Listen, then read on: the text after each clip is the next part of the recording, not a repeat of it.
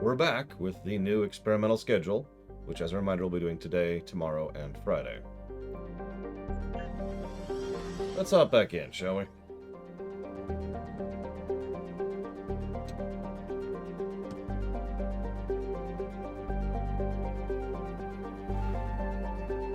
And immediately have a load screen.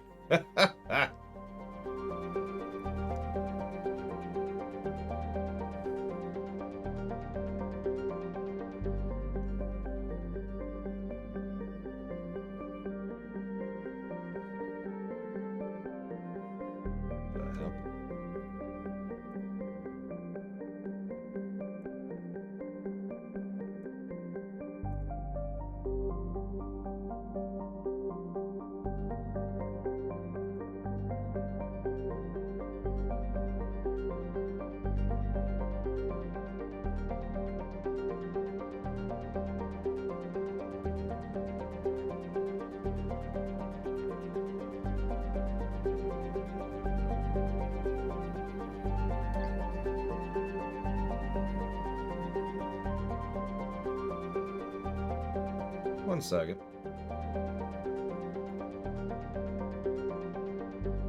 Yeah. The colony in the Delta Corvi system is harboring several fugitives.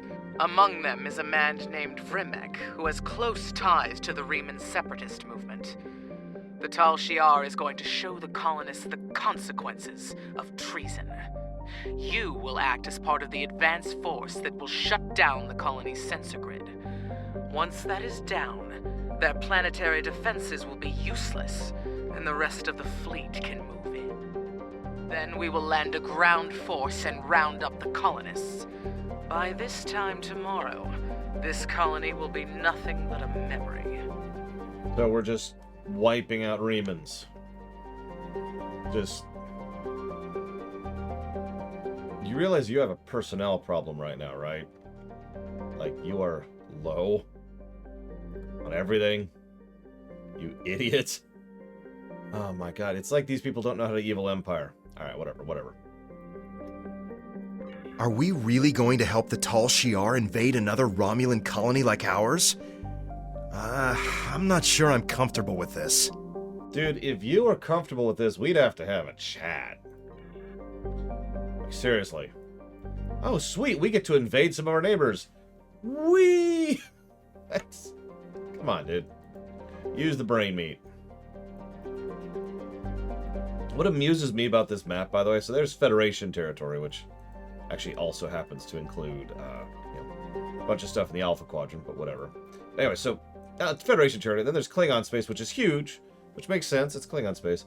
Then there's Romulan space, which is still pretty big, even though it probably shouldn't be, if you think about it. Like, let's see here. Romulus, where is it? Romulus is pretty close to Fed space, I remember that, but I'm trying to remember where it is exactly. There's Hobus. Ah, there it is. Right up there. There was the Romulan system.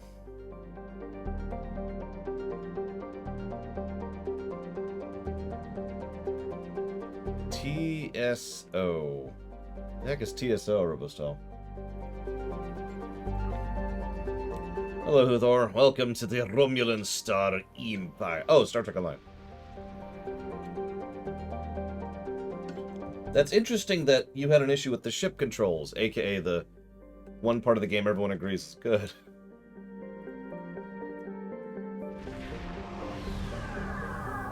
I'm not sure what to say to that, honestly. Welcome to the Delta Corvi system. We are here under the guise of a raiding party, but our primary objective is to bring down the sensor grid so our invasion fleet can get into position before the colony is aware of their presence. There are a few colony vessels patrolling the area. We need to take them out first before they can alert the surface to our presence. Once any nearby colony vessels are destroyed, then you can disable the sensor grid substation. I am sending coordinates for the substations you are responsible for targeting. Listen, that's insanity, Robostal, okay? I think we all know that everyone should like the same thing forever. Captain, I've marked the 2 substations we're responsible for disabling on the map. Are we really doing this? Are we participating in the invasion of a Romulan colony? Helping the Tal Shiar? Remember what happened to Viranet? I mean, if you got any ideas, I'm listening. The other Tal Shiar ships will be monitoring the sensor grid and colony patrol ships to make sure the invasion isn't detected. If we disable the colony ships and then punch a hole in the sensor grid, we could beam a small away team to the surface without the other Tal Shiar ships noticing. Once on the surface, we can tell the population about the impending invasion. It's not much, but it would be more warning than we had. Let's check out those substations. Let's go. Let's go. Why are we sitting around waiting, talking about it? Can't wait to lightning people to death. I hazardous. Not evil. Alright, so now we're on a mission. Let's go up to here. Done, hazardous. Mass Effect music killed just because you hated it that much.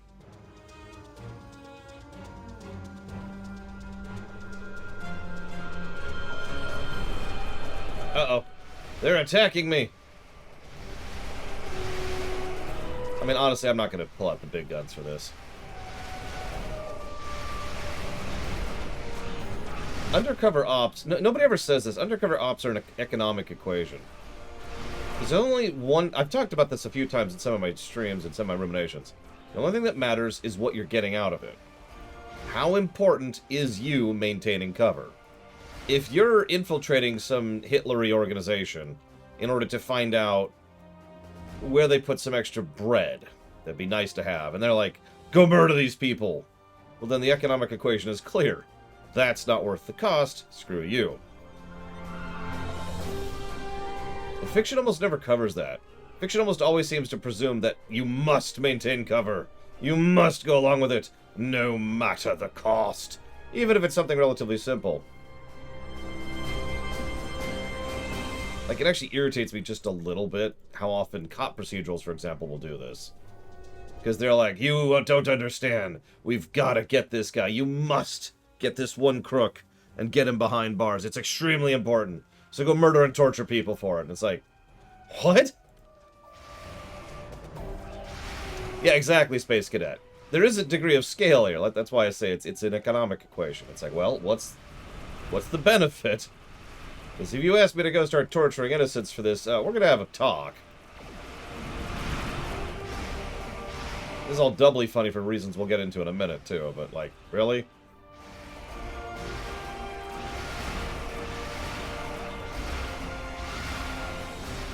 Who's done yet? Looks like there's 2 left. We have to smuggle these drugs into the United States. It's very important. Yeah, that's the funny thing, Space Cadet. That's the exact reason I just brought this up. The benefits of our infiltrating the Tal Shiar are not defined. We're just trying to infiltrate the Tal Shiar. There's no goal here.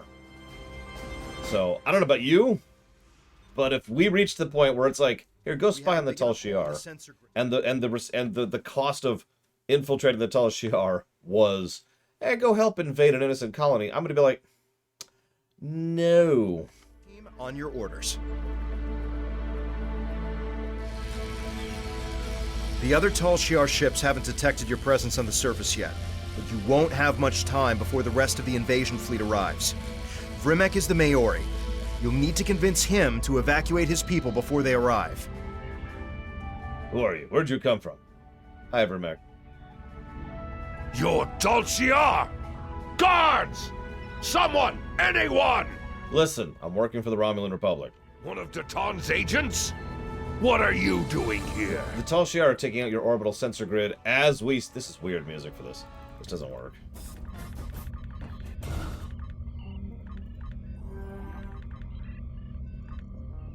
That'll do.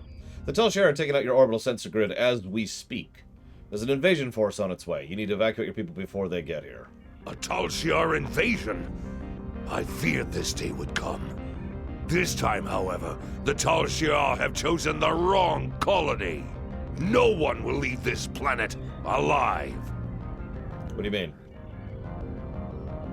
Everyone here is committed to living free or not at all.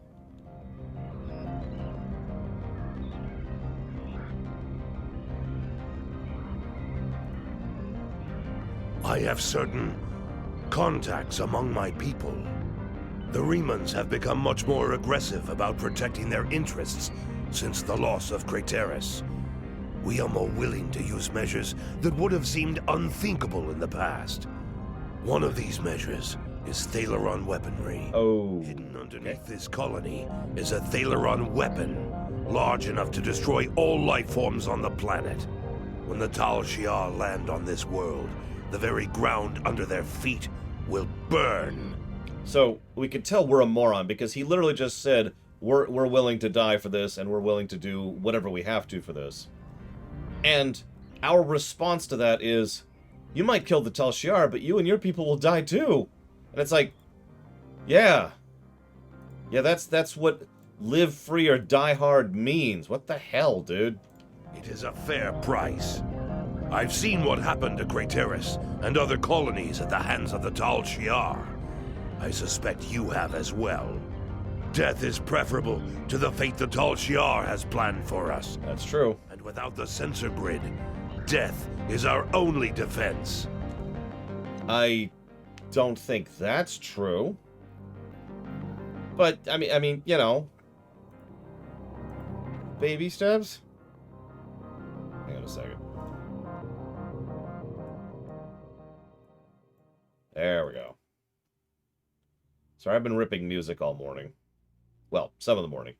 I actually did a full round of exercise this morning. I haven't had time to do that in months at this point. We must try to evacuate some of your people. I will delay the detonation to give you some time to organize an evacuation. But it will only be a delay. We must detonate before the Tal Shiar discover the weapon and attempt to disarm it. I will meet you at the shuttle pad after I am done here. Okay.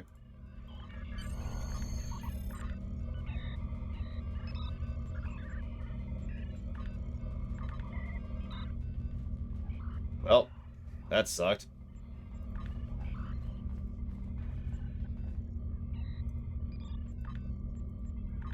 Hang on, let me spend some points here really quick. There we go. That shuts up. The invasion has started. It's like Virinat all over again. And we helped to make this happen. We need to rescue as many colonists as we can. Vremek will want to detonate that bomb sooner rather than later. Well, what are we doing standing around talking about it? Let's go! This would be a good time for this music. Oh, you're an enemy. Oh, okay. Well, in that case, eat lightning!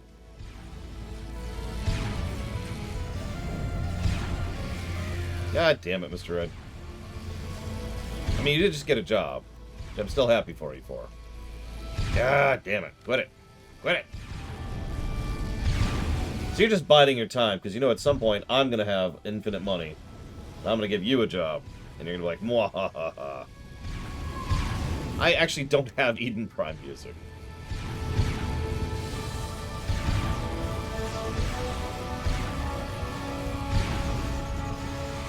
I mean, you probably didn't notice, but we reduced our streaming hours today, Hazardous.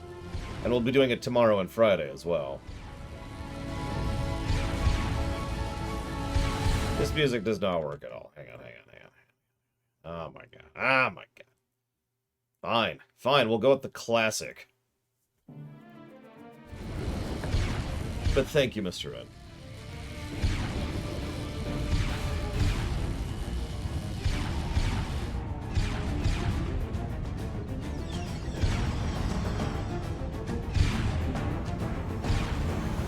Always appreciate.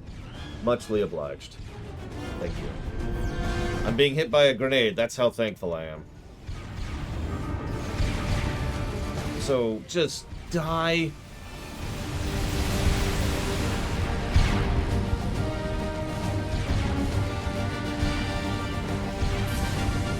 Get out of here.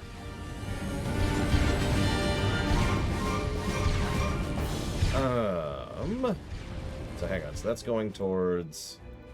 Wait a sec. I might even have time to update the website today.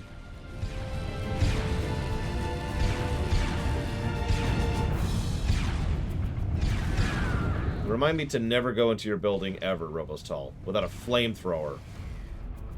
So that's 50 towards Diablo 1. 10 towards Voyager. Done.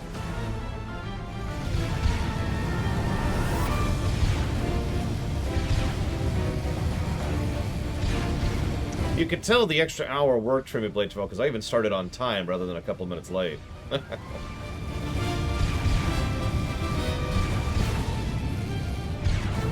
I've only been doing it for 3 years.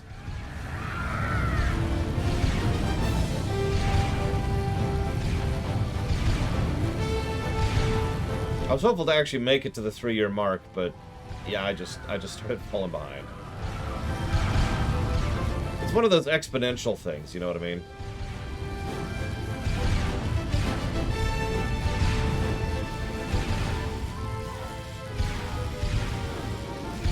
Tell you what, Robostal, I'll go with 12 hours a day, and that's my final offer.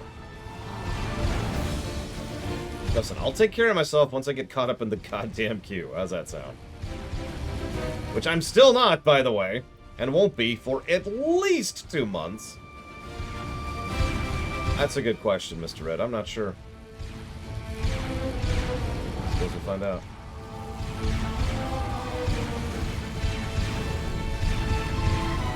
Delete the queue. You know, honestly, I'm gonna be 100% honest with y'all. I've considered doing that. I have. Now, obviously, I would refund it. Duh. I'm not horrible. But I have legitimately thought about sitting down and saying, yeah, these games, they're not funded anymore.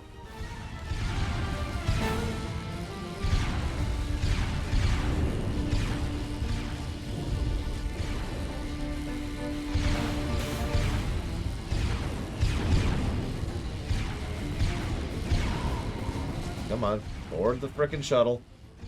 Get out of here. I have altered the queue. Pray I do not alter it further.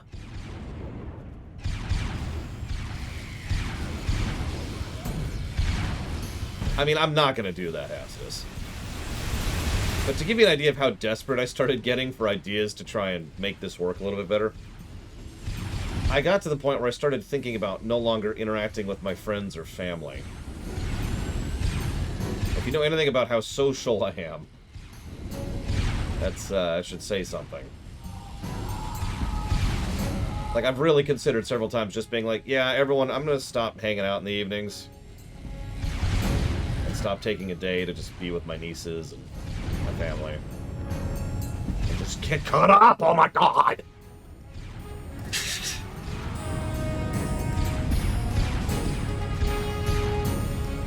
Yeah, so the old estimate, which is currently being hindered because we're doing light shifts for the moment, was I wanted to be starting Tor by the end of August. If I'm not starting Tor by the end of August, I am behind. Tor, I don't even have an estimate for Tor. I'm not going to have an estimate for Tor. It's Tor. But, caveat, Tor is it. That's the final game. Once we're through Tor, that's the final line. That's going to be the game at which we will be caught up. So right now the goal is to just get to Tor. And then go up to 12 hours a day to get through Tor. Oh no, that would be awful. That would be so awful. Do you know how boring Tor is to play? We'll have to be talking about like Star Wars and Star Trek and the rewrite constantly just to make Tor bearable, because there's long swaths of dull in Tor. So here's the thing. FF14 was pretty long, but a huge portion of that was the cutscenes, right? I had to voice out loud a huge amount of the cutscenes, and they had voice acting for a huge amount of the cutscenes. So that's the largest percentage of the time, right? That's the one, Warpcore.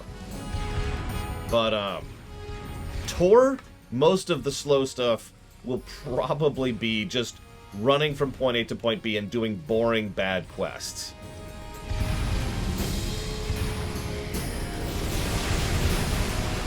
So it is actually possible that Tor will be longer than the FF14 run. I hope not. But it is something that's on the board, so to speak.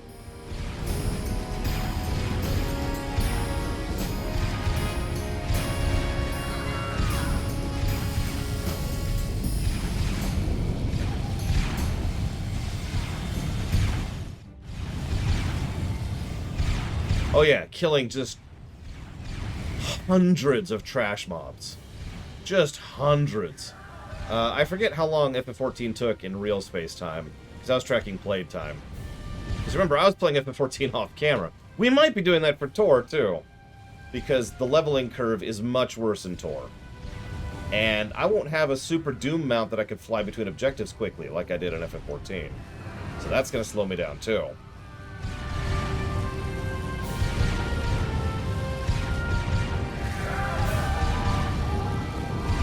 Don't mistake me, I want to do the Tor run, and I think there's going to be some good there. But it's going to be a slog. Let's just be honest about it. We had fast travel in FF14 as well, Mike Kamano.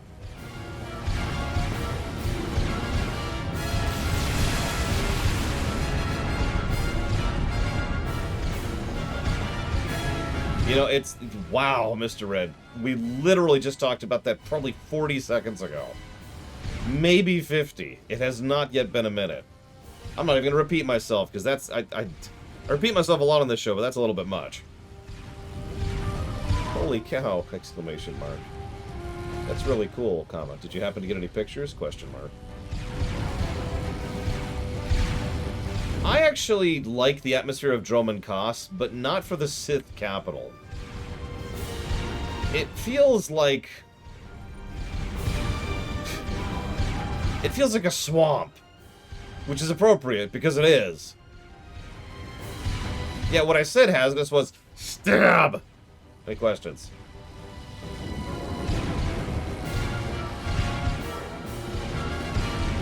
Come on. Get on the shuttle. Man, he is delaying a really long time before wiping out all life on this planet.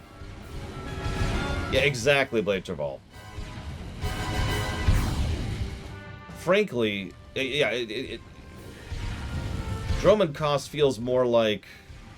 can't think of the name of the planet. Shoot. Korriban. Another version of Korriban than it does in capital of the Sith Empire. That's true, Warp Core. I can't argue that. On the flip side, we're getting to kill a whole lot of Tal Shiar. On the downside, none of them are ousting us for being traitors. Yeah, Coruscant. I actually really like Coruscant in Tor. No joke. It's got some bad quests, don't mistake me. But, like, visually, atmosphere, presentation, love it. Done all we can and saved as many colonists as we could. It's time to go. Vremek is waiting for us at the final shuttle pad. Well, let's friggin' go!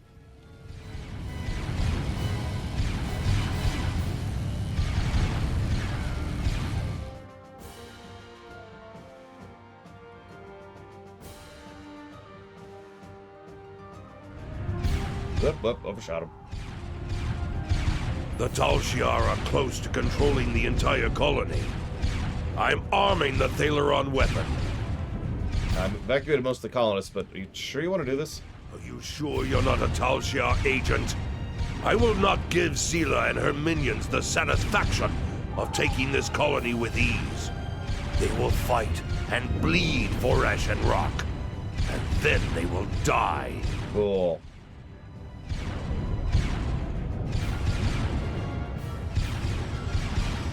What are you doing here? Are you helping these colonists? I am taking you into custody. If you're fortunate, you'll only be punished for insubordination and failing to follow orders. I, however, will be pushing for you to be charged with treason and aiding the enemy. I'm gonna murder you in your stupid face. With lightning. In the face. You know, ironically, one of the positives we will probably end up giving this game is viscerality. And yes, MMO viewing figures are all over the place, although actually our viewing figures so far for Test T are really good. Like, much better than I was expecting. The lowest we've had so far is 162, and at the highest we've had is 250. That's pretty damn good. That's above average by quite a bit. So I think we're doing fine.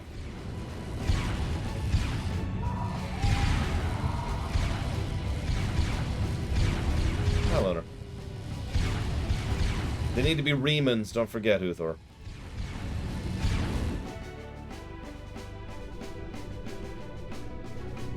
I'm pretty sure I don't have 10,000 viewers. Oh, that planet's dead.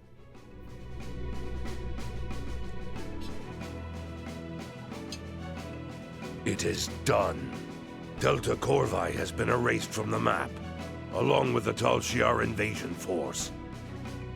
We told everyone to rendezvous at our ship. We'll meet them there.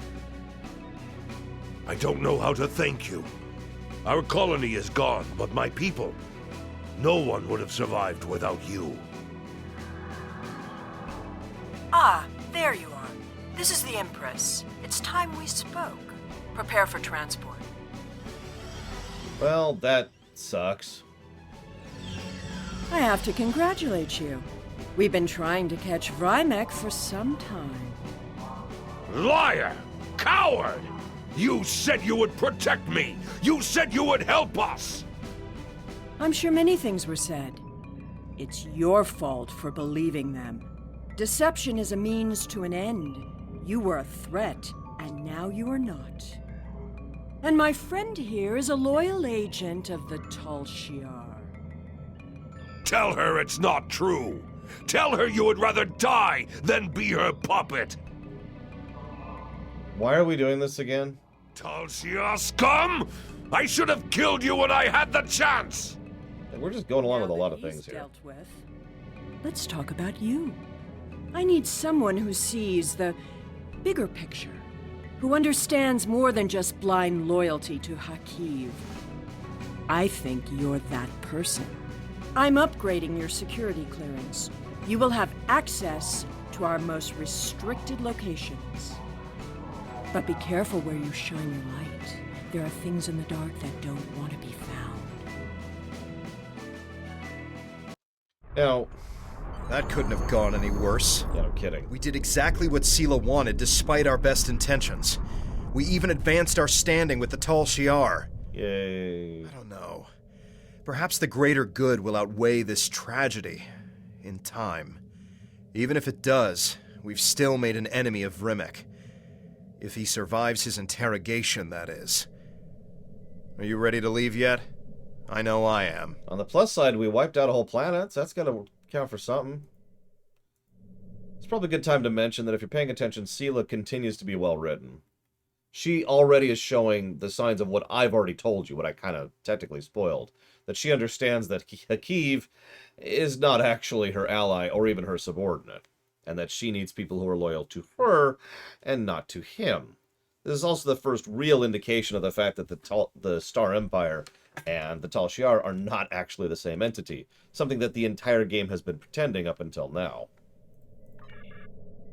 In character, I mean, it's not a bad writing thing. Most people equate the Tal Shiar with the Star Empire, or what's left of it.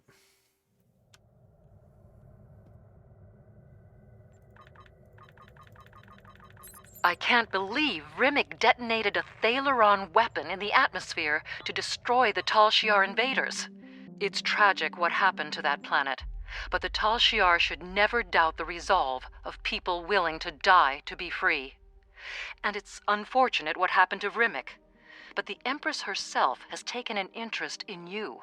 That's dangerous, but it's also an opportunity. You now have clearance to delve into the deepest, darkest secrets of the Tal Shiar. Comb through those archives and see what you can find while we wait for Janek to make contact.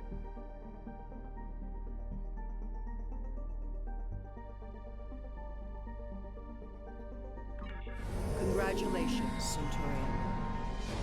I do like having a voice in Guild Wars, too. We had a huge discussion about that during FF14. You have complete access to our data. That is a great deal of knowledge, and a great deal of responsibility. Use it wisely. I'd like you to begin looking for anomalies. There is a mole somewhere in the Tal Shiar working for the Romulan Republic. What? No problem. Tavon, I got a job for you. Could you imagine? So listen. Need you to take the fall. What? God, that's evil. Let me double check something here.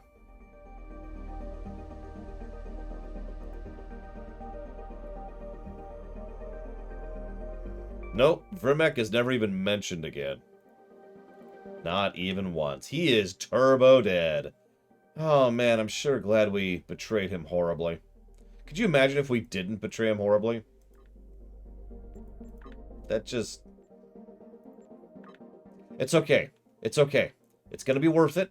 That's how these things work. There's always some worth in these horrible, you know, soul-searching, turning into yourself, horrifically scarring your... I mean, this is the story, right? It's the typical...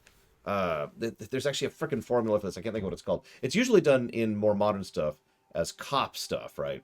Like I was mentioning earlier. We must join the crooks, and we must... Our soul is scarred, and our will is tested. We've got this. We can do this. It's totally going to be worth it in the end.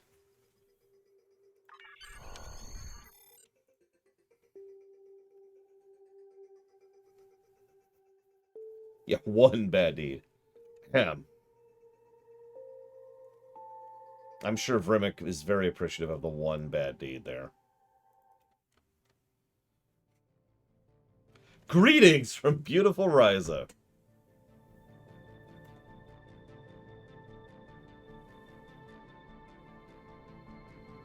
Vremek's over there being tortured, just thinking about us.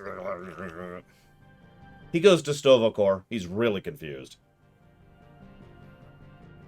Actually, fun thing. If you're being tortured to death, you may or may not go to Grethor or Stovokor. It depends on how you handle it.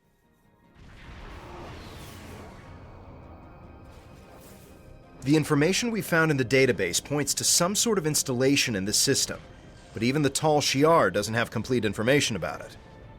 This was ground zero for the supernova that destroyed the homeworld. If there's a base here, it might be connected. We'll need to stay sharp. There's a lot of radiation in the system interfering with our sensors, and debris from the blast is everywhere. I've marked some areas where we need to scan to establish a baseline. You know, I'm not sure if Ryza is actually formally part of it or not. By the way, I didn't actually point this out. Sorry, hang on. This needs to be reiterated for a second.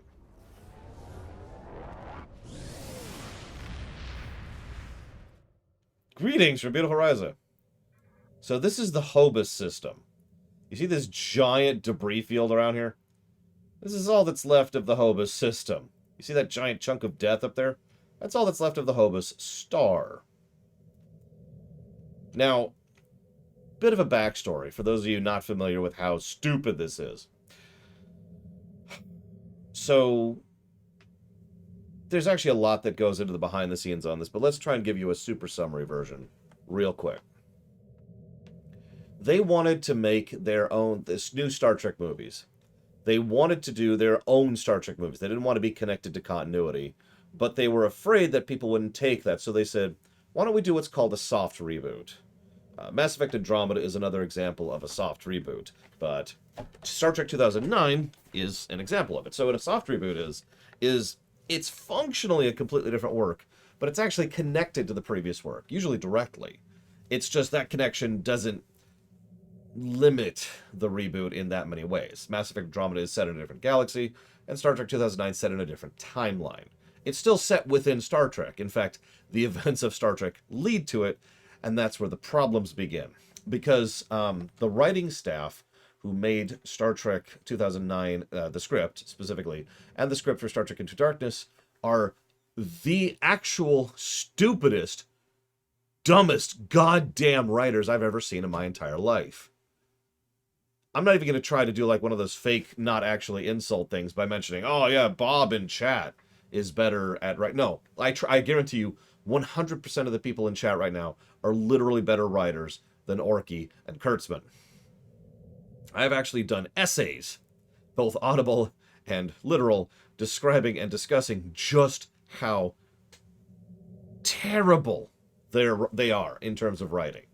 They are aggressively bad writers. If you were to actually make a textbook of all the things not to do in writing, they would hit every single point. I don't want to really stress this because I'm not exaggerating. I'm not overemphasizing. They're at the bottom of the barrel when it comes to actually large-scale writers. I have to add that proviso, because I'm sure you could probably find a 5-year-old somewhere who's a worse writer than theirs. But I say without hyperbole that my niece, who is 9, is a better writer than them. That's not a joke. Now, that massive rant out of the way, here's the catch. They decided they wanted to have some big galaxy-defining event for no reason. So, and I stress that, for no reason. And they wanted to have Spock, this is a minor spoiler, by the way, for start on that, but we're playing STO, whatever. You're about to be spoiled for it anyways in the mission we're about to do. So they wanted to have Spock be in Star Trek 2009 as a way to send off the new timeline. This is actually a really common thing. We had McCoy in TNG, we had Picard in DS9, and we had Quark in Voyager. You get the idea. There's always been at least one person who's like, hey, and trying to hand out. Now, I shouldn't say there's always been, but it's a really common thing in Trek to have someone, help bridge the gap to the new timeline or to the new story arc. So they wanted Spock. They wanted Leonard Nimoy in there. They almost got Shatner. That's a whole other story. Let's not talk about that right now. Bottom line is, they wanted Nimoy. So they had to get Spock, our Spock, into the alternate timeline. And they wanted to do it in the past because that way they could do TOS, which is what they wanted to do to begin with. So they're like, okay, we've got this lined up. What we're going to do is, for no reason, we're going to have Spock stop a supernova that's going to destroy the galaxy.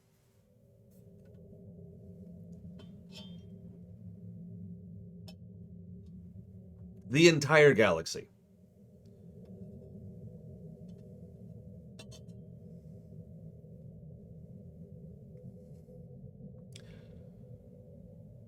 Now, the excuse they gave for this was that the supernova would propagate in subspace.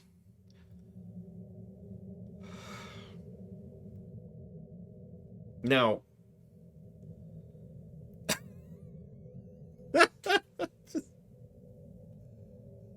for those of you familiar with Star Trek, you know how stupid that sounds. But even if you don't know Star Trek, the idea of supernova levels of energy, which is a absolutely insane, ludicrous amount of energy being propagated through subspace, probably sounds kind of ridiculous. But hang on, I'm not done yet. So it's okay. They had a solution. See, the Vulcan Science Academy had something called red matter, which... And what red matter would do is you'd throw a drop of red matter, yes, one drop of red matter, into a supernova, and it would create a black hole, which would then pull the supernova in and cancel out the supernova. Yay! So Spock goes in this ship called the Jellyfish, thanks, Geordi, and flies to the Hope supernova to throw the red matter in to stop the supernova. Unfortunately, he's too late! So the supernova goes off and wipes out Romulus, actually, which, you know what, hey, while we're here, while we're talking about this, is a good time to it's literally right here.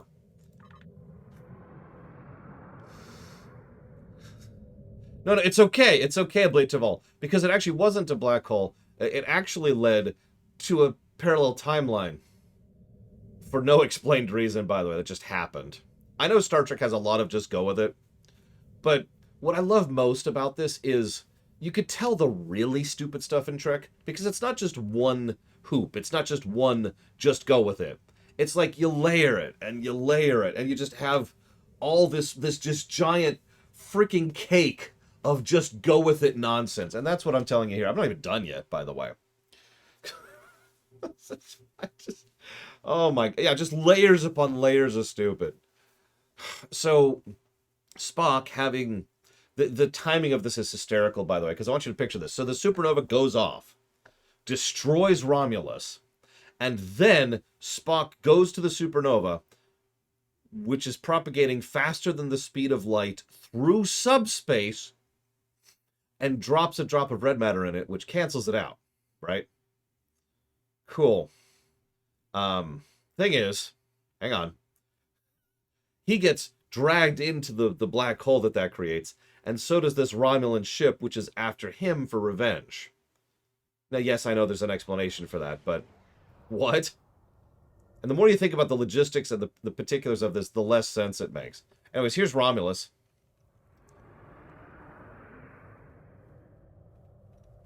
What's left of it.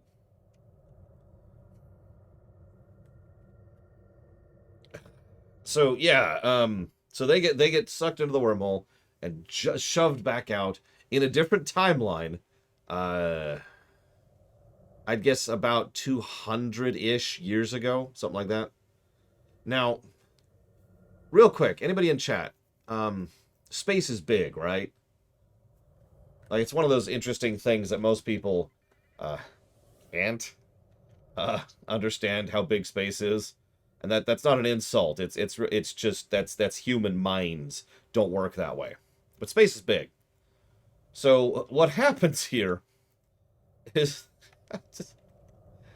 that Romulus is destroyed, and Spock decides to go ahead and pop into a wormhole along with the other ship. And Spock and the other ship first gets shoved out in what I can only refer to as spitting distance from a Federation ship that happened to be investigating an anomaly in the area. Now, when I say spitting distance, granted, my ship's pretty big here, but, like, I'm talking, like, the distance between that asteroid and my ship. Please think about how short it is. You could run that. Probably take you a couple minutes, but still, that's right there. And that's how close this thing pops out next to this Federation vessel. The Federation vessel happens to be the one that was being captained by not James Kirk, excuse me. I can't think of his name. Kirk's father. It was also the day Kirk was born. Now, you're probably wondering, hold up, Lore, you're telling me all this nonsense. George, thank you. I couldn't think of his damn name. George. I knew it was George Kirk. Yes, played by Chris Hemsworth, which is hysterical. So, George Kirk dies, and James Kirk is born. Now, why are we going through all this nonsense? Well, they wanted 3 things for this story arc. And as I mentioned, just go with it, and because plot do exist for a reason. They exist to get from point A to point B as quickly and easily as possible. So what they wanted was they wanted to alter the timeline. George Kirk dying and James Kirk's birth actually being moved a few days because he actually had an early birth. That was the big change. There's actually some other things that change there as well. Obviously, Starfleet becomes more militarized as a result of this thing, and blah, blah, blah, blah. But that's the big change right there. That actually ends up creating pretty much the entire Kelvin timeline. Second thing they wanted was they wanted Spock there. And the third thing they wanted was yes, it very much is in the Kelvin timeline. And they wanted the villain to be a Romulan, because we got to have a Romulan. We never had a Romulan villain before. And they wanted the Romulan villain to have a personal vendetta against Spock. So, there you go. That's the reason for all that nonsense I just told you. Now, when STO came out, hang on, I'm not going to cover more stupidity because honestly that would involve going more in depth into the details of some other stuff, but here's what you need to know for right now. Star Trek Online decided to acknowledge the Kelvin timeline. I'm not sure what I think of that overall, but the really important point to pull away from this is the fact that this actually pushed several Trek fans away from Star Trek Online when they first announced that they would be acknowledging the Kelvin timeline. I am one of those people. I will go ahead and admit. It's like, really? Now that you've got the backstory, let's go ahead and get on with the mission and going and checking out the Hobus sector. Excuse me, the Hobus system itself. Or what's left of it.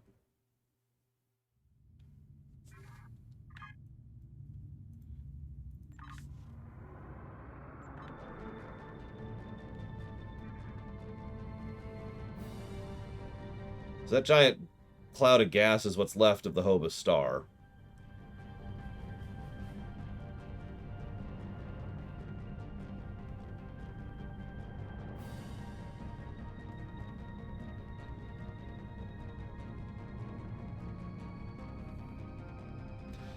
Now, I don't want to oversell this, but Justin just said it in chat. I was going to stay quiet about it until he said it, but one of the things STO is really good at is taking really stupid ideas and doing some good stuff with them. I think they did some good stuff with this, but you will have to judge for yourself.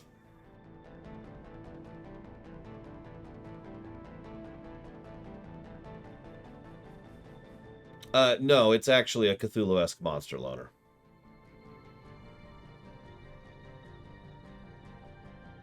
People meme on the lens flares. I honestly don't notice them that much. Oh, they're bad, don't mistake me, but I don't notice them that much. I need to see what question Evo left in the queue there. I saw it come in, but I didn't read it.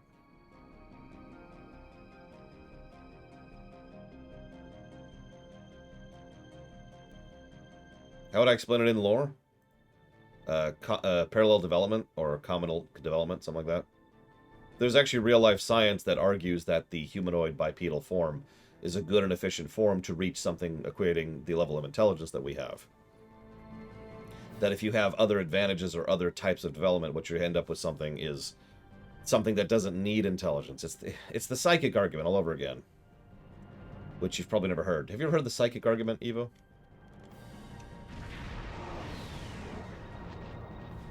Yeah, convergent evolution. The information we found in the database points to some sort of installation in this system. We'll need to stay sharp.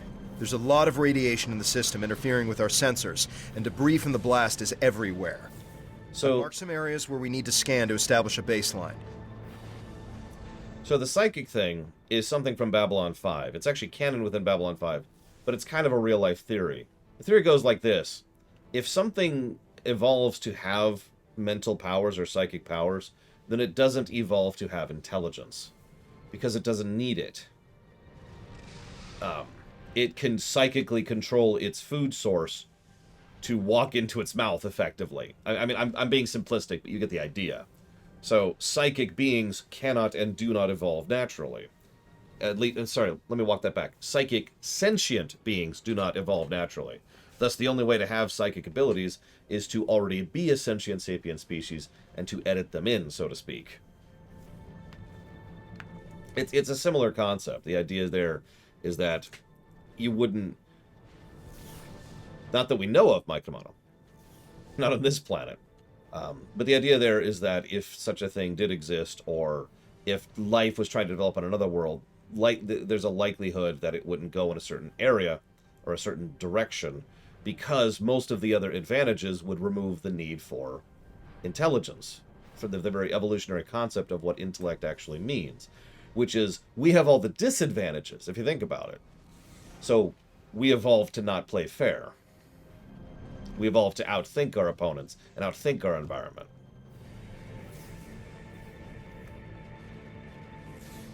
And yeah, there's other things too about it. Like, real-life scientists can tell you more about this. I'm just a moron who, streams video games for a living. But I looked in... Detecting an increase in subspace distortion. Could be a cloaked ship. Oh god, it's a cloaked ship. But the only reason I end up looking into it at all is because I was curious for my own setting, because, to be as blunt as I possibly can, I actually wanted humanoid life forms within my own setting. The humanoid form appeals to me, and more to the point, it solves a lot of problems with regards to production, and I always wanted to actually produce stuff within my setting, shows, movies, games, etc. We've compensated for the interference and can continue scanning. The magnetic signature return appears to be artificial. So, yeah, budget is kind of an important thing there. So there's my in-lore explanation, Evo. Keep scanning. Isolated another false return. I've placed a waypoint on the map marking the area we should check out. I wonder what they're trying to keep us from finding. I don't know, Fringe Philosopher? It's a PS2 game, right? It would depend on how much it is and how easily I can get hold of a copy of it. Ask me again after this mission. I've already interrupted this mission too many times. This is a big, deep, atmospheric mission, and I'm screwing it up here. In fact, hang on. Let's get some atmospheric mission music going here.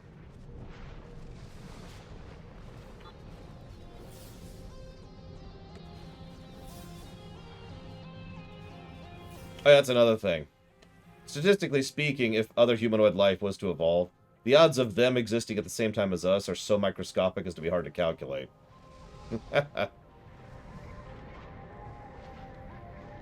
Think about the range of human history. Think about how little a percent of that human history we've had the ability to access, just off the top of my head, radio waves.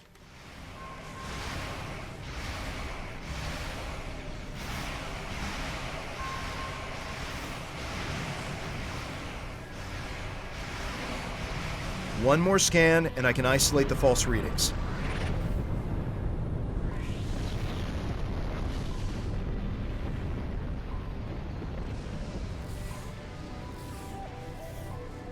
I've detected another ship within the nebula, and I've placed a waypoint on the map marking the area we should check out. Let's see if we can lure them out. This is probably an ambush. I suggest we go to yellow alert. Yeah. I also believe this is our first showcasing of what nebulas do to your ship. Your targeting doesn't work quite right. Oh, hello. Targeting doesn't work quite right. Your mini-map doesn't work at all. You've got this grain effect over your thing. You can't go to full impulse. In some cases, your shields don't work either. That's debatable, though. It depends on the specific nebula. There's actually not a lot of nebulas in the game, really. Go figure.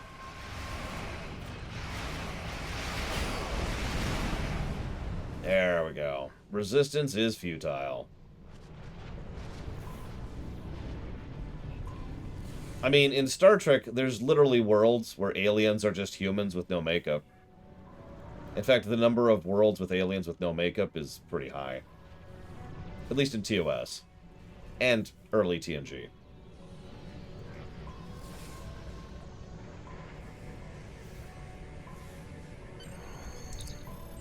What is that? Do you see that, like, thing on the side of the asteroid? Let's go beam down to it, see what it is.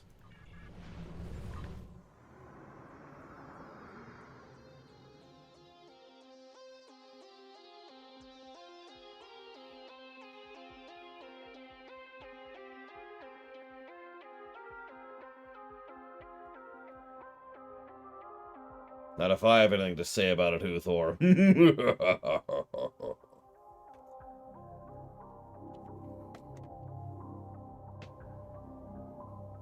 Either way, the way I would explain it in universe is I wouldn't, because there's no explanation for that. Wait! I've got an explanation.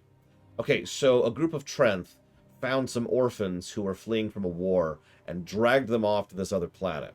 And that's why there's humans, actual humans, on this other planet.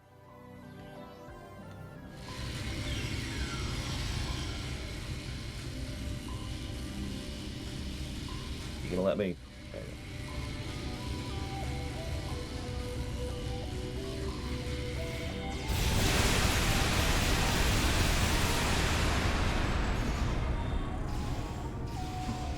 I'm just poking fun, Evo. I'm sorry.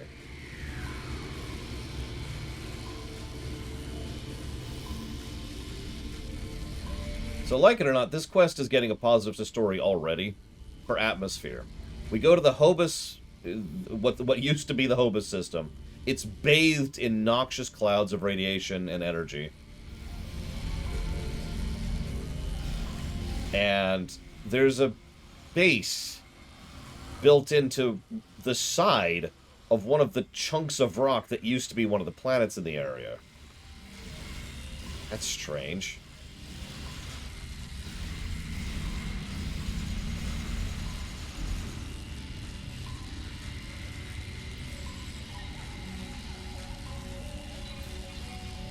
Let's see here. Start downloading some data from whatever this nonsense is.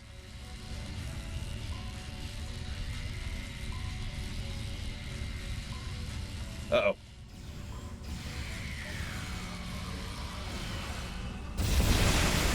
Haven't mentioned I love this suit lately. It doesn't actually even do that much damage. I just love flinging lightning at people. I'm a simple guy. I see a ream and I fling lightning at them. I might actually go ahead and do this really quick here. Turn down the FX volume. No? Is that ambient? Where the hell's that? It's ambient. We're just going to turn off ambient volume for a bit. I'm tired of hearing that nonsense.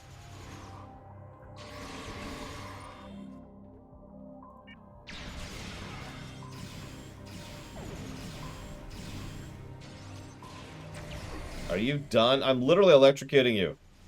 Get off the console.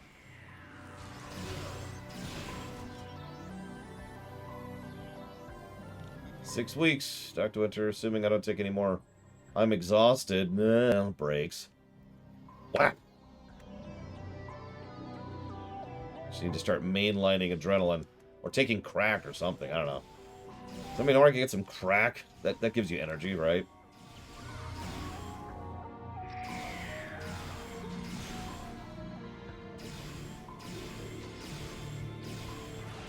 Try nicotine. I mean, if I want to commit suicide, I could do that. Start drinking coffee. Well, if I want migraines, I could do that.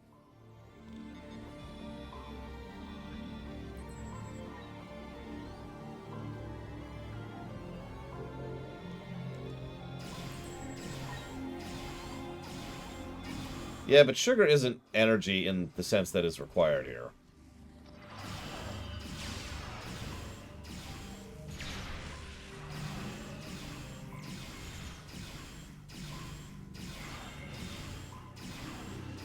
No, you misunderstand. I'm actually allergic, Loner. My neck would swell up and I would stop being able to breathe and I'd suffocate. So, if I took nicotine, I would quite literally be committing suicide. So there's our daily YouTube suicide in. That's gonna get a nice hot mug of Coke. Are they all dead yet?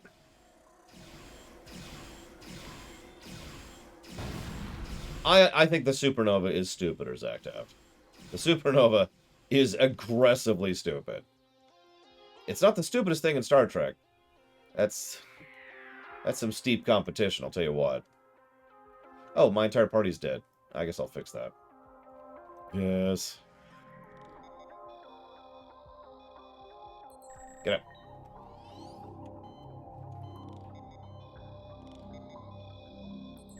Hi, E-Tree. The dumbest thing in Trek is Threshold. That is still the dumbest thing in Trek. Now, granted, that's kind of cheating, because it's actually like 7 or 8 different things combined. But then again, so is Star Trek 2009 and the Hoba Supernova. So.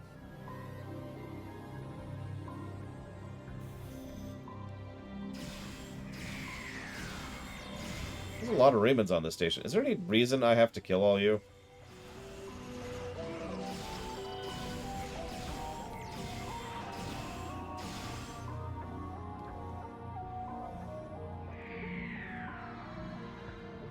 Oh, that's fair, Mike Romano. Sorry.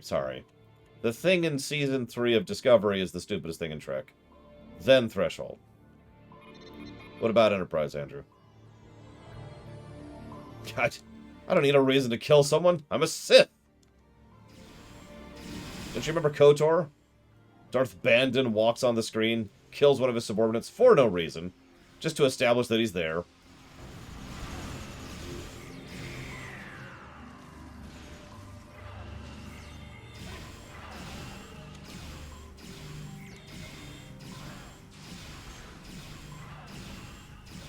The entire show of Enterprise, Andrew?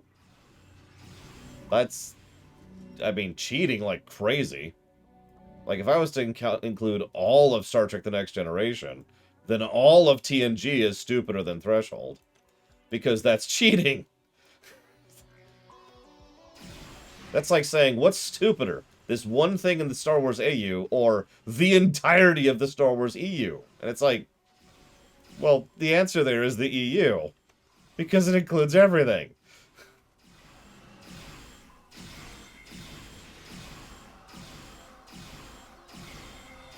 Listen, Darth Malik is a genius, Loner. I will brook no disagreement on this point.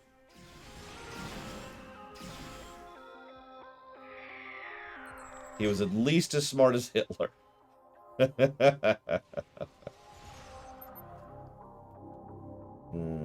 All this technology is attempting to reverse engineer Iconian technology.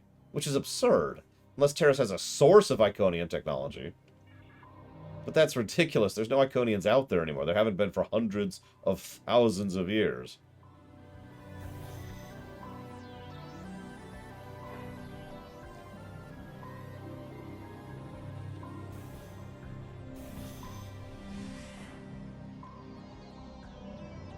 So, Hakiv's dogs finally arrive. Stand down, or my guards will kill you. What? Do you even understand Hakiv's role in all of this? No. He is just as responsible for the destruction of the homeworld as I am. Perhaps more. What? My only goal is to help our people. Before you decide who you believe, give me a chance to explain. Okay. That was a bit of a wonky conversation, but sure, whatever. You should know that when I first encountered Iconian technology more than 40 years ago, I was the commanding officer of the IRW Hakona. The ship was almost destroyed by an Iconian virus. It was only the intervention of a Federation ship that saved our lives. Haki was my science officer. He was as fascinated with the Iconians and their technology as I was. He encouraged my search for them. I trusted him. It was the worst mistake I've ever made. So let's track this again in case you missed this. This is Terrace. She's actually from TNG. I don't remember the name of the episode, but it's the Iconian episode where there's this virus and they have to reboot the ship in order to fix it. Yeah, the one where the Yamato was destroyed. That's the one. So, Hakiv was a made-up character, Mike Lamono. But what I love about this is Hakiv was the science officer of the Hakona. I love that for two reasons. First of all, that someone who is as aggressively stupid as Hakiv will be a science officer in the Romulan Star Empire actually makes a lot of sense. And that's sad. But the second reason I bring it up is that it means that the big bad guy of the entire Romulan story arc, some twerp who happened to be fascinated with an Iconian tech that nearly killed him. So, how could you have known what would have happened? Hakiv was the only one with whom the Ilachi would communicate. They gave him the device and said it would bring about the return of the Iconians. All we needed to do was deploy it at the right time and place. I knew they were the messengers of the Iconians, and I was so obsessed that I asked Hakiv to study the device before we released it. He told me it would do what the Ilachi said, that it was safe. I was just trying to bring about a better future for our people. I didn't know. Are you catching that, by the way? Let's parcel that out a little bit for those of you who aren't as familiar with Star Trek lore as I am. So the Iconians are gone, but the Ilachi want them back. Okay, we'll discuss that more later, but that's the important step right there. The Ilachi give this weird device to Terrace and to Hakiv. They activate this weird device, thinking it will bring back the Iconians. It destroys the Hobus system. Are you catching this?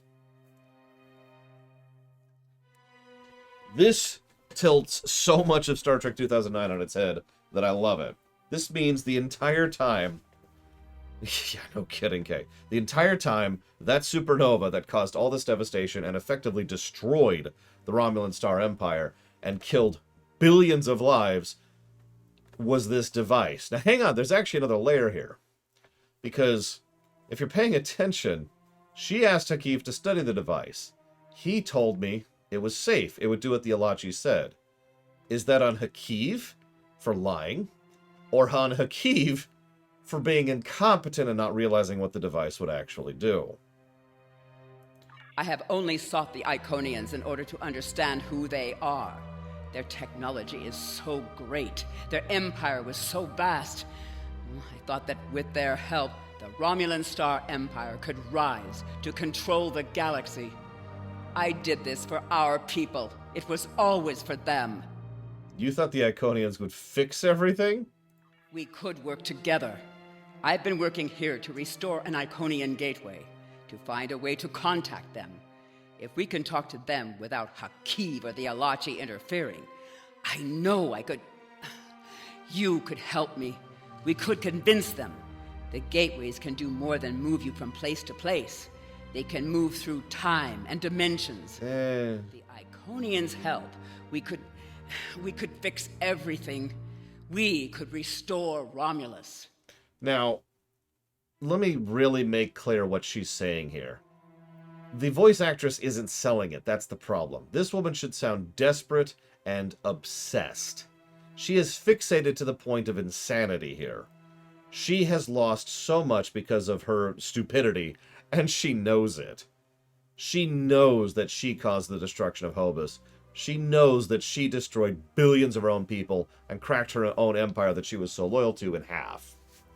She is absolutely grasping at straws. Remember, there's no Iconians! So, she's trying... It's like saying, if I could just find the genie from Aladdin, it's okay, because... Okay, that's not a good example, but whatever. We don't have Iconians in real life that you know of. So, it's like saying, okay, it's like if I could just find a Roman. If I could just find a Roman, I could use the advanced technology. There's so much the Romans did. I just need to find a Roman, and they can help me fix everything. No, Trihexia. I'm not even sure where you get that from. Oh, never mind, I know what you get that from. That's Klingons. And unrelated. Yeah. So, wait a minute. Mike Romano's an Iconian. I knew it! Oh, yeah, also, first of all, shush, Mike Romano. Second of all, the stuff that she's saying the Iconians can do is nonsense. So we actually do see 2 Iconian gates in the shows. One in Deep Space Nine and one in TNG. And both of them don't do what she's saying they do. They don't dimension hop. They don't temporally hop. They connect to other locations or scanned locations. And there's some provisos there, but let's not get into that right now. So even if we ignore everything that we might know in the future, we can clearly see that there's no way that this is going to work the way she says it is. Right?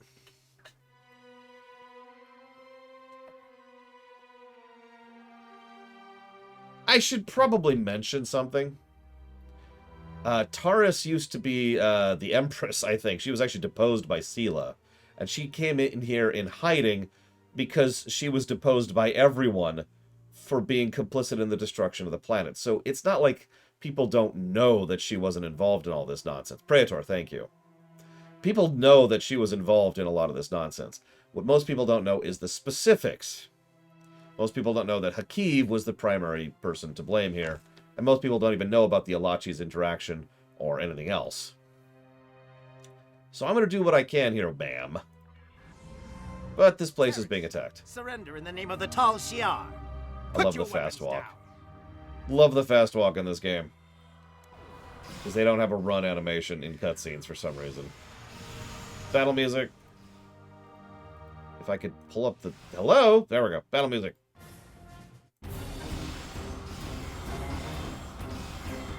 Oh yeah, that's the other big gap between Hakiv and Terrace. Terrace is so distraught with guilt, she's functionally insane. Hakiv doesn't give a damn. Now, I know we make fun, and I know Hakiv is a cartoony, hammy moron. But please process that for a second. Imagine the kind of person who can be personally responsible and knows it for the death of billions of their own people and just shrug it off. That's the kind of person Hakiv is.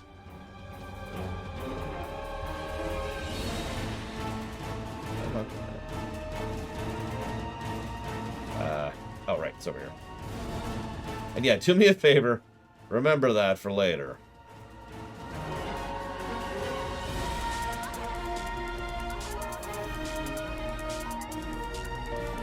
So there's Terrace, trying to activate an Iconian gateway. Red, green, red. Tell him this isn't over. It's too loud, sorry. So then she goes through the Iconian gateway. And we'll get back to that.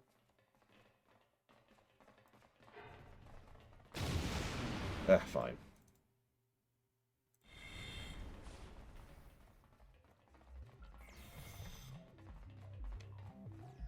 Where did you people come from? Well, whatever. So, how do you... everyone in chat, quick question. How do you feel about being lightninged in the face? Like, what's your political stance on lightning death?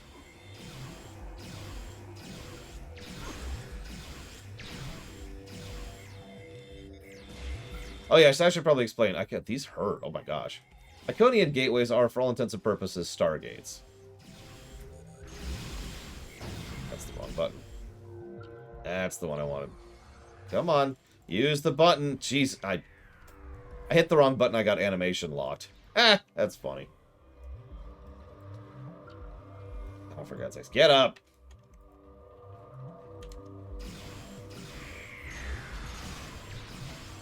I wonder what the Romulans feel about electricity. Let's ask them. Hey, what do you feel about being electrocuted in the face? I don't think they like it either. Yeah, this is not my overpowered character.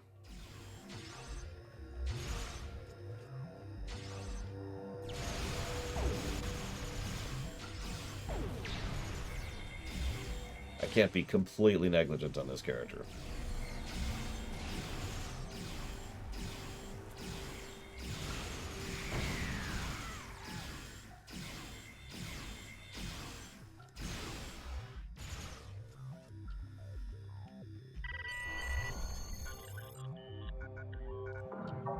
Oh yeah, by the way, that ship is just as overpowered at max level, Flaghound.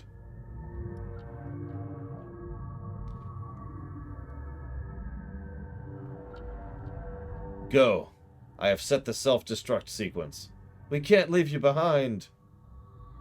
The gateway is too powerful. It must be destroyed. I mean, does it? We could use some Iconian tech, honestly. Automatic self-destruct activated. 3, 2, 1. And we run through the gate. And by run, I mean do the fast walk. So then we die.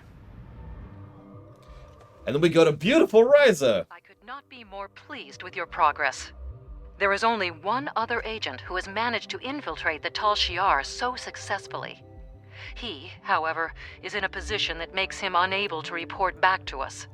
The information you're providing is vital to our quest to stop the Tal Shiar. Okay, cool. Was there something you needed?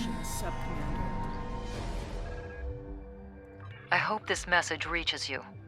Your cover as a Tal Shiar agent has been blown, and your location is currently unknown. Stay alive. We are looking for you. Depending on where you are, perhaps you can salvage this mission. If there's any intelligence you can recover before you are discovered, bring it back. No, Space Cadet. And this is a good time to bring that up in general for reasons that'll be obvious in a few minutes here. Hang on. Get some Metroid going here. Was there something you needed? Of course, Eva.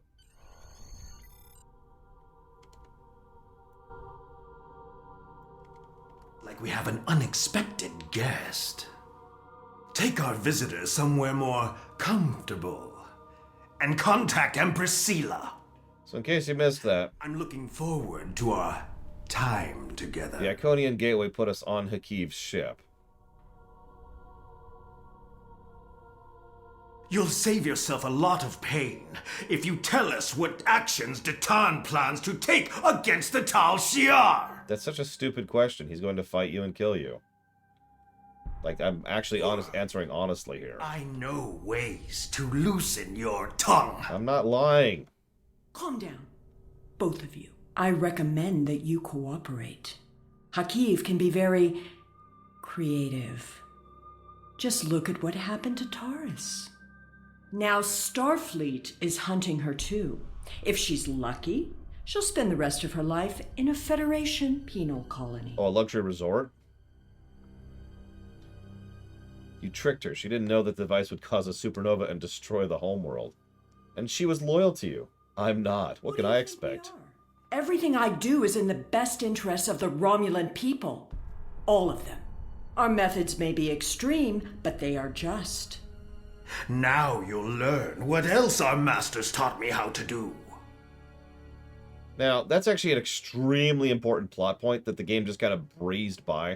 So I'm going to re-emphasize it just to make sure you remember it. We told Sela, indirectly, we were actually telling Hakiv, but she happened to be there.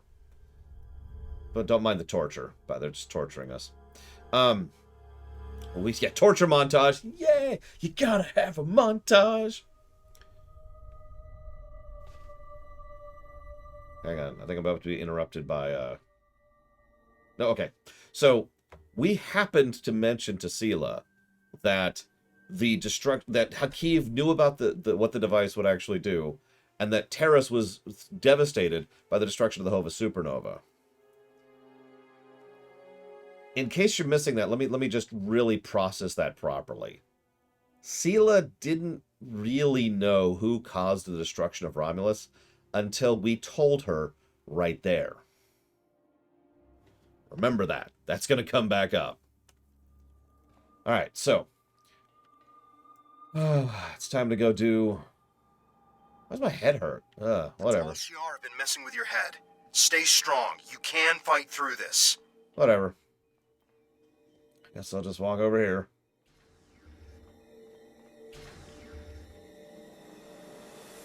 Ma'am? Welcome to the ranks of the Tal Shi'ar. Colonel Hakiv has taken an interest in your progress and ordered me to assign you tasks to test your compliance in addition to your normal training. Here's your schedule for the day. And here's a tip. If you give in to the conditioning, life will be much easier for you. We have people who try to fight it. No one can resist forever. One moment, I need to look something up.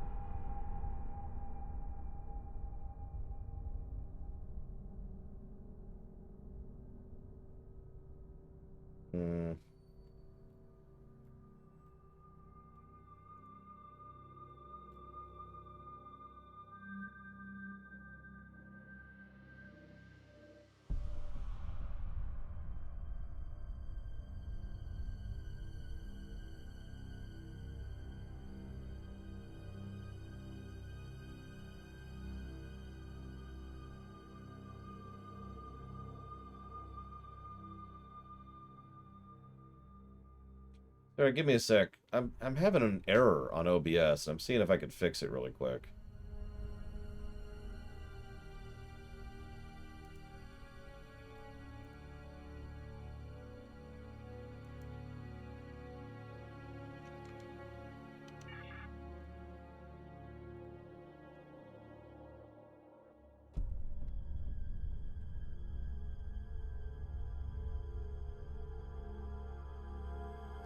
May have to restart the stream to test this. Give me a moment.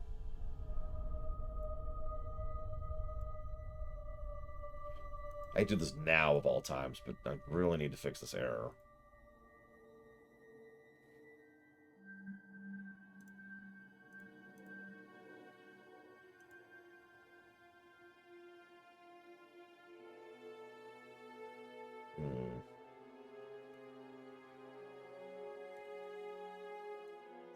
Meh. Okay, whatever. We're gonna live with it. We'll test it during the lunch break. Whatever. I guess we'll go and obey our master. Look at how much Borg stuff, by the way, is on this Tal Shi'ar ship. If you've been paying attention, we've been seeing this since the Borg missions for the Fed characters all the way back in the day. But, you know, it's really sad to see. I thought everyone else escaped Terrace's base. Are you going to fight me all day? It's really messed up to see how much Borg they have on their ship. I mean, come on. So, you're Hakiv's newest pet. He's asked me to test out your conditioning in order to make sure we can trust you as a Talshire operative. I have just a few easy tasks I need you to perform. What must I do? First, pick up that disruptor on the table. Very well. I leave the weapon on the table. Talshire always follow orders. Pick up that weapon.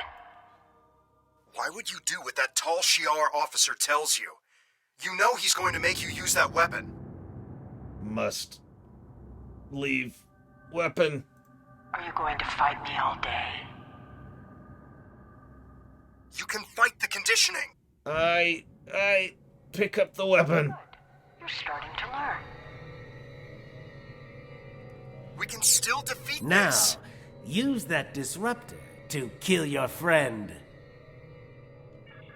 Very well. I'm sorry, Geordi. I've had that achievement for years, okay? I immediately shoot her. You didn't have to do that. I must obey. Well done. I sense some hesitation back there, but that's nothing a little time won't fix. We need to let the indoctrination process really take hold. Too bad we couldn't really bring a friend here for you to kill. Now that would have been a test. But that wasn't... Unfortunately, this was only a simulation. But you still passed your test. Congratulations, soldier. Head to the engineering lab to begin your next assignment. But yes, for those of you not aware, you can resist quite a bit, but eventually you will do what they tell you to do. Which actually makes this more horrific if you think about it.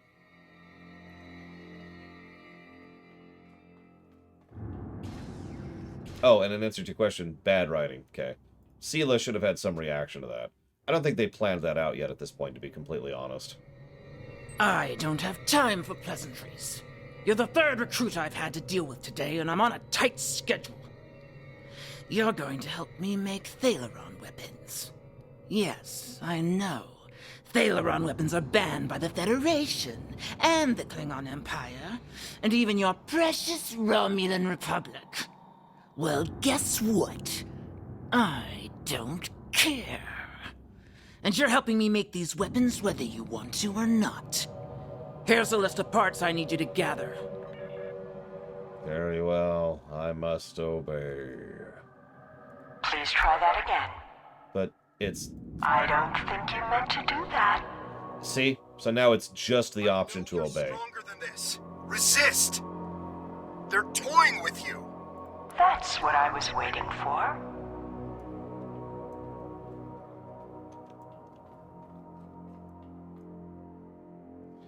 That is not what you were asked to retrieve. Incorrect. Retrieve the correct part. You have to fight this. The conditioning is affecting your optic nerves. Don't trust your eyes. Well done. You're doing better now. I'll just get this thing that's... That's not the correct part. Would you care to try again? How did that happen? The part you just picked up has been replaced. Let me get the other one then. I don't think that's the part you wanted. Can you hear me? The conditioning, it's getting hard to think. You're doing well. Must obey.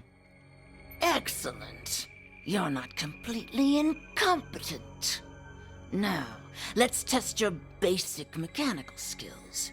Time to assemble all those parts in an easy-to-deploy package. Use the console in the center of this room to manufacture a Thaleron mine. Very well. I will make the weapon. I will erase the program. Would have caused the weapon to short out before it could hurt anyone. I'll desynchronize the timing circuit. You were close to preventing the reaction from getting the activation energy it needed to self-replicate. I'll just reverse the power flow. Almost. That would have rendered the weapon delivery system inert. Then I must obey. You have a talent for building weapons of mass destruction. Have you done this before? Well, I have played Surviving Mars. And, RimWorld. You've achieved a 2.4% boost to the pulse modulator over standard Romulan munitions. Well done.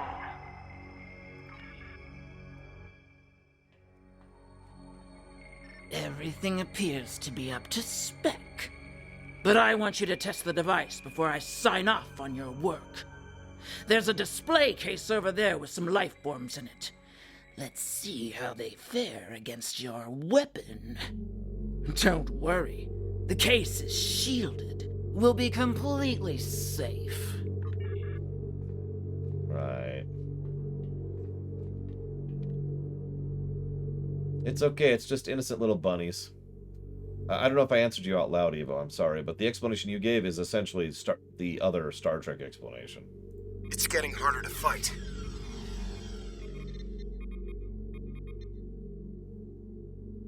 Go ahead, detonate the weapon outside the test chamber. You'll only kill yourself.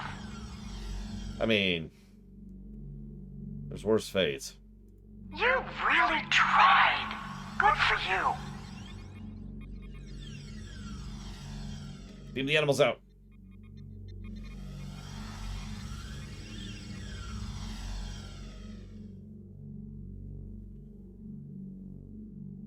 That was a close one.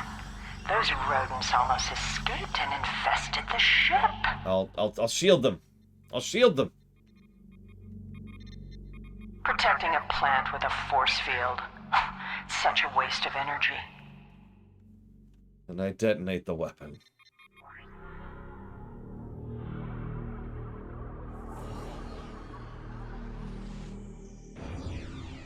Speaking of taking a dumb idea and running with it, Thaleron weapons.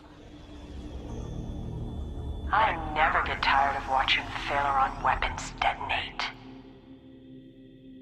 That's two dumb ideas from two not good Star Trek movies in the same quest arc. It's pretty impressive. Well, you're not completely useless. And I'll say as much in my report to the Colonel.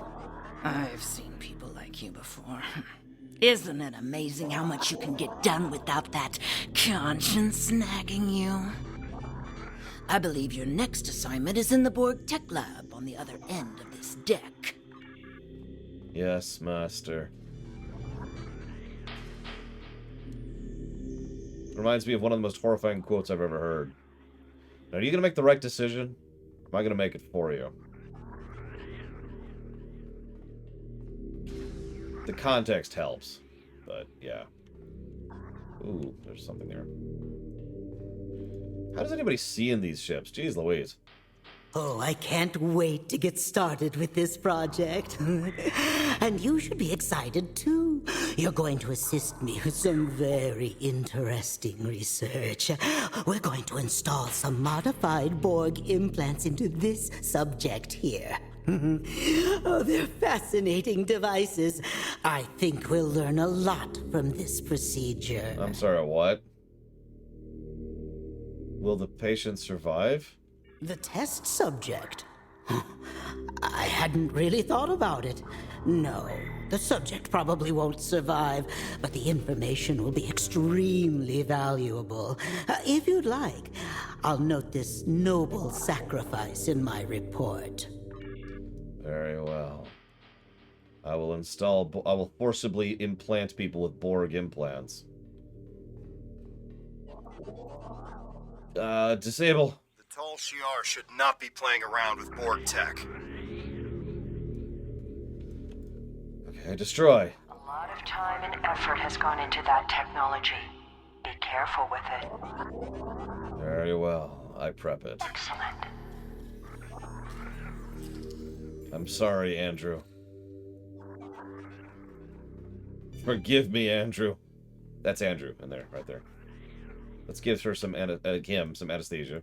Anesthesia would impact the results of this experiment. Let's euthanize Andrew.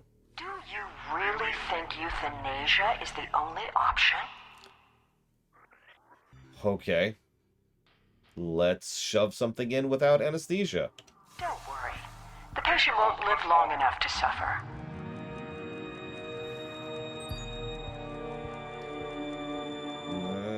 This is a valuable experiment you're trying to prevent. I just don't... It's a good thing you didn't swear an oath to do no harm.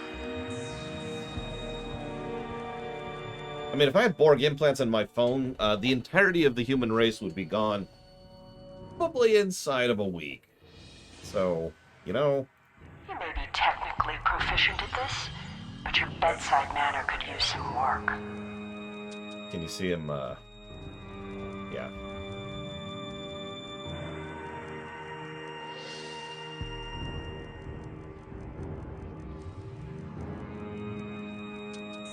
The data is fascinating.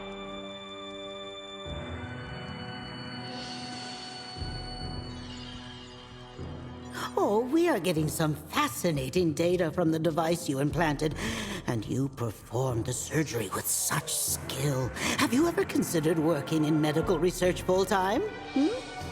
Well, I guess not. I hear that Colonel Hakiv has his own plans for you. In the meantime, though, I'm going to make use of your newfound talent. Please, install a second Borg device in the subject. Install is such an interesting and neutral word for what's actually happening here. Please picture what is involved in installing a Borg eye implant into someone without anesthesia. Just picture it. Take your time. I'll wait. Thank you, Ciela.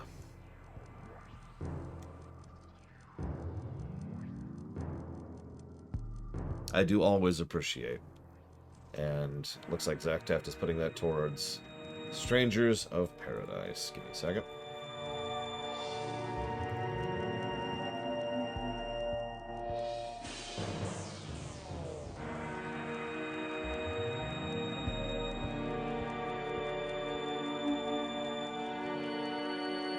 If it makes you feel any bit okay, the next thing we're installing is an artificial arm. Probably less horrifying if you think about it. I guess it's saying much. Now, French philosopher insists I pause this mission to go look some stuff up. So I'm gonna go look some stuff up. Give y'all a breather for a second here.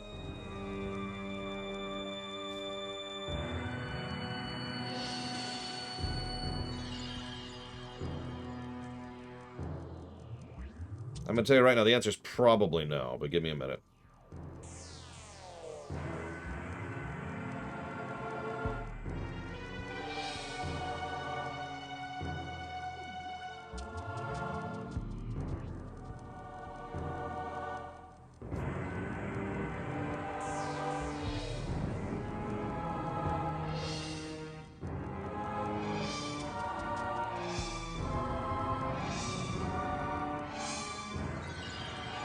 Yep.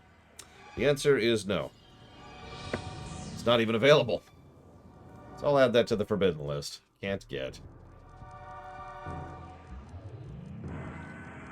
Sorry. Very nice.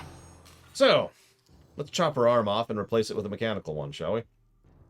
It's okay. She doesn't actually need anesthesia this time because she's already Borg, so all the pain she's feeling, her brain isn't processing. You're very efficient. I like that. You're getting good at this.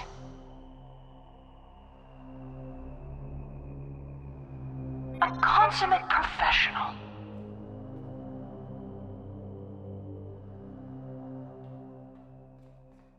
You were magnificent. I wish you could stay, but I'm afraid, though, that our time together is done. Report to the brig and rest until your next assignment. It's been such a pleasure working with you. I can always use good assistance. Apparently, I didn't use my terminology as clearly as I could, Kay. Let me be very clear. The pain she's feeling, her brain isn't being allowed to process. Soldier, now that you've successfully completed your training, we need to recalibrate your medical files. Report to the medbay. Yes, sir. To the medbay, sir.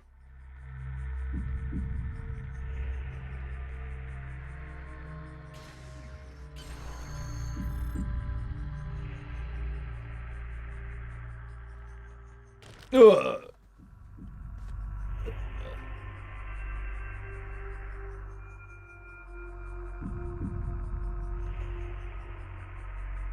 Yeah, you ready for the best part? Only one of those things we just did was a holodeck. You're awake. You've been through a lot. I hope there aren't any residual effects. When you're up to it, come talk to me. Whoa, there. Okay. See, in case you missed that, that means we really did forcibly, horrifically torture that woman, for example. And kill the fluffy bunnies with a Thaleron weapon we actually built. Welcome back. You may not remember this, but we've met before. The conditioning you underwent can affect short-term memory. My name is Kimmick. I've been working undercover for the Romulan Republic for months now. When I saw you on board, I knew that Hakiv would be indoctrinating you, and that I needed to do something. It took some time to find the right moment. Now we need to make your journey through fire and back worth something. Hakiv has a personal laboratory in the back of the Borg Tech Research Area, where he keeps his private research and information. This is data that even Empress Sela doesn't know about. If you can get your hands on those files and get them back to the Republic, it will be a real victory over Hakiv. We'll finally have the proof we need to go on the offensive against the Tal Shiar. So, I love this story arc, really. But remember what I mentioned about how, you know, what's the benefit, what's the worth it? Well, the worth it is the information we're about to get. Information that he, who was undercover for months, was able to allow us to be in a position to get. Not us, and not all the stuff we did. We're kind of incidental. His mission was worth it. His undercover was worth it. Ours led to us torturing a woman and making Thaleron weapons and wiping out all life on a planet.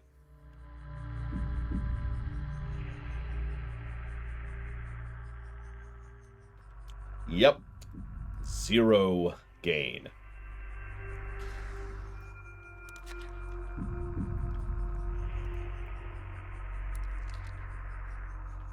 It's actually part of why I brought that up earlier. Because I knew where this was going. I mean, there weren't a lot of people left on the planet, Kate, but, you know, all the animals and plants, yeah, they're gone. Good. You made it to the lab. Tell me what you see. If you can override the security keypads on those doors, you'll be able to get through them without too much difficulty. But the doors are being watched by both the scientists and the guards in the area. You'll need to distract everyone before you can access them without being caught. Trust me, you don't want to get caught. Good. You made it to the lab. Oh, so you mean just like real life, Evo? If you can... Good. Those scientists look pretty involved with the results of the experiment from earlier. Perhaps you could put together a convincing example of why the Tal Shiar shouldn't be messing around with Borg technology. If you can find materials to make it appear as if the patient is reanimating as a Borg drone. A pacemaker, a steroid shot, and a small subspace beacon should put on a good enough show for a few seconds. That will give you enough time to get through the door and into the inner lab. Good. You made it. It will take something big to distract the guards. I think they keep some small pyrotechnic charges in the security office by the brig. You can use one to set off a small fire. but the lab's fire suppression systems will extinguish the charges quickly. You'll need more time.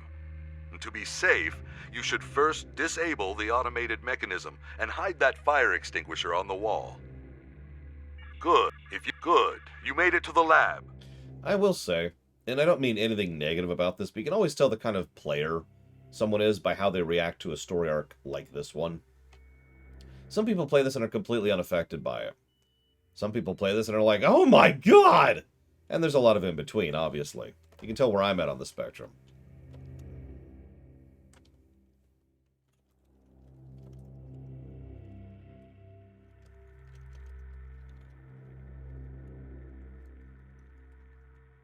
Yeah, no kidding, Kay.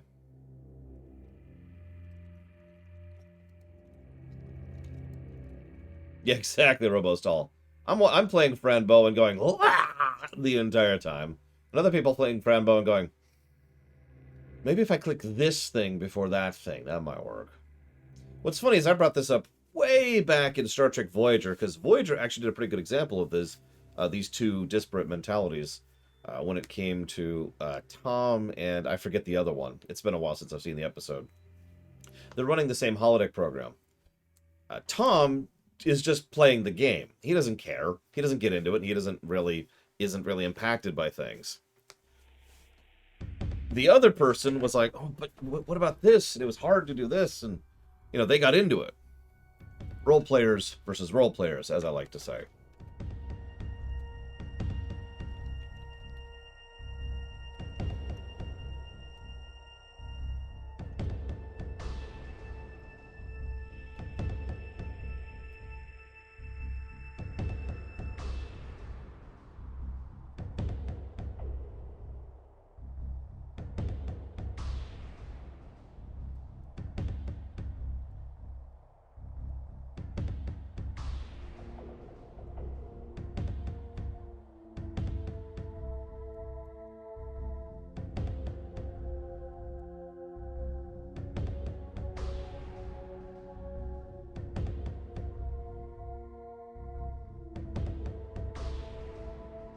Well, again, it's also a gradient. It's not like you are one or the other. Yeah, no, me neither, Evo. If I ever do finally someday take over the world and then start designing video games, one of the things I'm going to be very big on is allowing players to be evil. But, yeah, that's the episode, Ross. Very good. I can't do that myself. That's there for players who can and who want to. For me, I look at that like, no. No, I'm good. I'm good. Thanks. I mean, you know, I told you this story during KOTOR 1, right? Certain stuff I just can't do.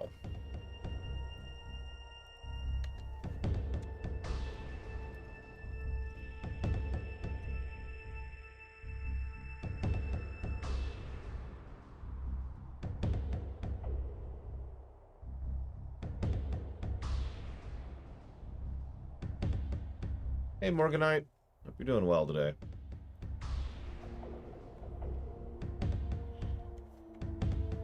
Well, yeah, Zeiss would be like, get the gold and absolutely nothing else.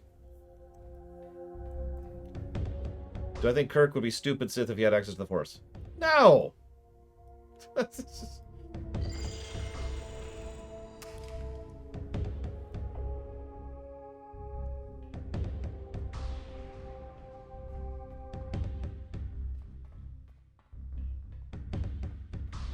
I'll never forget the first evil option I saw in video gaming. You probably think it's during Baldur's Gate or Fallout, but no. No, it was actually during Neverwinter Nights, where you can mug someone who is desperate and penniless because you're with the city guard. You literally pull a corrupt cop on them. No one's going to question me, I'm with the guard. So you have to give me your money, which is this absolute pittance. You get nothing out of it. Or else I'll kill you. Then you can kill them anyways.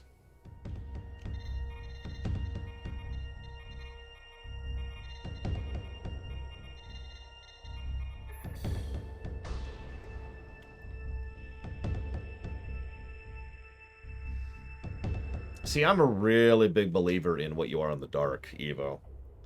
The only person's opinion about me that really matters is mine.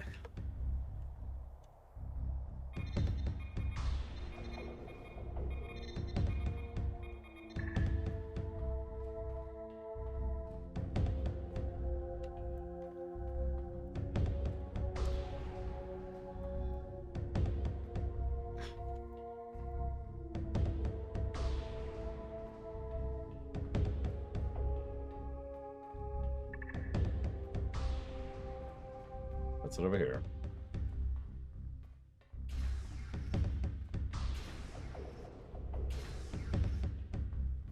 Whoops, wrong way. God dang it. I hate this map. As in literally the map. It's actually kind of hard to tell where everything is on it. And what's connected how.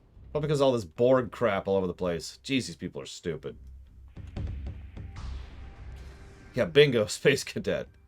Admittedly, I don't know if that's 100% true, but it is something I've seen to be true many times, and I adhere to it.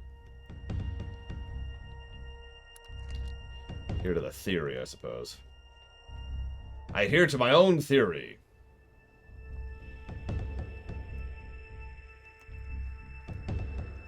No, Morganite. A lot of this game is elevated by how much it connects to the rest of Star Trek. Frankly, this game is actually better Star Trek than Star Trek in many ways.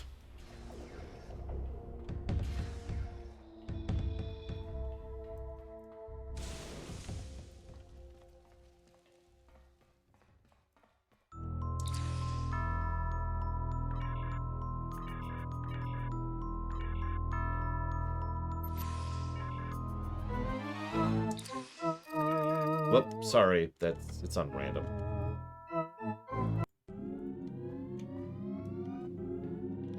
There we go. Getting strange readings from the patient. A love letter to Star Trek? I don't like that phrase, but yes.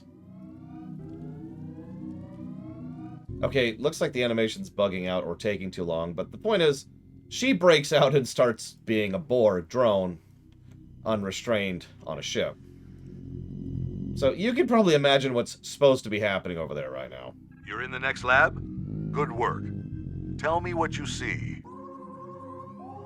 No door? Well, I'm sure it's there, but it must be concealed.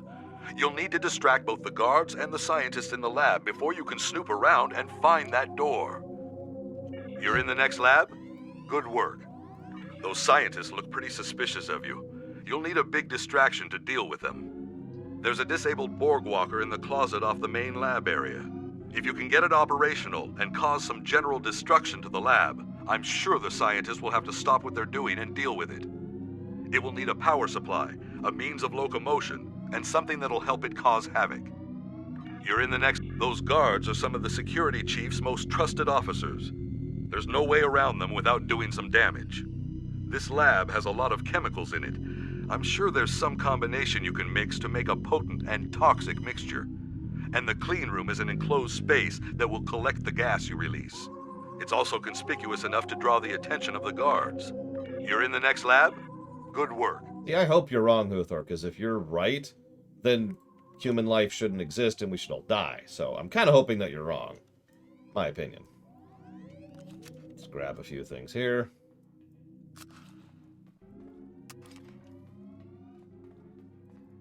Let's see, grab that.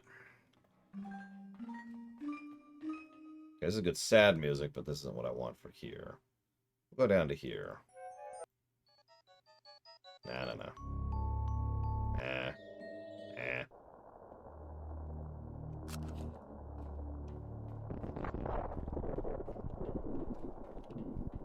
Metroid is so good for some of these missions.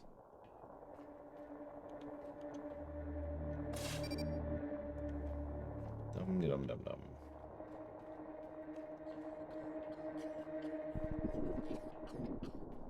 And she's out.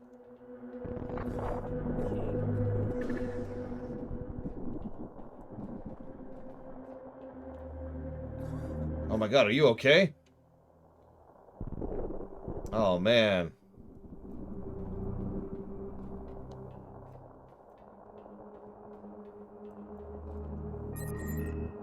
Let's fix that, install that, and install that. Let's go ahead and activate the Borg drone. No, not that one. Yeah, hit me, Micromono. I never did understand.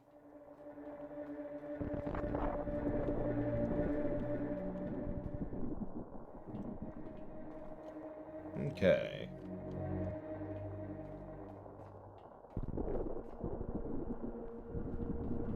Yes, that's right. The Borg have walker drones now. I think they all just run around with, like, flashlights attached to their I don't heads or have the something. access code to that door pad. Luckily, there's no one here to catch you trying to override the security lockout. Thank goodness for that. Let's just go ahead and do this.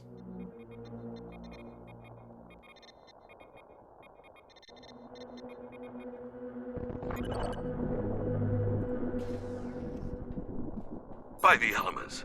If the Empress knew about half the things in here, she'd have Hakiv locked up for good. She probably should anyways. Let's just be completely honest with ourselves. But, you know, whatever.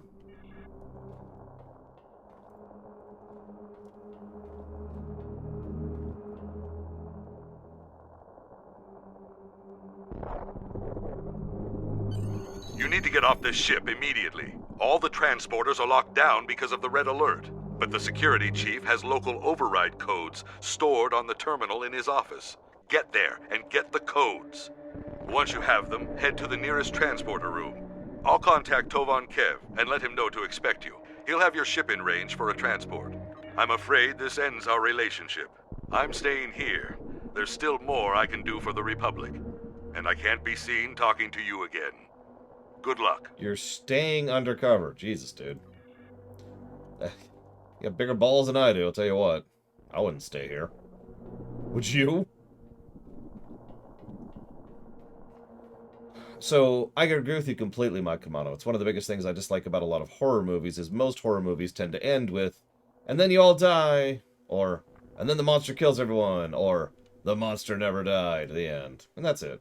I don't like those kind of stories. The good news is we are now done with being a mind-controlled, indoctrinated puppet of incredibly evil and stupid people.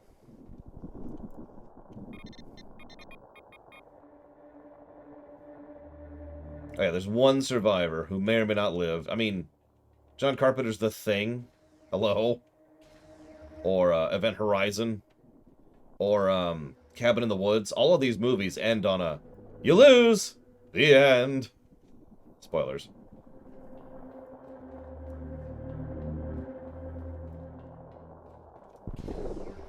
Oh my god, it's a Centurion! Hey, you left my weapons on me. You remember the ending to Event Horizon, right, Kay? We're safe. We're safe. Chakong. Because I remember.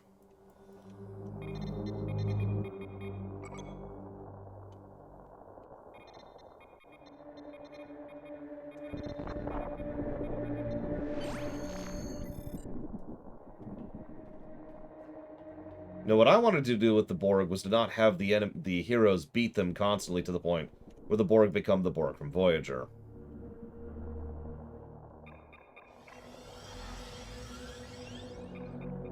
I think I can accept that, Uthor. Of all the many sins that I, you know, probably have, the only one I'll admit to and acknowledge is pride.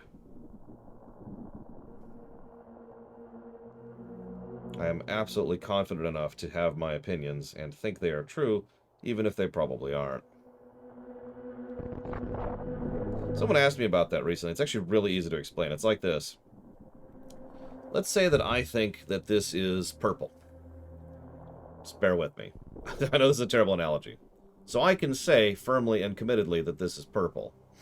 If someone then proves that this is not purple and it's green... Captain on deck. Well, now it's green. Chunk. And we're good. Does that make sense? Welcome back.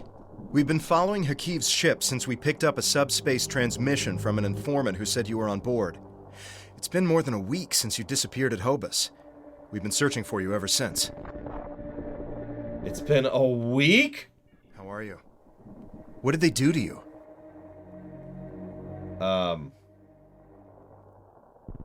So you can actually get a damage buff or a resistance buff here. But I like the flavor here. It feels like I've lived through a nightmare. I want to hurt them in kind. Or, what they did to me, no one should have to go through. Which is what I'm picking, of course. Understood. We're keeping the Romulan Republic apprised of our situation, and they're willing to send in reinforcements on your orders.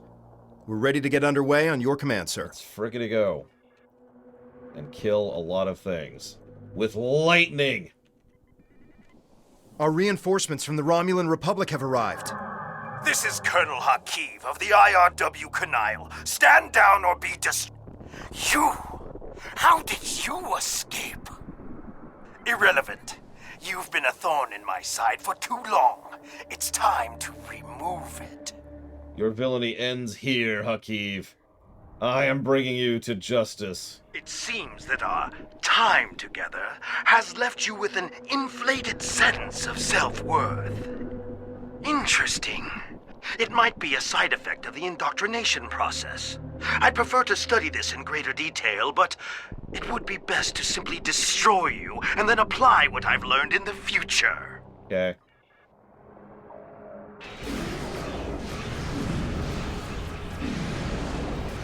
And they're dead.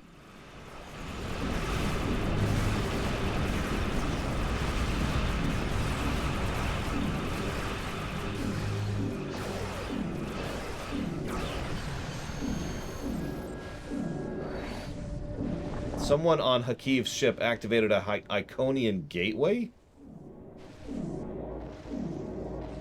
Interesting. Captain, we did it! Hakiv's ship is gone! We did detect an Iconian signal before the canal was destroyed. It was probably Hakiv making his escape through a gateway. Even if he survived, he'll think twice before challenging us again. He thinks twice? We're ready to set a new course on your orders. I don't think Hakiv has thought a second time in his entire life. And yes, that was the 2009 Porcupine ship.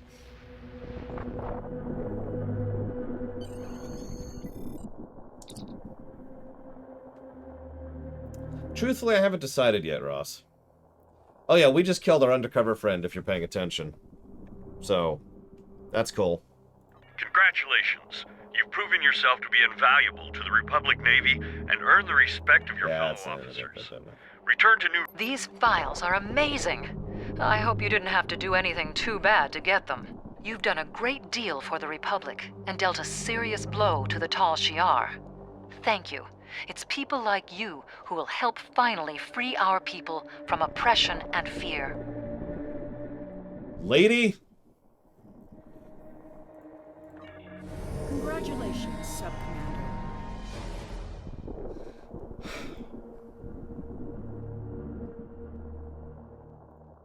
After what you've been through, I wouldn't blame you if you decided to take a leave of absence. But you seem to be recovering from the vestiges of indoctrination as well as can be expected. I hope you're feeling better. The psychologists assure us that the nightmares and flashbacks will pass. Oh! We're trying to follow up on scattered intel regarding a missing cache of Thaleron triggers. Our best information places them on Nimbus III. We're also getting increasing reports of Tal Shiar activity on the planet. Naturally, we want to keep the triggers out of the hands of Hakiv and the Tal Shiar. But I'd also like to know exactly what they're doing on the planet of galactic peace. Oh. Nimbus III has been a derelict planet for many years now, and it has only gotten worse under the influence of the Orion syndicate. Hassan the Undying has turned the planet into his personal fiefdom. Both Starfleet and the Klingon Defense Force have sent people to investigate, but they haven't found much. Our operatives have been following leads provided by an itinerant trader there named Horace Jones. So far, nothing's turned up. If you're feeling up to it, perhaps you'll have better luck. Time is short. What do you need of me? So it's time to do... the Wasteland story arc. I hope this isn't as bad as I remember. Because I liked the story arc we just did. Quite a bit, actually. And then we go immediately from that to Wasteland. Yeah, we're doing it on this character.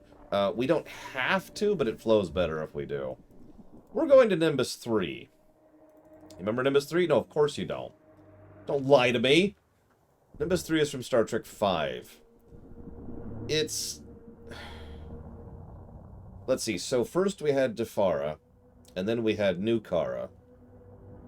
I believe this is actually the third adventure zone.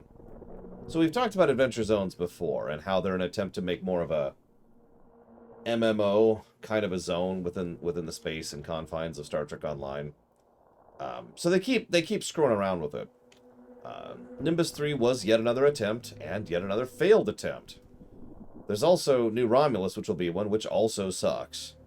Frankly, they wouldn't actually get to be tolerable until the Delta Quadrant arc, which we're not getting to today, never mind, you know, anytime soon. So, let's go see how Nimbus 3 works. We also get to talk about one of my favorite bugs of the entire game. I really hope it... Oh, I hate New Romulus, K. I'm giving New Romulus at least 1 negative, possibly 2, maybe 3, maybe 57. I'm not sure which. Nimbus 3 is actually surprisingly good for several endeavors. Did you know that the bugs on Nimbus 3 are day ones? For example.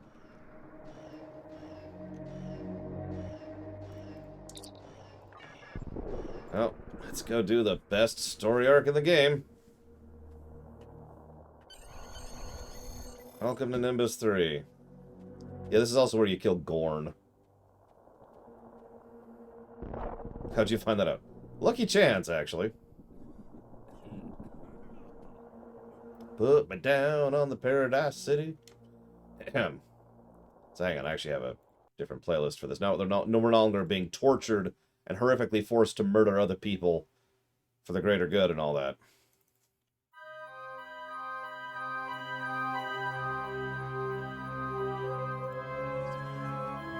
It's okay. They have a cat girl with 3 tails. And, whatever this is. I'm not actually sure what to make of this, to be completely honest with you. I mean, I'd take it over the cat girl, honestly. Okay, hang on. Correct, Mike Romano.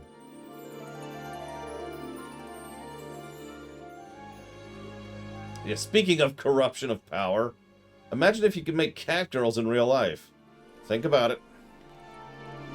Think about how many people would want to be one. Greetings! Name's Horace Jones, stellar trader, daring prospector, and broker of useful information. I'm betting you're here about those missing travelers, huh? Or maybe the weapons trade. Am I right? Am I right? Just to get it out of the way, I'm not on anyone's side. Federation, Klingon, Romulan makes no difference to me. So whatever you need, I can provide. Be it titanium polish or the latest scuttlebutt. Now, to be clear, this is all strictly... well, let's just say if this doesn't work out, then you don't know me and I don't know you. Sure. Good night, Evo. Don't worry, I have half of a water left. You want information? I've got it. Just don't let people know I gave it to you, You ever heard of a Romulan with a cybernetic eye, calls himself a Kiev? Related to Failbadon? Nobody like that. The only cyborg I know about is 2 of 8, who owns the bar, and he's, well, he used to be, a Borg. You want information? So, what's with all the mining people? Or the missing people, excuse me. A lot of folks have come through town lately, mostly following rumors of the weapons trade, but occasionally there's some crazies looking for lost treasure or something like that. Most of them wind up heading out into the desert.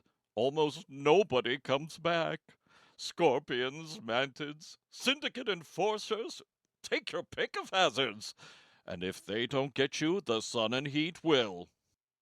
Right. You want him? It's kind of a big deal. Lots of people are talking about it, but nobody really knows, right?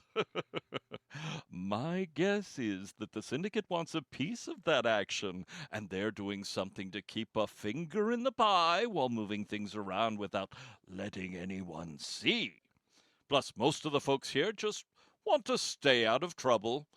If someone's doing business here, though, it's probably at the bar. But my guess is you're not going to find the triggers in town.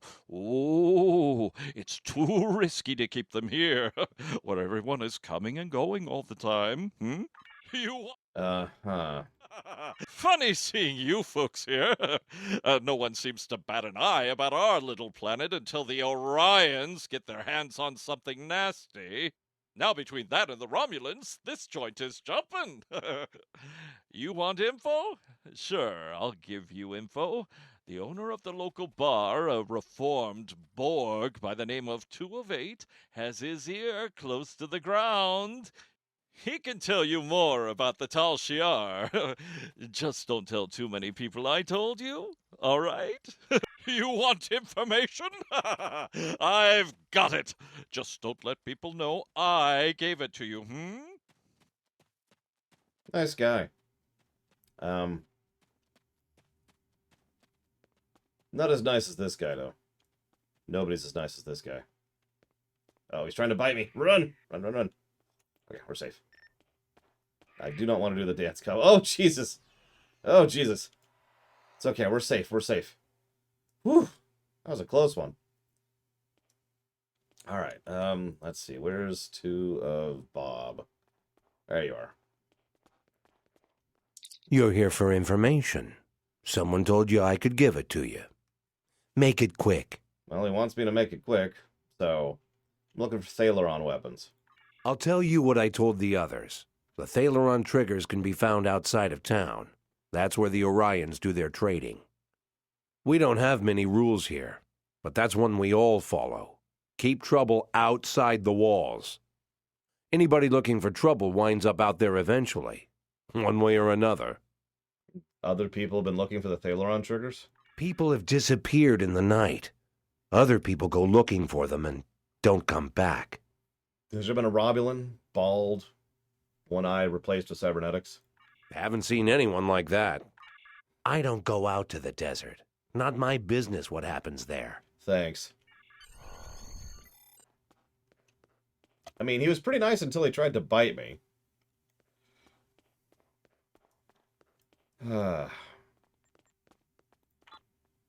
Whoops. Now, the good thing is, he'll never get me again. So I'm super safe from any attempts at biting me. Now, where are we going for this one? Oh yeah, we need to go out to the desert. So, oh Jesus!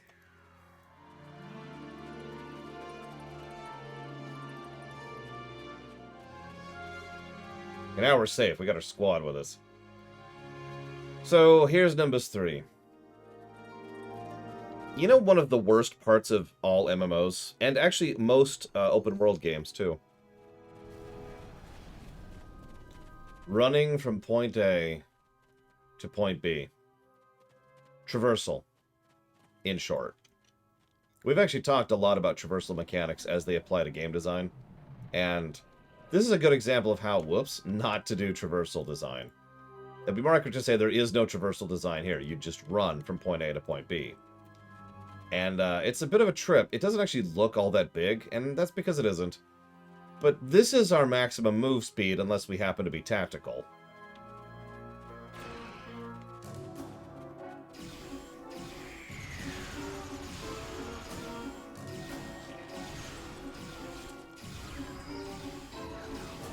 We do get a teleport to city button, which, if I'm not mistaken, either didn't work or wasn't in when this launched. I forget which. But either way, yeah.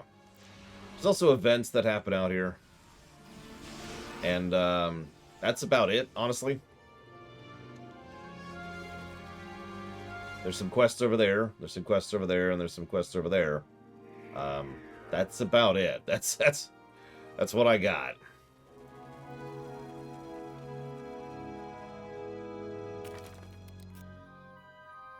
And obviously I don't have the ice boots.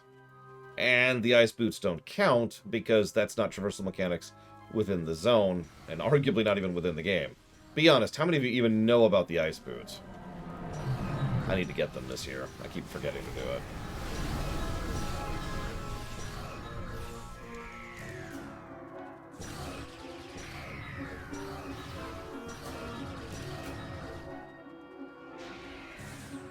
As I think I mentioned, I kind of stopped playing STO because of the previous story arc.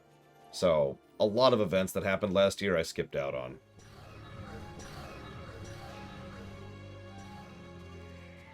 I'm thinking merely an aggregate negative. It could be worse. Unlike New Romulus, which you can beam around all willy-nilly, this place is just boring just to move. Like, just to go around. And keep in mind, You can see the entire zone from right here. I wasn't joking. There's the town. There's a spot. There's a spot. There's a spot. That's it. Yeah, to gameplay. Now, narratively, we'll debate that. I think we should do the quests before we decide what we're doing narratively with this place. Don't worry.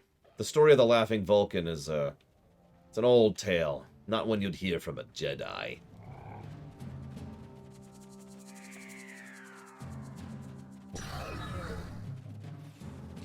This is worse than Tor, because Tor not only has the sprint button, but also has mounts.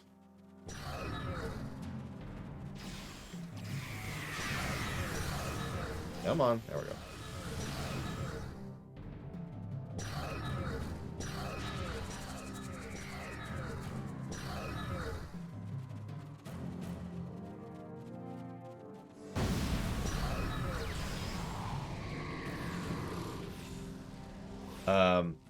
I'm gonna profess ignorance here, Huthor. What's the Black Empire in context?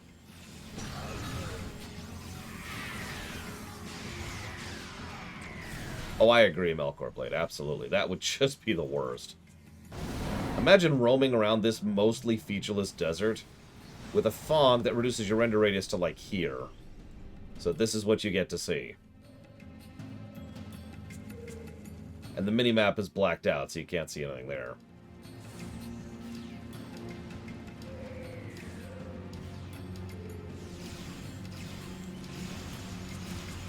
That's a good question, Trithon, and it depends on the size of the zones, and the boringness, the stuff to do in the middle, and so forth and so on. And don't mistake me, Tor is not good about traversal mechanics. But Tor at least has some mechanisms in place to make it less bad. By contrast, however, Tor also has more big, huge zones that are very boring. So Tor's not going to score super well on the overworld design, is what I usually lump that under. Or the traversal mechanics. I mean, honestly, even WoW is probably not going to score well in traversal mechanics. I would take Guild Wars 2 to manage that. Yep, much more enemies and far harder to avoid because they can dismount you.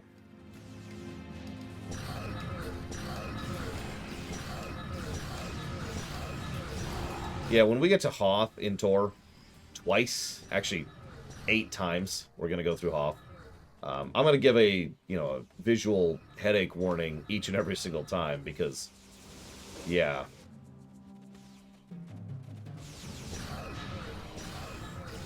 Until Dragonflight comes out. That's true.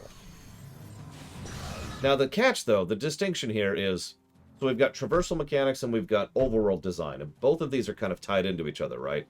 Obviously, quest flow and quest design is part of this as well, but let's eject that for a second. Let's just look at these two things.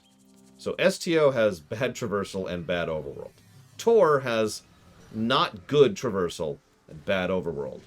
WoW doesn't really have that great of traversal, but honestly has excellent overworld design. I would say the zones are really well designed in most WoW zones. So that's something, you know. Guild Wars 2, despite having excellent traversal mechanics, doesn't actually have all that good of overworld design sometimes. Honestly, there are specific zones in Guild Wars 2 that are probably going to be triple negative territory at a minimum. Cough, cough, Maguma Jungle. Actually, that was before the Oblivion line, Makrumano. So, no, it will be 8. I apologize for the deception. Obviously, it was an error to mislead you. Do not mistake my actions to be hateful. I bear no ill will toward you. Besides, the taciturn X-Borg bit almost always works. I cannot be seen aiding you. The Orion Syndicate would kill me if they knew. However, if you have the resources to survive in the desert, then you might have a chance against the Syndicate. Where are the Thalaron triggers? I can only confirm that the Thalaron triggers are in the possession of the Orion Syndicate. I cannot say any more than that. Call it a leftover default of cowardice, or perhaps a strong sense of self-preservation. There's only one man in this town who'd be willing to help you, and that is a man who calls himself Law. He does not come out of his home nearby, but I will tell you a way to signal him. If he wants to talk to you, he will. Law, aka the only doff most people had back in the day. Because you get him during a mandatory quest. So what makes good overworld design or a good zone design? Do you have about an hour to sit down and discuss the nitty-gritty details and specifics of terrain utilization and pathing and visual indicators and indication, inclination, and flow of interactions and spawn points and balancing the needs between visuals as well as actual gameplay interactions and trying to make sure that there's proper distribution of quest hubs, encounters, specific enemies of those encounters, boss areas, trying to make sure that the NPCs are distributed in the right locations with the right areas, trying to make sure that the zone properly connects to other zones. It's a huge topic, is what I'm trying to say. That's why I usually don't go into it. Generally speaking, I try not to zoom the camera in too far during these reviews, because it usually just boils down to sitting down and really discussing something for a while. I try to only say that for when a game does something really, really right, or really, really wrong. In STO's case, let me be clear about this. In the case of Nimbus III, it's really easy to explain why this overworld zone is bad. It's a big, empty, featureless terrain with nothing in it and nothing to go through it. There's 4 spots at the what do you call that? The cardinal directions. That's it. That's the design. There's nothing else that really goes into it. There's a couple of caveats. When you go to the individual areas, there's some little sub-areas, but even those have one-directional ramps that obviously aren't intended to be ones, or lots of stuff that actually gets in the way of seeing where you're going with no actual purpose to it, and so forth and so on. So yeah, it's a big empty desert. There's not much to discuss here. That's why I'm not really digging into it right now. Who is it? Oh, you're not from around here, are you? Who told you about the signal?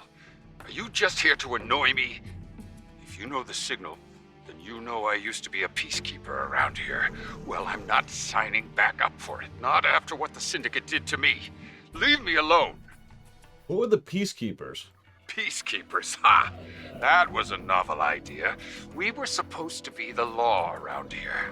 Most people took it as a joke, but I took it seriously. The Orion Syndicate didn't like that. They dragged me away in front of everyone in the town. Well, I won't go into what Hassan and his crew did to me. All you need to know is that I learned why you don't cross the Syndicate. Cool. So, I'm trying to find info about Thaleron triggers. Thaleron triggers? Why should I help you with that? The Orion Syndicate will kill me if I tell you anything. You should have tried coming here about 2 years ago. The old me would have helped you in a hurry. Still, you look like you've survived the desert, so you must be strong. Can you guarantee that I'll be safe if I help you? No. Well, I suppose since you've got yourself a fancy starship and all, maybe you might just be able to make a stand against these people. I still have my doubts, especially with all that extra muscle the Syndicate has now. They're even getting help from the Tal Shiar. The Syndicate is now using Nausicaan pirates and Gorn as their thugs. The Syndicate is using Nausicaan pirates and Gorn as their thugs now. They used to meet in ruins nearby to discuss details, make secret deals, and basically plan how to make our lives miserable. That all stopped when sandworms decided to make that place their home. I'm sure there's still some data there. You'll be able to find information in the ruins, either in the old consoles or in the belly of a sandworm. Now get out of here before anyone sees you talking to me. Why has the Federation abandoned this place? That's a good damned question. If you figure it out, Space Cadet, please let me know.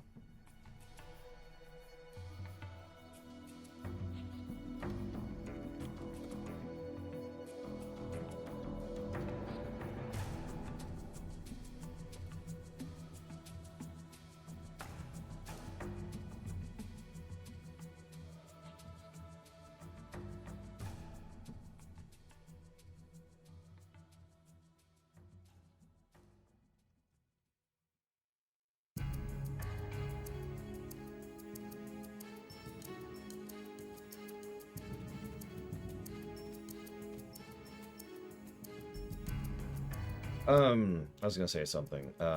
If I actually had an active sub to WoW right now, I would show you the distinction between how to do a desert and how not to. For those of you who have played World of Warcraft, specifically the BFA expansion, that's a lot of people. You may have heard of a place called Vol'dun, which is a desert zone. It is an excellently designed zone. Then there's this.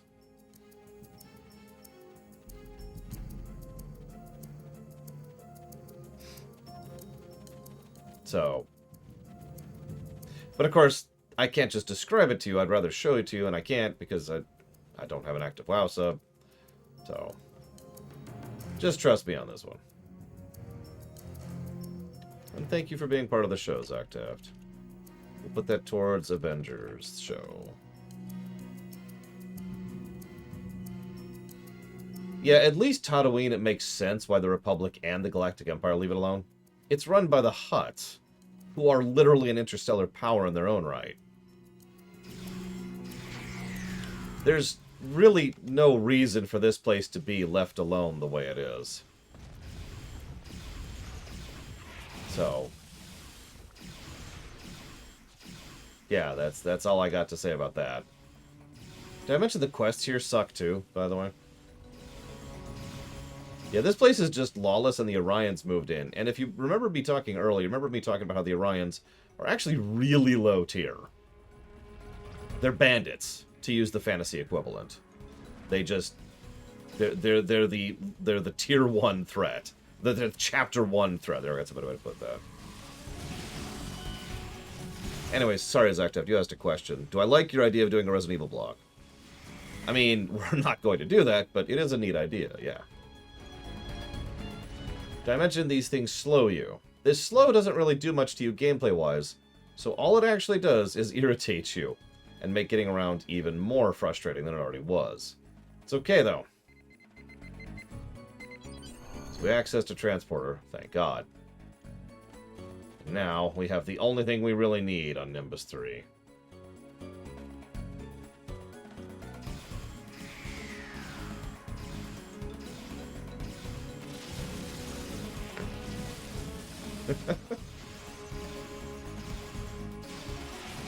Maybe next year? Depends, because we've got RE2R to go through. And RE3R. And possibly RE4R at that point. Yeah, by the way, while we're on the subject, this place didn't even make sense when it was in Star Trek V, to be as blunt as I possibly can.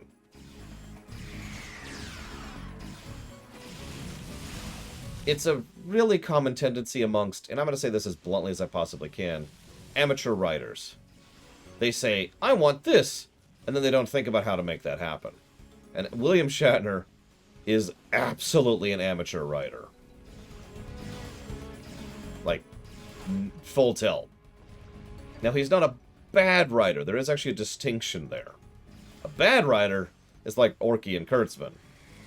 But an amateur writer is just someone who doesn't actually know how to write. They have ideas, they have concepts. What they don't have is the ability to make them happen. Hence, amateur.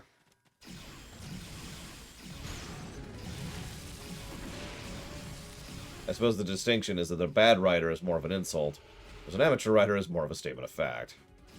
But even that's not quite true, so ignore me. Delete previous sentence. Shatner sucks. Alright, there we go. Now we got that out of the way. You like this quest, by the way? This is a classic X of Y quest.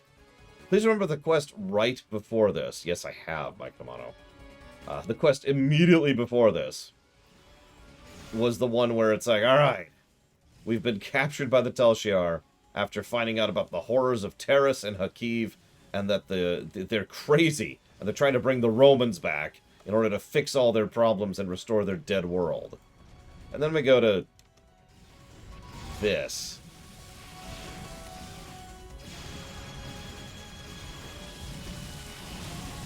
Yeah, exactly, Space Cadet. That's a much better way to phrase that. Credit where credit is due, Alex Kurtzman is a better producer than he is a writer. So maybe he should stick with producing and get away from writing.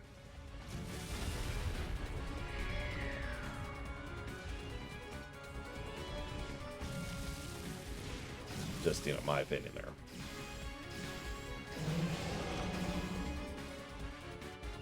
Oh, some of my people are dead. I should fix that. I guess. It's not like they're contributing much. I should probably put some gear on them, too. But again, Oh, yeah, someone asked if they should keep with the Orville. Sorry, who was that?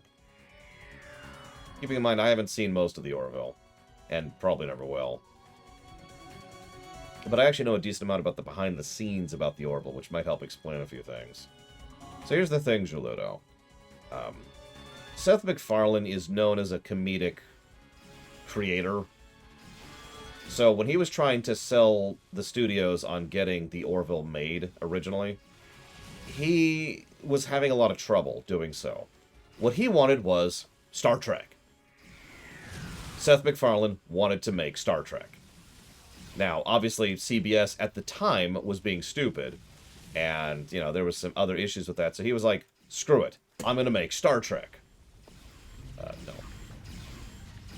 Well, the executives said, no, we don't want Star Trek. Nobody likes Star Trek. Star Trek isn't a hot community. Spit, spit, spit. And so he was like, but it's a comedy. And they were like, well, hang on.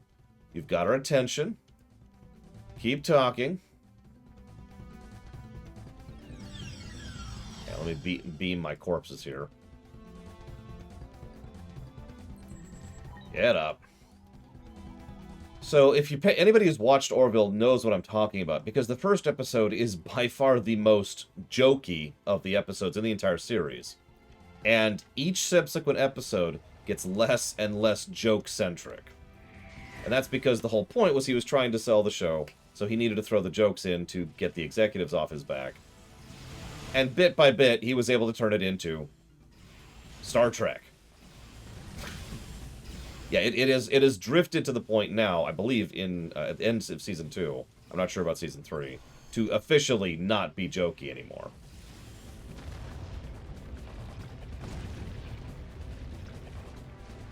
So, again, none of that has to do with the show itself if you're paying attention. Remember, I haven't seen the show. But that's the behind the scenes. And if that helps you to make your decision, Ludo, well, that's what I'm here for. Almost out of water. Galaxy Quest is an unironically, legitimately good movie, yes.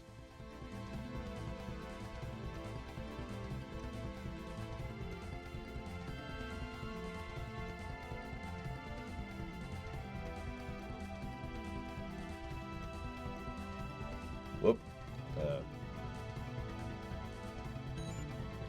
Alright. The access code is a key. You like puzzles, right? Math puzzles? If you can get the first two digits to add up to the third digit, the second and third to add up to the fourth. Okay. So 0 plus 5 does not equal 0. And 5 plus 0 does not equal 20. So let's go ahead and change this to 10. And let's change... Okay, we're going to change that to 15. That's all right.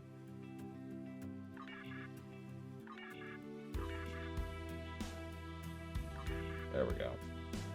And then we change that down to 10, and we're good. The blind man sees all. You're alive! Look, how was I supposed to know you're different from the others? I swear I'll tell you... Look, he's not voice acted now. I swear I'll tell you everything you need to know. After all, you might have the power to stick it to those guys in the Orion Syndicate. Dude, even canonically at this point, the Orion Syndicate are a joke to me. You frickin' kidding me with this crap? All the thing about the blind man, I might have some way of helping you find out more about that. Just don't leave now, okay? People started to notice me helping you. I don't want to think what'll happen if you leave. By the way, there's someone here looking for you. You want information? I've got it. Just don't let people know I gave it to you, What's that outfit? This blind man must be some sort of mole for the Orion Syndicate. The guys who have those triggers you're looking for. Now, I don't know who that guy is, but someone in this town must know. The only way you're going to convince folks to help find this guy is if you show that you're not only strong enough to fight the Syndicate, but that you've got the gumption to defend us from them. Showing some muscle around here would be a great first step. Well, you do that, and I bet someone will step forward to tell you who this mole is and where you can find your triggers. You want information? I've got it. Just don't let people know I gave it to you, So, Morganite asked an interesting question. Do I like Star Wars more than Star Trek? No. Do I like Star Trek more than Star Wars? No. So, we need to help these people out and gain their approval. I've got an idea. Let's give them a replicator. I love how logical and simplistic this is. And I hate how stupid this is. Because we're just one random passing ship. At this point, we should be, low 20s, mid 30s, so we're not actually in a decent ship yet. So we might still be running around in a Constitution cruiser, or like a low-tier Klingon ship, or I think we'd still be in the Delon Warbird at this point. So we have a light cruiser. And yet we still can just wander down and be like, yeah, here, have a replicator. What is the Federation doing with this place? Hell, frankly, what are the Klingons doing with this place? You can't tell me they wouldn't be all into a giant desert where you can go out and constantly nearly get yourself killed. The Romulans, they're busy. They got their planet destroyed. I'll give them, something. Oh yeah, let's go ahead and get the waypoint here while we're at it.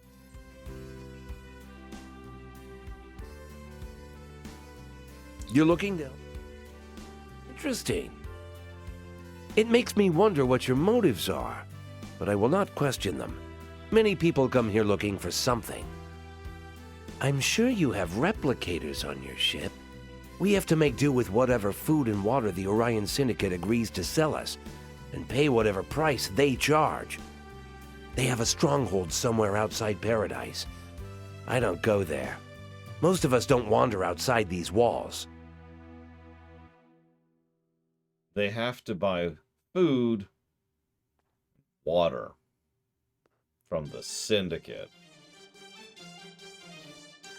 A replicator for the bar would go a long way towards trust, if that is what you're looking for.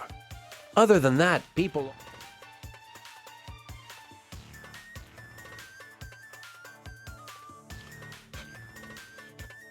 Sure. That's all I can say to all that nonsense is, sure. I should probably mention something, though. Remember how I mentioned we get law as a duty officer? Well, this is when they really started pushing the duty officer system.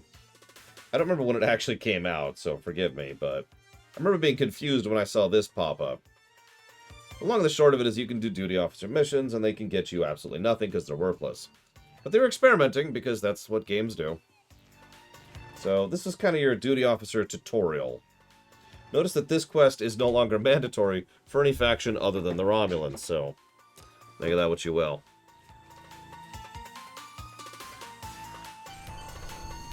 And now the best part is simply starting the duty officer mission is sufficient. We don't actually have to finish it, which I find hysterical.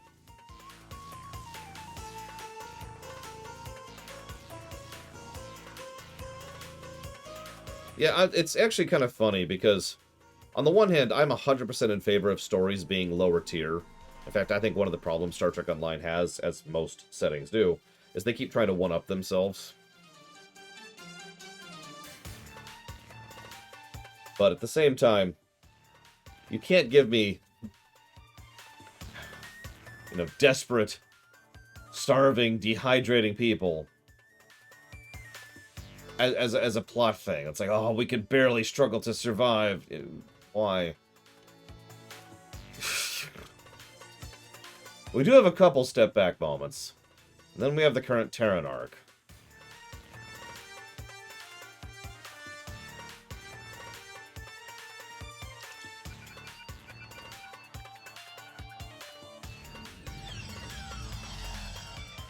We're here to establish order.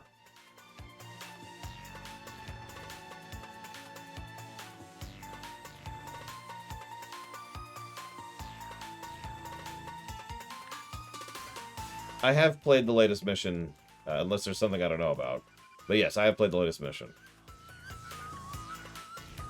And I do like the current story arc, don't mistake me. In fact, I like it quite a lot. But I do think that the current attempt to once again raise the stakes is just... At least the previous... Of all the many complaints I have about the previous arc, the stakes are actually not one of them. At least it was relatively low-tier stakes. All that was at stake was the Klingon Empire. And a bunch of morons.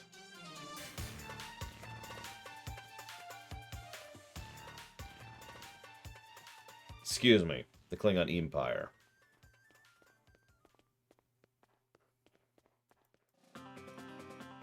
Drinks on me! Because I'm bringing you a replicator.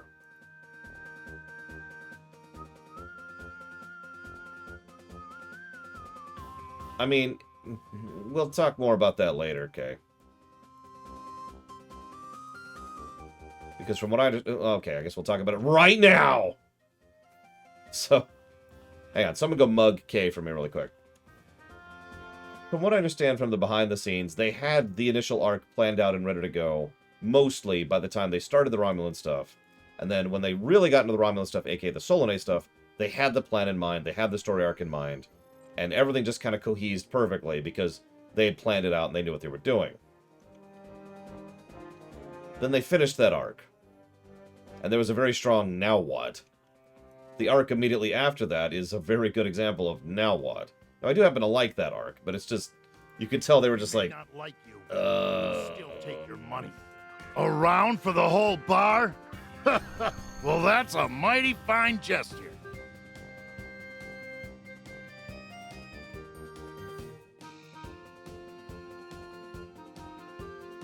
Whoops. Got turned around there.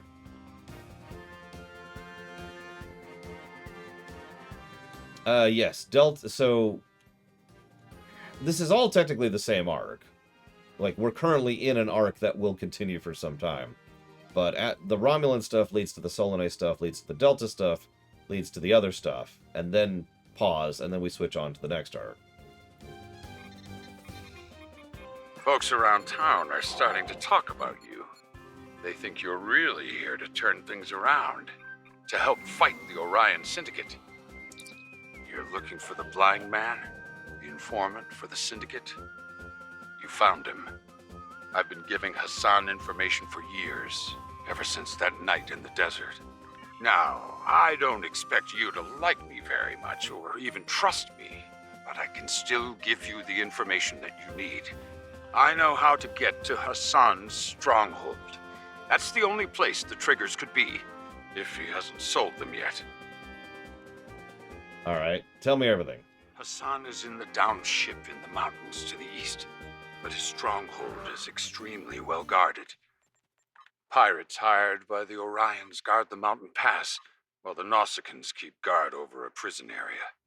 Please, if you are going up there, rescue the prisoners. They are poor souls from this town who the Orions decided to take, either for the slave trade or just for the pleasure of torture. You'll have to fight your way up through the mountains, but you will eventually reach their stronghold and the triggers. Good luck. I'd say people in this town are rooting for you, just not very loudly. I hope so, Space Cadet, but honestly, probably not. There's a real-life problem that is true at a microscopic level as well as a macroscopic level. It's the I didn't think about it because I haven't seen it lately problem. There's no deliberate malice, there's not even negligence involved, it's just we have so much going on in our lives, and so many things that we're dealing with all at the same time, that we can't keep track of everything simultaneously.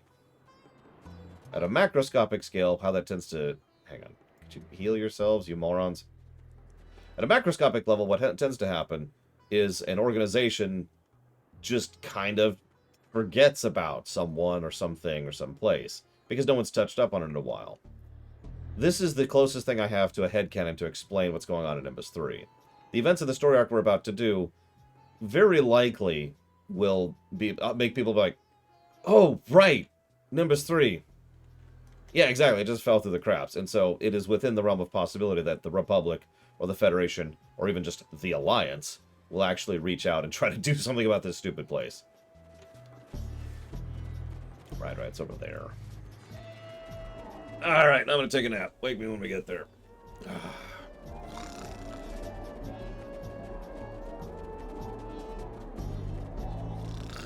I'm alive. I'm awake.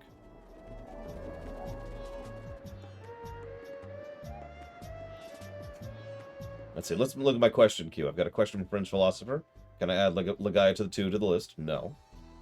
I got a question from French philosopher. Can I add Legaia to the list? No.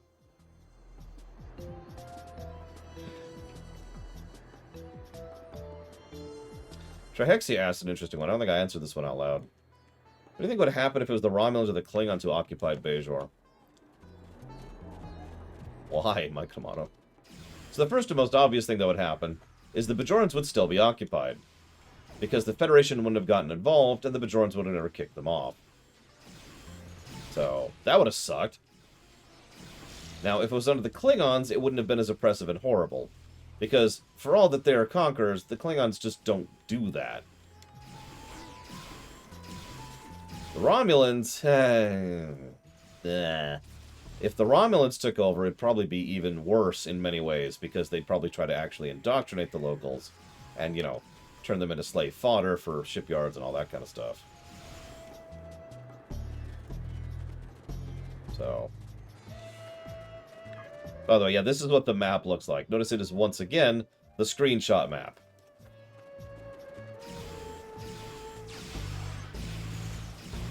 Yes, I did actually play Tribal. We are level 10. Hopefully we'll be a level 11 after we killed that frickin' beholder. In fact, I need to talk to Third about that. Can we get a level? We just survived a purple worm nest and killed an elder beholder in its lair while it had the drop on us. I think we deserve a level for that. That's just me, though. But yeah, this is also... So you were asking specifically about overworld design, Mike Romano. Stuff like what you just mentioned is the kind of thing that would go into overworld design. There needs to be a flow, especially from a gameplay perspective, of which... Yes, you did play Tribal. We might have actually died if you hadn't. There needs to be a flow of which areas lead into which other areas. And something that most people never talk about, but is actually critically important for game design, is a form of visual navigation. If you look up, you need you, the designer, need to think, this is what the player is likely going to see as they're walking through this corridor. So you then need to decide and design what they see in order to give them an idea of where they should go, what they can interact with, maybe have some hidden stuff on the side. Metroid games tend to be the king of that kind of visual navigation stuff, where you can just look at a thing and say, oh, there's a place and there's a place, and I know I can do something up there, and that looks like something cool. And then you have this. There's no visual navigation there. There's arguably not even any design here. It's just, alright, go up the hill, the really, really big sloping hill.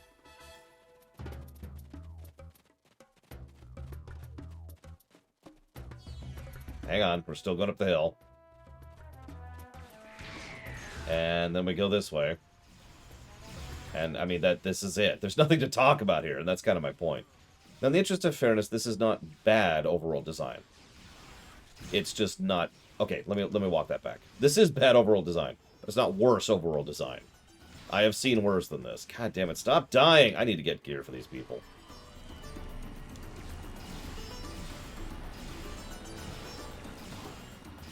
Do I even have gear on me? No. Well, I've got one piece of armor. My entire party is dead. I'm fine. Of course I am. Hang on. Get up. Someone asked when we'll delete this character. This is fun and all, but we're probably going to delete this character immediately prior to the vault. And by probably, I mean definitely. That's actually the exact point at which we'll be cutting off and switching back to our main. And by our, I mean mine. Let's get you a real weapon. Let's get you a suit of armor. And some shields. Not good shields, but they're better than what you got. How far off is that? We'll hit it today. Even with the shrunk streaming schedule, we will hit the vault today, guaranteed. Honestly, this is mostly going to take long because this is Nimbus III and walking around just takes a while. Let's see. That's a better weapon. Wow, that's all I got, isn't it? Well, whatever. Yes, the main will not immediately be going into the vault. The main will actually be in the past a little bit. Briefly. Because, again, the good news is once we hit the vault, we'll no longer be in time wonkiness. We'll finally just be doing the quests linearly from the vault all the way to the end of the game.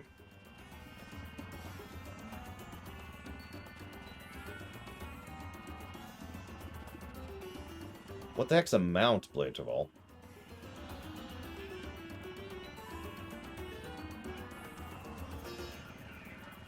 Wait.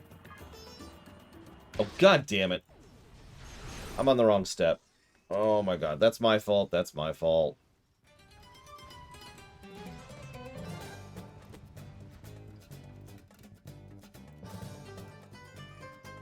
I was one step ahead of myself here. Hey, through. Did I mention there's a bunch of invisible walls around here? That just makes this place even worse. Oh my god, I have to go all the way back.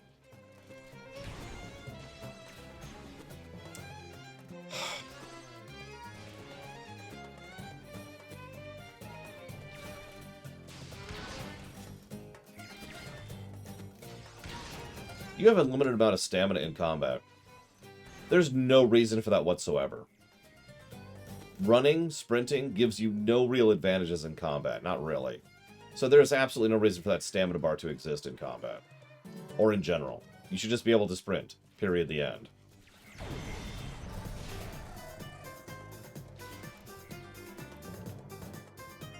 Dodging is not sprinting. As we... Right. See, now I'm just irritable. I'm already running behind. I'm already pulling back on my streaming. And I'm yeah, you can dodge here. Check it out. Woo! You even get iframes for doing it. It's... dodging taking up stamina does make a degree of sense. It does. Running taking up stamina does not. I suppose that should go on the negatives list.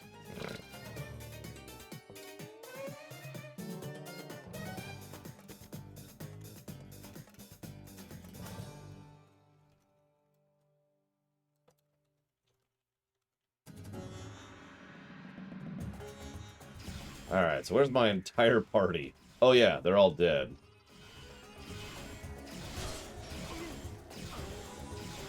Not that I need them, but, you know, it might speed this up.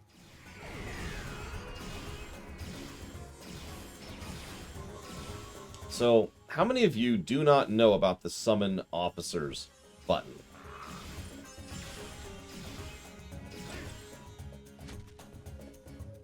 Yes, I do, Blade Traval. So the Summon Officers button, so I'm here, my bridge officers are dead, and they're way up there somewhere. But I can hit this button. And now they're all here. I can res them. This button is interesting. It is pretty new. It is pretty new. I only found out about it myself like a few weeks ago, honestly. It is, it's funny because it's essentially a patch fix. Like it's a band-aid because of the bad terrain and bad pathfinding. The pathfinding in this game is honestly not great, and as you just saw, it's really easy to reach a state in which you just run through, and well, they don't. There's actually some specific quests where it's pretty much mandatory. Cough, cough, home, cough, cough. So yeah, it's a super band-aid solution, but it does work. Doing my due diligence on making sure everyone knows about it, because it's a feature I would consider mandatory to really, to certain zones and certain quests. AFK for a second while I type up some negatives here.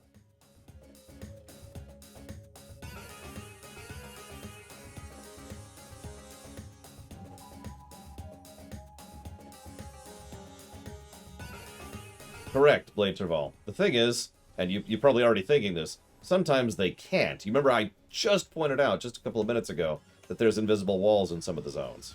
So sometimes they can't get around the barriers. So yeah, exactly. The Space Cadet is correct. They could try to actually make the pathfinding work and improve the AI design, which is a huge amount of work and time and effort. And frankly, they might not even be capable of doing it in this archaic and terrible engine. Or they could give you a button that teleports them to you.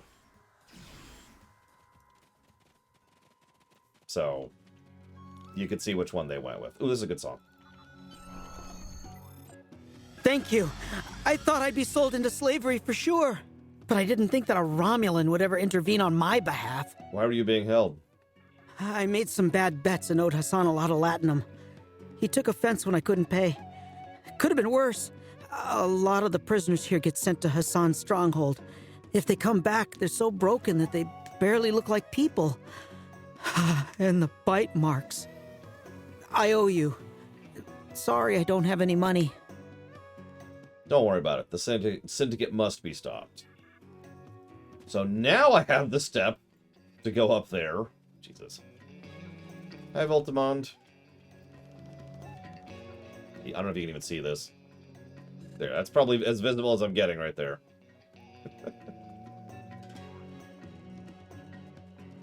Oh my goodness.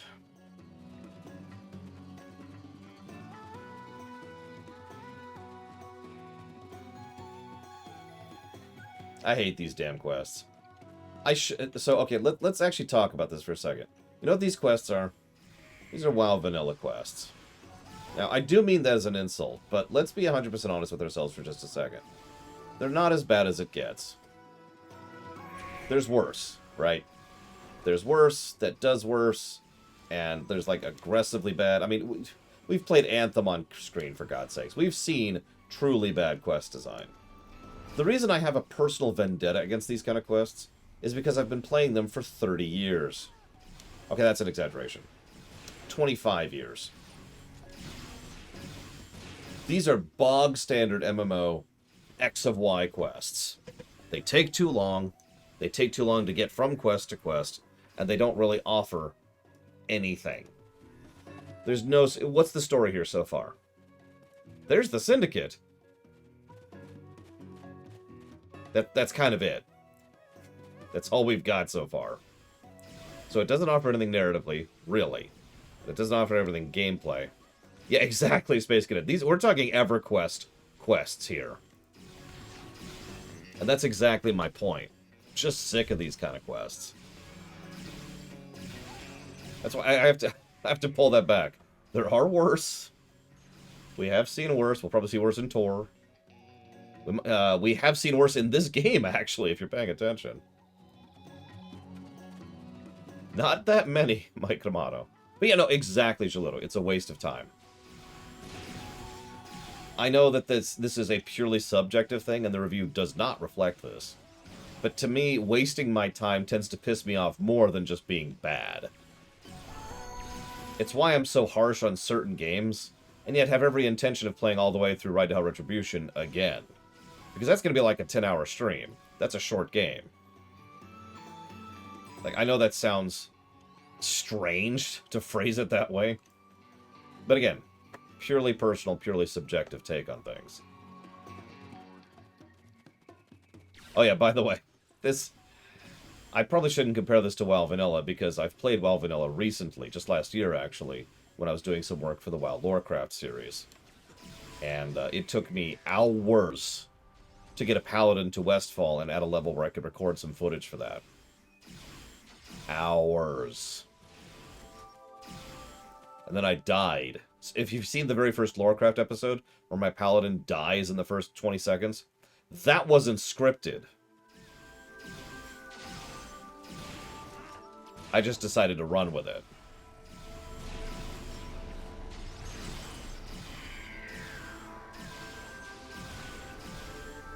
God, I hate WoW Vanilla so goddamn much. I'm sorry. I'll shut up about it. One thing I've thought to myself, and I haven't actually decided on this because it would be such a waste of time, But I thought to myself, if I ever win the lottery, and it would literally take winning the lottery, not like making it big, which might actually happen, or getting a big inheritance, which might actually happen. No, I'm talking about, like, if I win the lottery, someday I might actually sit down and do an actual review of WoW Vanilla, just to really dig into it, you know?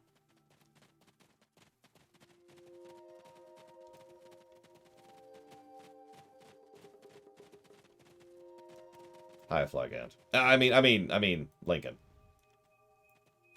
Yeah, exactly, Space Cadet. Exactly. Which, speaking of which, no, today's Wednesday, never mind. Tomorrow I need to buy lottery tickets. It's probably never going to happen, Melkorblade. And you know what? I'm okay with that. Now, if I conquer the world, I'll probably be too busy to review WoW Vanilla. But tell you what, I will at least put reviewing WoW Vanilla on the table if I conquer the world. Cool? You can quote me on that.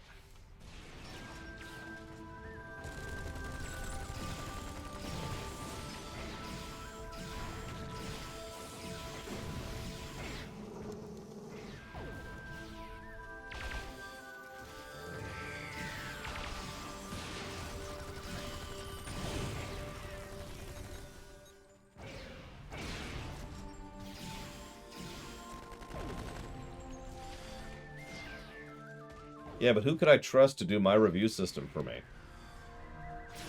What is that outfit? Oh, it's just a TOS outfit, okay. Looked weird at that angle.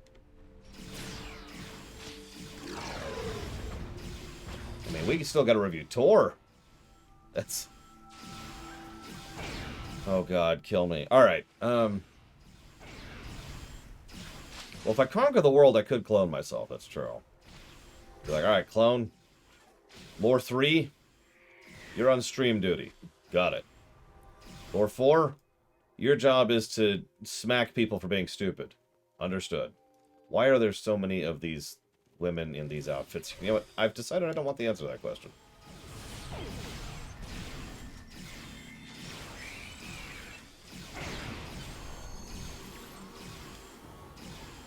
Mr. Red co-opted the color system, not the review system. I still, to date, have not reviewed any non-interactive media with my review system.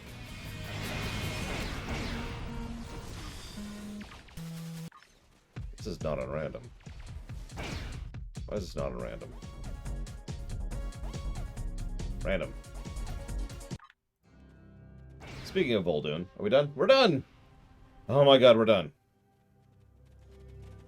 Okay. That's about all I can tell you. You did what? That's amazing! If everything you said is true, then you're about to put a stop to Hassan the Undying! A hell of a title. Let's get some armor for my peoples here. You want him? You found the location of Hassan the Undying stronghold. He operates out of his pleasure palace, which is in reality a broken-down ship. That's the closest thing this place has to an underground club. Men, women, fights, illegal deals, some merchandise, whatever you're looking for, he has it for a price. You want information? I've got it. Just don't let people know I gave it to you, I have some armor. Stop falling over and dying, you cowards.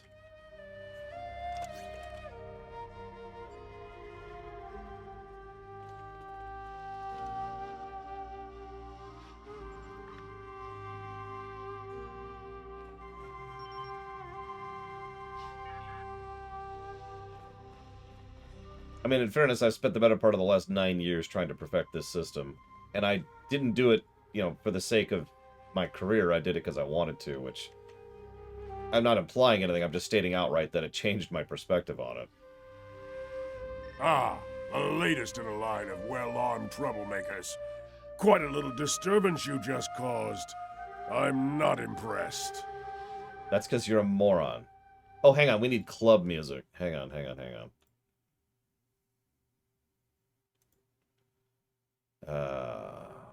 Where is it?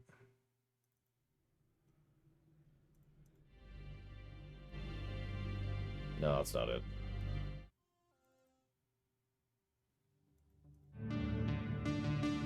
There we go. Perfect. No.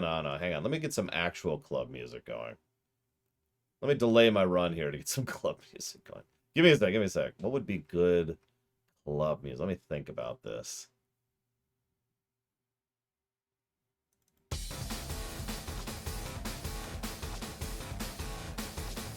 It's probably too loud. Perfect.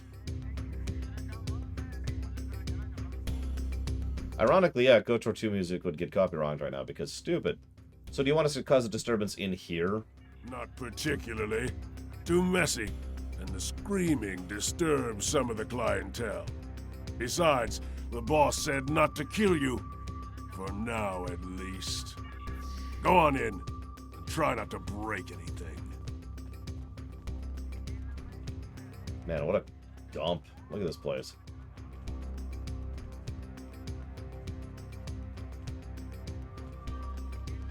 I love how they just straight up have the Leia outfit there. Like, it's not one-to-one, but come on.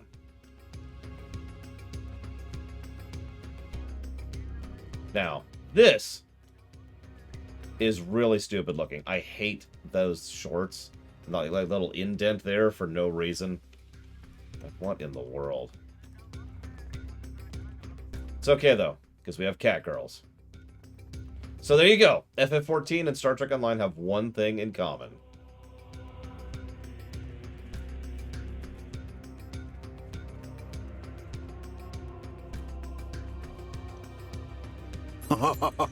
I love this place. The fighting, the drinks, the dancers. Oh, the dancers.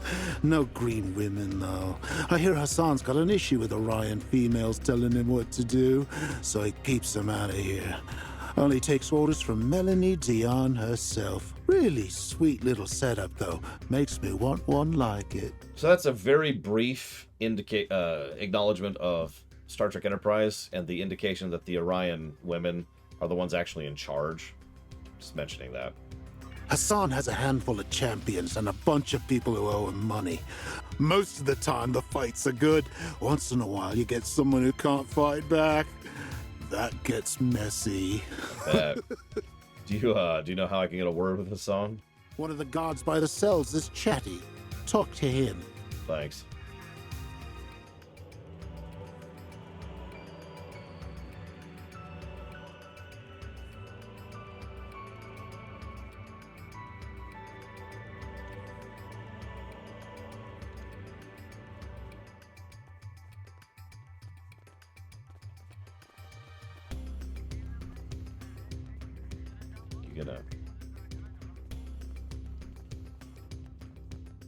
Oh my god.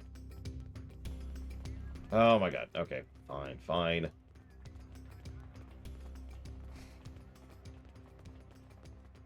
Congratulations, Ross. An interesting choice, Blade Traval. But I will accept it. For now. Care to make a friendly wager on the next fight? Yes.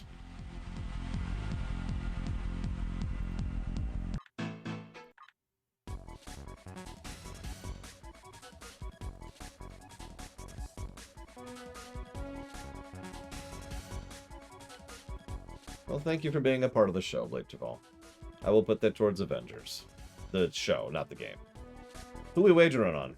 Whoever ends up in the arena next. No thanks, I'm looking for info. Yeah, I could speak to Hassan. You'll have to talk to Jensen. If he likes you, he'll make an introduction. But I don't care who you are. I'm not gonna rat out the boss. Okay. Sure.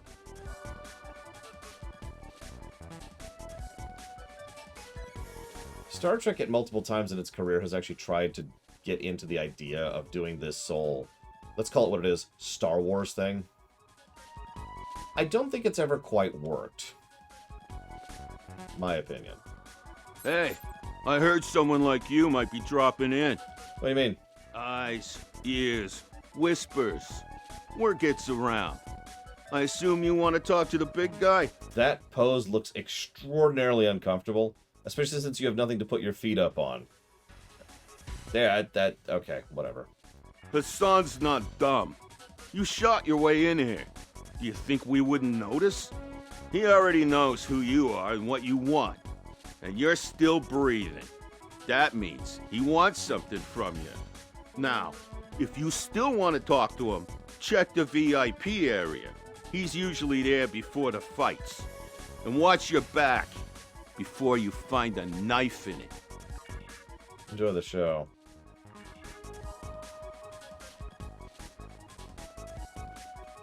I love how the overwhelming majority of these people are Nausicaans, by the way.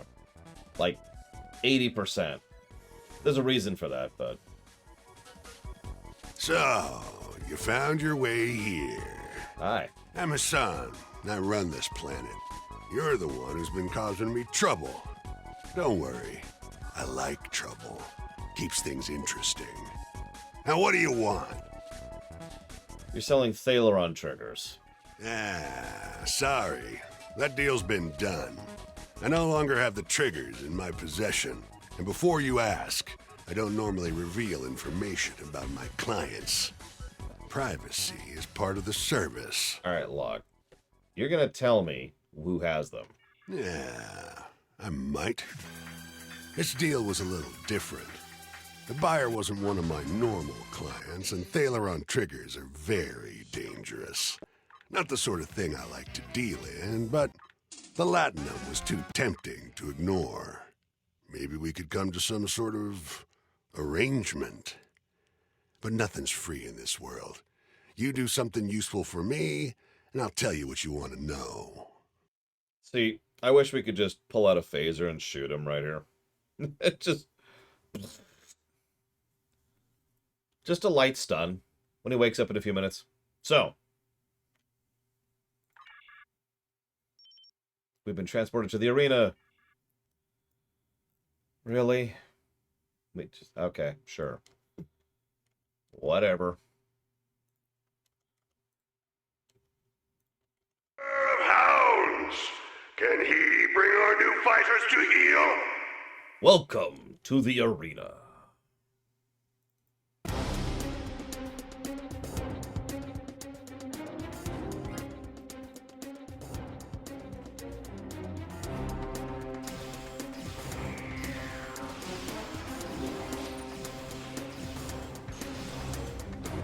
The mysterious stranger.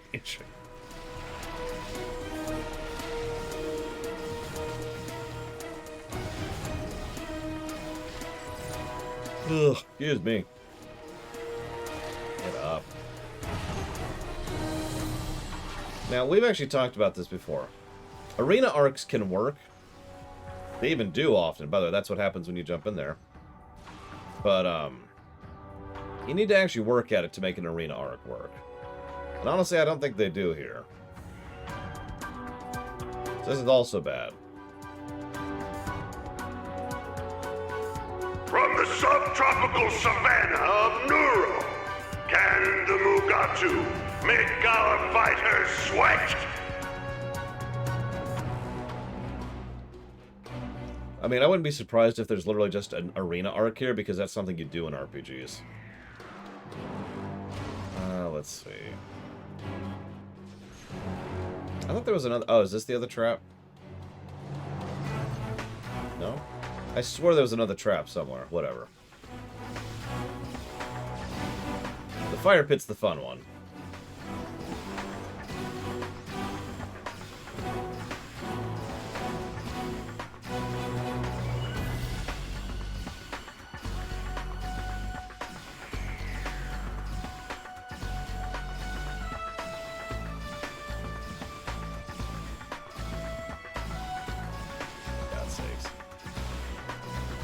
Yeah, Dragon Quest XI had a good arena. Paper Mario 2 had a good arena.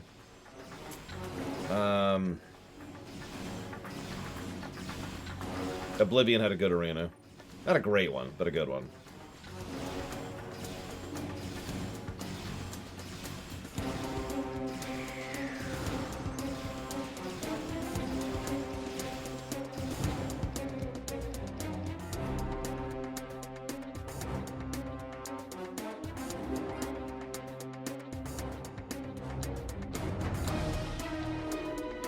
This fierce beast is from the frontier of Let's see if it puts our fighters in a pinch. Get it?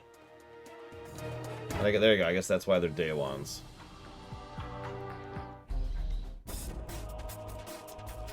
I don't remember Fables all that much. I know it was there, but I don't remember much about it. Except Jackass and his sister.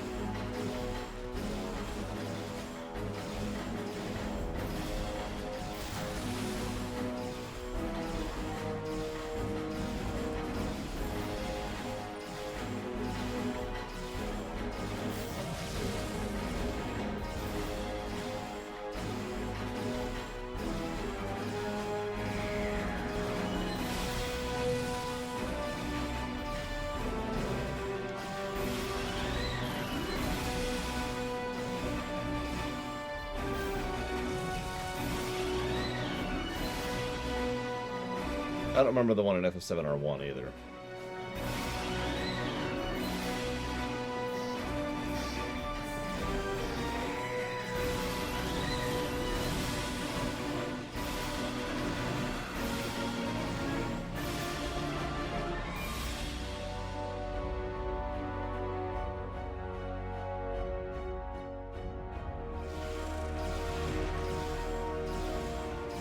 I remember the Monster House.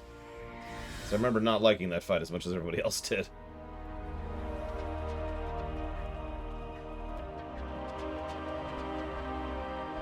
Do I have Mega Man music I could play here? The result of this match is almost a foregone conclusion. I give you the crew of the Snapdragon.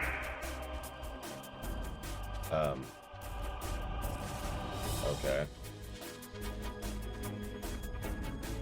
How many of these are there? Jesus. Don't make me give you a separate negative. I'll do it. I'm crazy.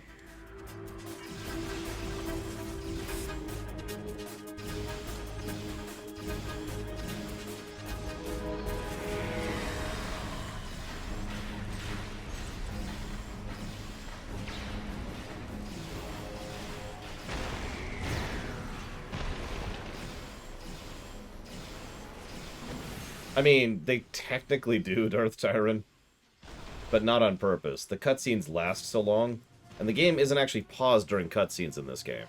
So we're technically passively regenerating while the cutscene's playing.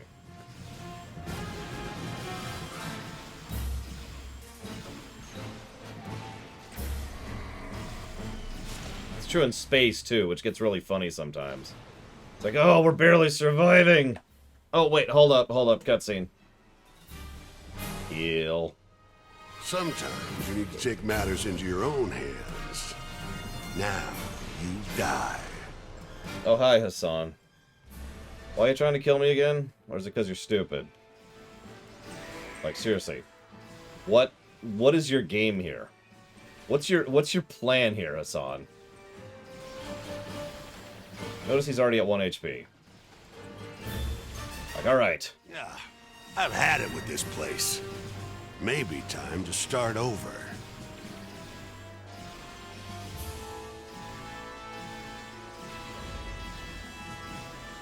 He's gonna steal my loot! No! I need that. He's heading to beautiful Ryza. You know what? Hang on. We'll be wealthier than the Grand Nagus. That's an exaggeration. Although this is a funny section of the game, especially if you have a really overpowered build.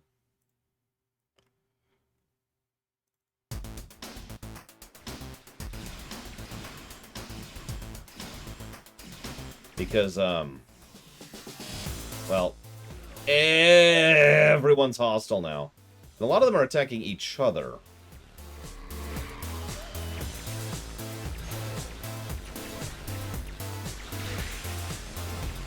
So we're gonna murder just all of them. That's not true. That's a waste of our time. But you can just murder all of them. It's great.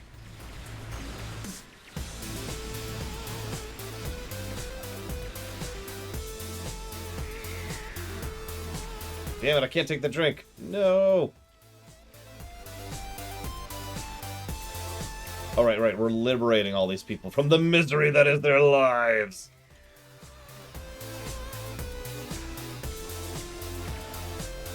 I don't see it. Where's the drink? Where's the drink? No. It doesn't exist. You lied to me.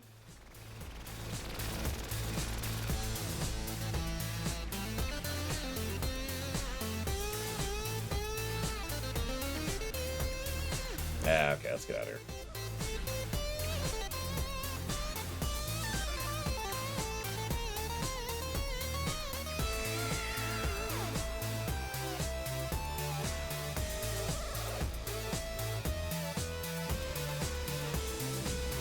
Listen, I can only throw lightning at people so many times, okay? So, you know, enjoy yourself.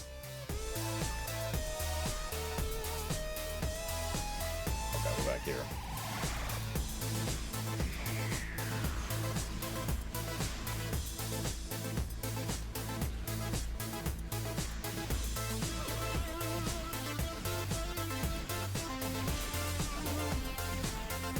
You know, you say that, Space Cadet. Some places are already raising their delivery prices to compensate.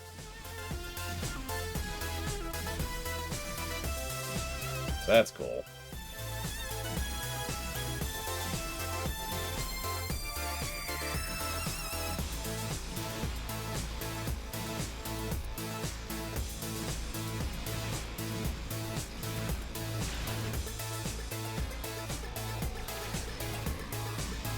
Let's try this again. With more electric death.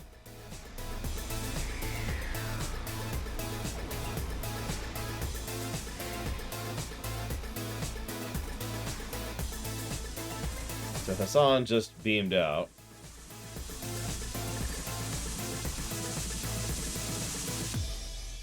Apparently he's been delivering a lot of prisoners and abductees to a Tal Shiar contact he refers to as One Eye.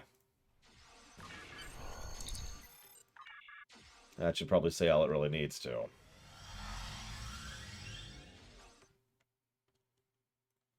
Less violence, I say. More violence.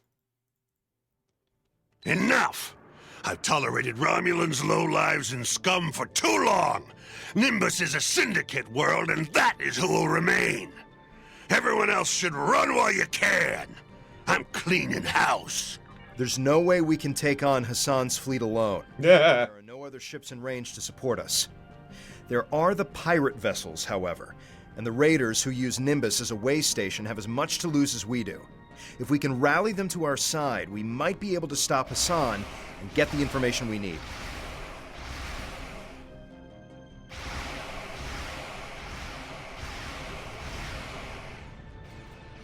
Yeah, hang on. Let's just have some fun with this.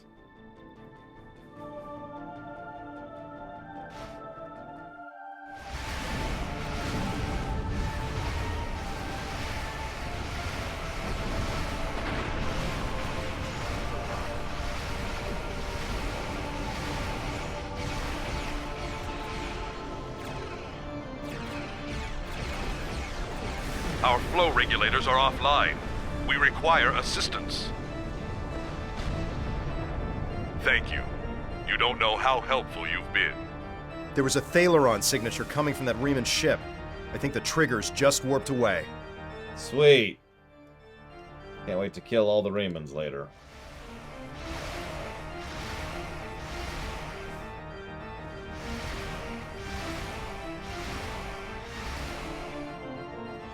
It's fine, Flygand. It's fine. They're just fuel anyways.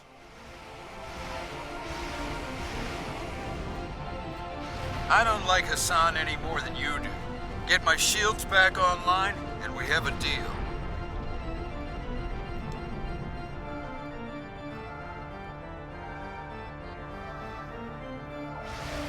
Listen, Loran Busher has been thrown out the airlock where he belongs.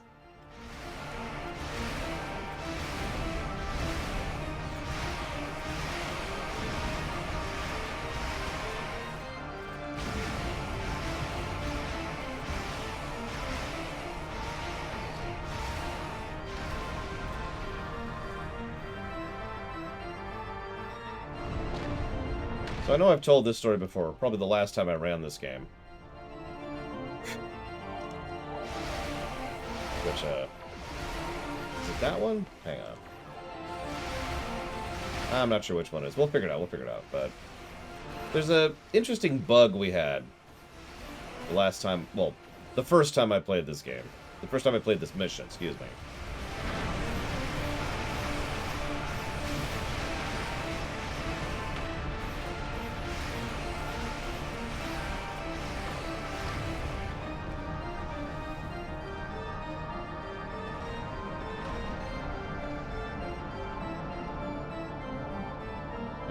Find it.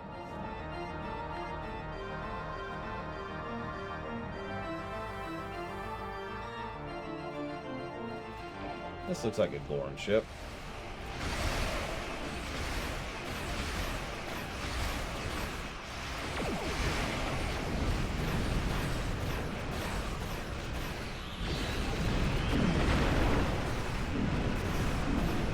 That should do it.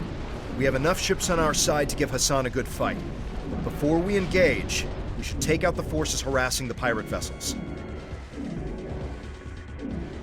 Seriously? Did they actually get rid of the voice clip? I'm gonna be sad a little bit if they did. I'll tell you if it doesn't play.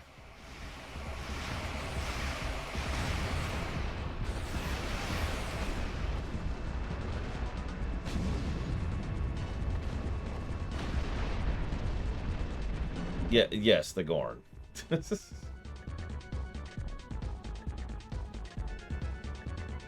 Hence my question. Did they take it out? I guess we'll find out.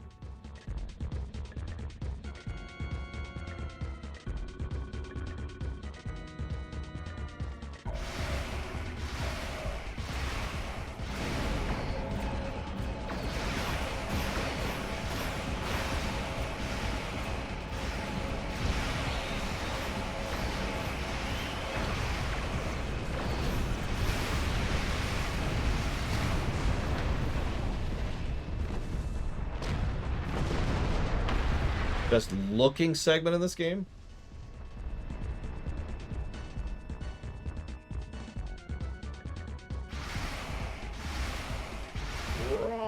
Probably the quest that we're going to be doing over Kronos, probably in a few days. Hopefully in a few days.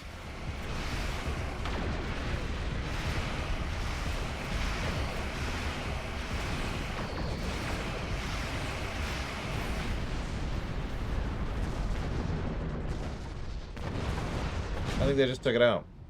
Straight up.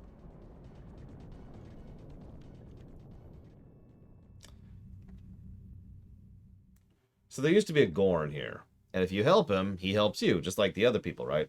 So what he'd say is, you scratch my back, and I'll scratch yours. And the way he said it was hysterical. Thing is, he, kept saying it. Over and over and over again, but like inconsistently. Pax and I are playing. We go through this quest. We beat it. We leave the system. We start warping to the next system. And in the middle of sector space, just warping from system to system, you scratch my back. And we just kept hearing it the entire rest of that game session. It would play completely at random. Ha! You think a handful of garbage scouts can stop the Orion syndicate? They'll pay for their insolence with their lives, and I'll take you to Melanie Dion in chains. Sure.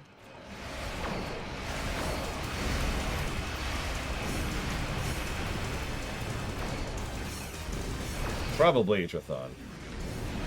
Lightning.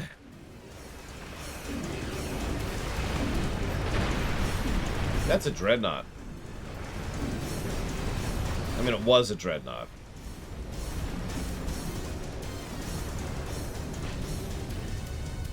He's trying to escape. We can capture him alive or kill him. Yeah, no, kill him.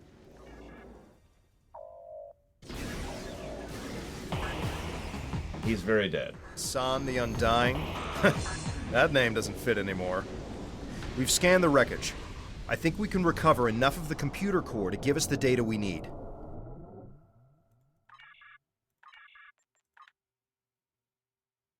I'm not a big fan of torture. I never have been. So.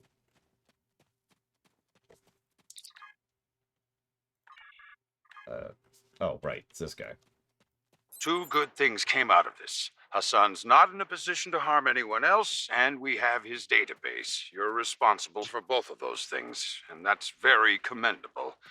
Unfortunately, we didn't achieve all of our goals. The Thaleron triggers are nowhere to be found. The sensor readings your science officer took could mean they're in the hands of the Remans now. What they'll do with them, we can only speculate. Cool. You want information? I've got it. Just don't let... When you first beamed down here, oh, I wasn't so sure about you. But after what you did to Hassan? Yeah, you have some skills. So, some Reman escaped with the triggers? Oh, tough break. I bet he's out of the sector by now. But if there's one man on this rock who'd know where to go next, it's Law. He can help you bring an end to all of this. Then we can all celebrate with some drinks at the bar. You want information? I've got it. Just don't let people know I gave it to you, Interesting, Mike Romano. Not going to comment on that.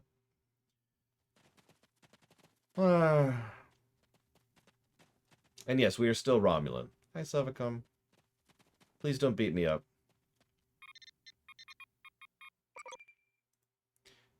To Justin, the Gorn that serve Hassan have taken notice of you. With Hassan out of the picture, they're making a move to show their strength. They're sending a man to kill you, but I decided to kill him myself. I need to do this. I've lived the life of a coward, not the life of a Romulan. The Gorn will most likely kill me, but at least I die knowing that I didn't run away from the thing that I ran away from 2 years ago. Doodaloo, wah, wah, wah. Doodaloo, wah, wah, wah. Doodaloo, wah, wah, wah, wah.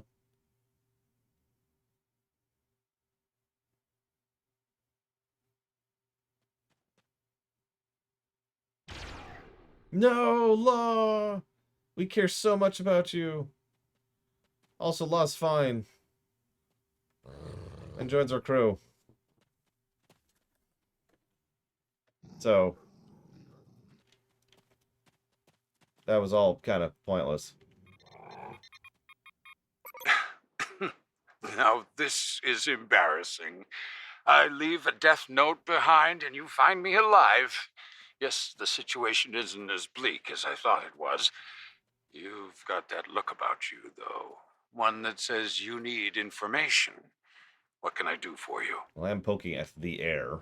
If they're anywhere on Nimbus, they're probably using the satellite stations to the south. Hassan used them to stay in contact with the Orion syndicate without the risk of anyone intercepting his transmissions. I think that's how he coordinated his last attack. Could probably do the same thing. But that area is the territory of the pack of Gorn separatists, and they don't like anyone who's not a lizard. That will make it harder, but not impossible. Your best bet is to go to the canyon, disable the exterior satellite cables, gather the satellite codes from the Gorn, and then hack the main satellite. That will cut the Tal Shiar on Nimbus off from their support. The canyon entrance has a giant rock arch over it. There are a couple of paths down from the upper rim to the bottom. In the meantime, I'm going to take stock of what I have here for some plans of my own. Okay.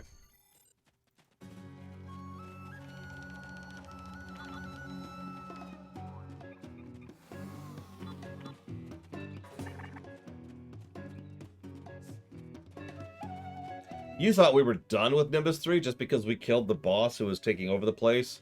No, no, no. Remember, 4 spots. City, ruins, towers, canyon. We've only done 2 of them.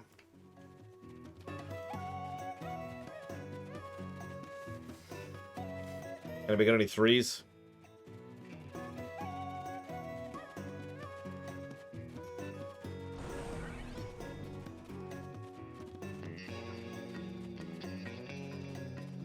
Damn it. Alright, whatever.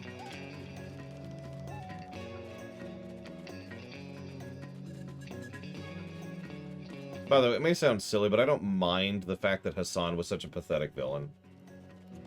Like this guy. No, I'm joking. I'm joking. I'm joking. He should have been a pathetic villain. He was some Orion thug who'd been sitting on a heap of trash for too long. And then we showed up, he was like, oh, yeah, It's fine, it's fine. I've got this. I've got this. And then he didn't got this. So.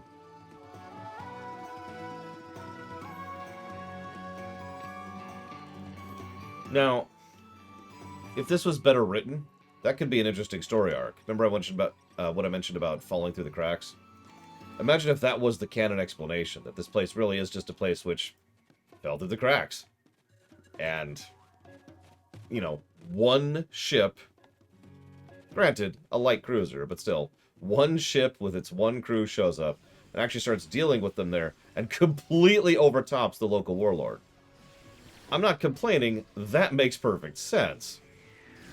Of course we should be able to actually topple Hassan and completely change his little fiefdom here. Why wouldn't we be able to? It's just nobody's been bothering because nobody noticed for so long. And they could have actually woven that into the narrative a bit instead of just letting us presume that in the background.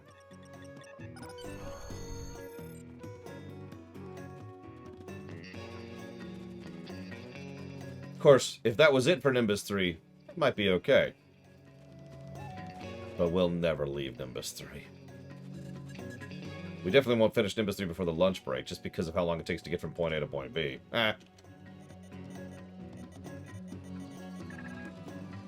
Okay. Uh-oh. Hang on. It looks like the Gorn satellite is protected. Huh. If only we had some other way to hack the satellite.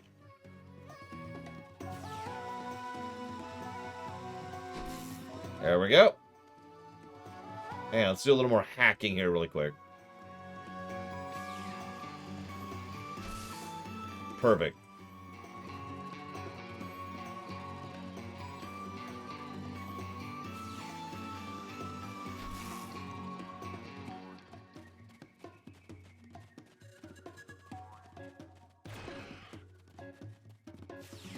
The planet of galactic tedium.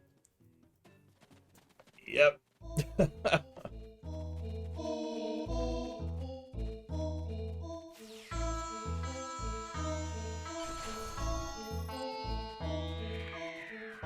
now, try to be surprised, we have to kill Gorn.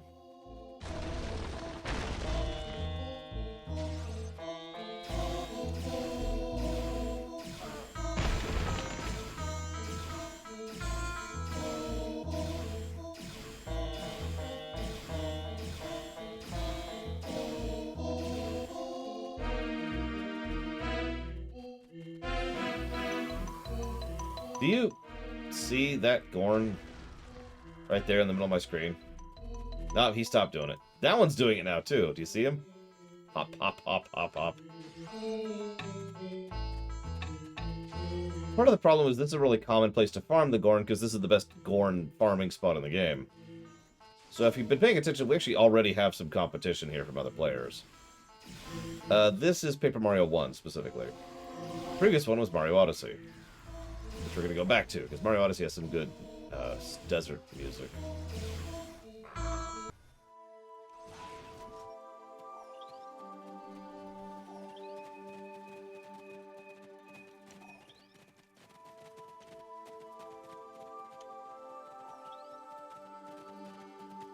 Yeah, there's also a pretty regular endeavor to kill Gorn on Nimbus. If you have it in the red, you have to kill like 60 of these guys. It takes forever. Even with all of them here. I am a little bit less tired, although I'd be lying to say if I wasn't tired. But, I mean, you know, 3 years, you know what I mean?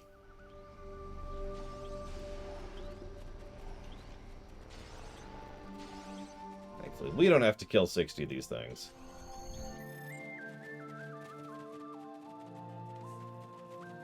God, could you imagine?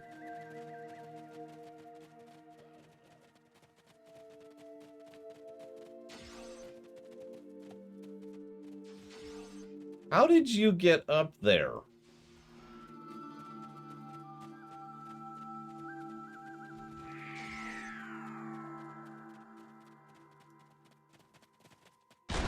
Yeah, we did a whole discussion about endeavors last Friday, I want to say. But I have so much stuff to get through Savacom. I had 6 weeks estimated. If I keep to the 8-hour thing, it's going to be longer. And that's before we get to Tor. Whoop, whoop, whoop. Wrong way, wrong way. Pay attention, Laura.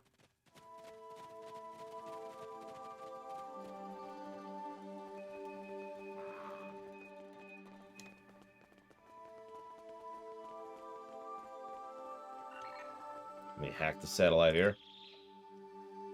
Oh, for God's sake. It's another math puzzle.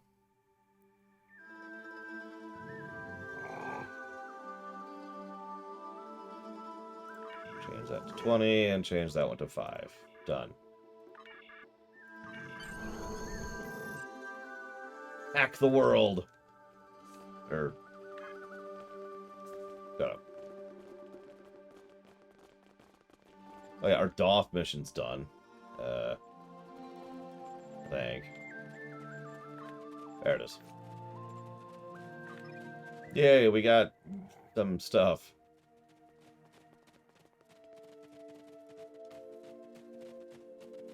I like how this person's got like some really nice, you know, custom crafted, partially Klingon armor. I'm running around in Lincoln's suit dyed white. In my defense, I've spent a lot of time on my Dyson armor, but that's neither here nor there.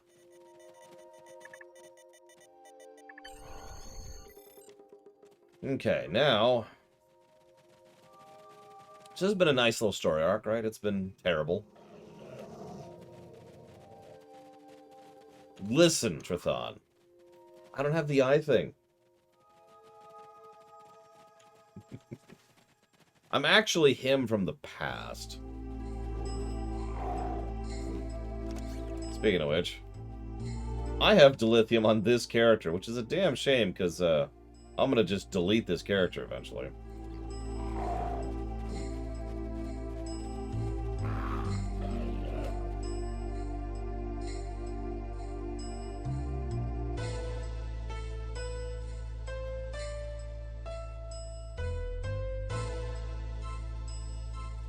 I can transfer it. I'm not going to.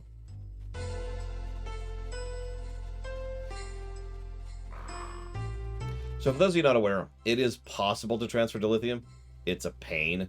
But the summary of the there's actually several steps, but the summary of the process is you have to go try to sell your dilithium on the Zenny store, I think, and then like buy it, and then like you set the price really wonky, so when you buy it on the other side, it's yours and all. It's like transferring items between the Horde and the Alliance back in the day. And it's a pain, and I don't care that much. Can you hear me? You survived the Gorn and found Hakiv's base. I'm well and truly impressed. I've been thinking about something. There isn't anything left for me here on Nimbus. With your permission, I'd like to join your crew and help you stop Hakiv once and for all. Dude, I don't think there's anything for anybody on Nimbus. There's no spice here. Although that'd be a cool idea, wouldn't it? No, not that spice. Just like a spice that's unique to the planet. That some people like the taste of. You know, like traditional spice. Congratulations. Imagine if the only place in the galaxy you could find cinnamon was on Nimbus 3. Everything points to the communications array as the hub of Talshar activity on Nimbus 3. There have also been reports of disappearances in the vicinity, and they have to be related. The Tal Shiar have been taking people from all over. Makes sense that they're doing it here, too. It's time to find out what's going on inside that comm array. Get ready. I don't think this is going to be easy. Narrator. This will in fact be easy. By the way, this is Installation 18. Once again, credit to the writers. Installation 18 was actually mentioned quite a while ago in a completely different story arc, as part of the Romulan intro. Time is short. What do you need of me?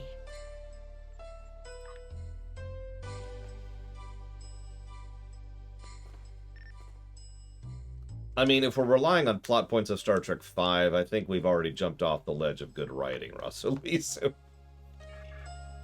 So, let's see what's going on in here.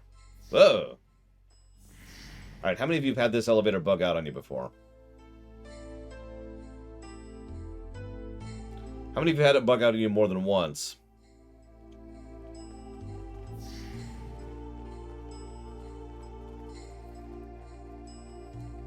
Alright, different playlist, different playlist.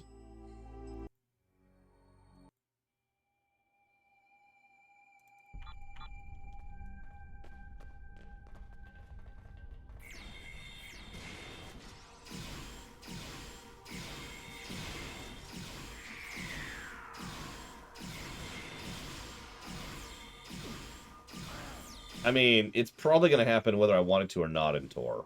And I'm usually careful about elevators.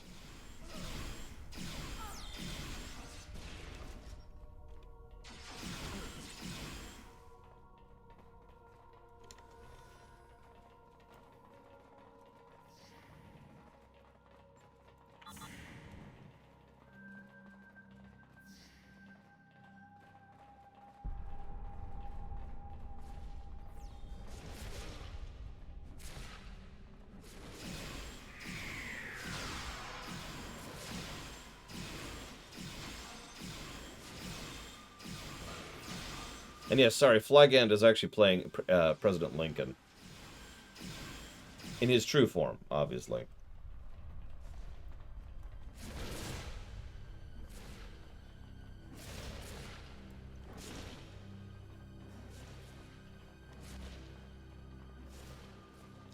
I mean, think about how much better Nimbus 3 would be with a jetpack. Think about it.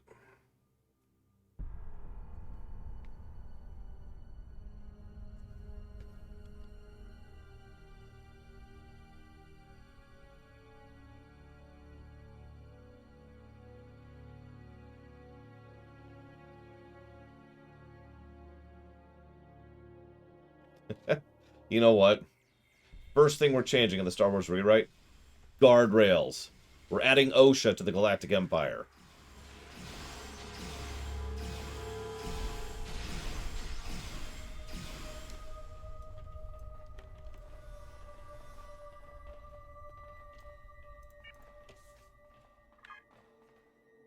Okay, I think I might be bugged. I know I should have been able to interact with stuff by now. And the fact that it's not letting me is really weird. Like, I know this mission. This is already wrong. I thought maybe I screwed up something earlier, but no, I definitely should be able to interact with stuff by now.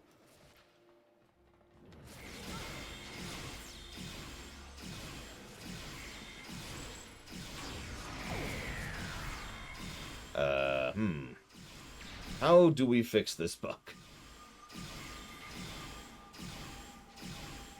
Yeah, my objectives haven't updated. That's kind of the key issue there. Also, the reinforcements thing is over there instead of over here by the actual thing. There we go. Okay, disable the alarm. There we go. I have Trithon.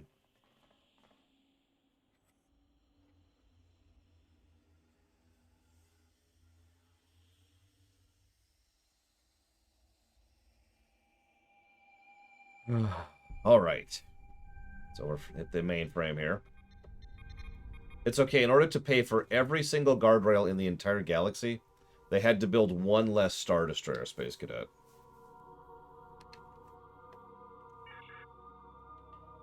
What's funny is that's probably not a joke. Star Destroyers cost so much in lore. It's ridiculous.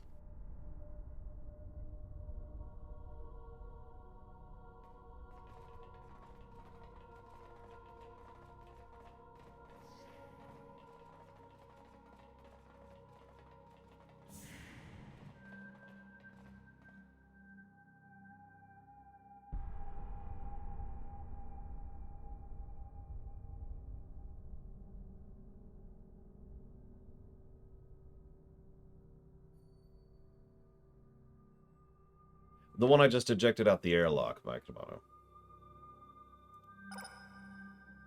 Let's see what's going on in here. Alright, real quick. For those of you who have not played Star Trek Online, only those who haven't played this game, do those beds look familiar? Oh, hundreds, Space Cadet. Literally hundreds. The test subjects are reacting well to the indoctrination procedures.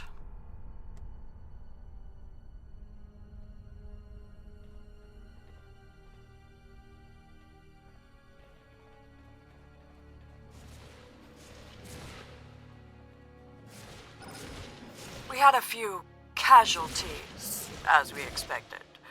But those that survived should be able to start Phase 3 by the end of the week.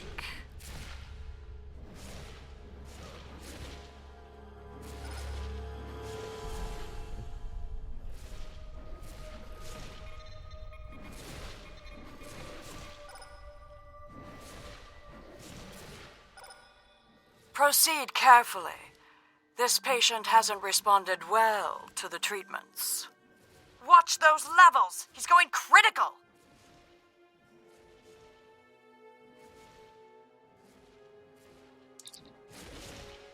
Yep, the Tal Shiar are being messed up, I think is the phrasing we want to use there.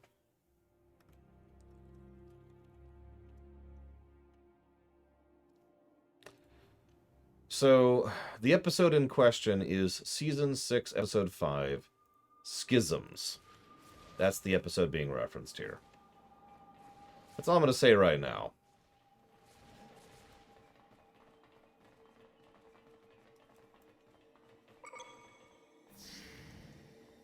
Peekaboo.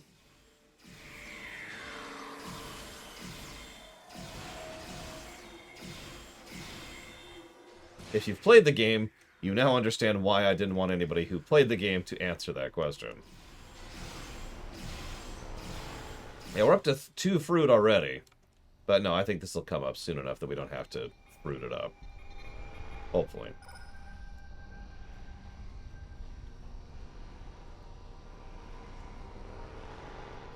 Excuse me? Excuse me, sir? No, no, no, no, no, no. Make it stop. Make it stop. It's okay. We're not here to hurt you. We're here to help. Ah, they come in the night. I woke up and one of them was standing over my bed. How did it get in my room? What does it want? I just want to go home. Let's get you out of here. So yeah, that's a more overt reference to schisms right there. Who are you? Are you here to hurt me again? Please, please. I'll tell you anything. Just tell me what you want. Calm down. Tell me what they did to you. There were lights and voices. Voices in my head. They were thoughts, but they weren't mine. That wasn't the worst of it. They hurt me, cut me. One time, they amputated my hand, and 2 days later, they put it back. There were procedures, and I was awake. I could feel everything.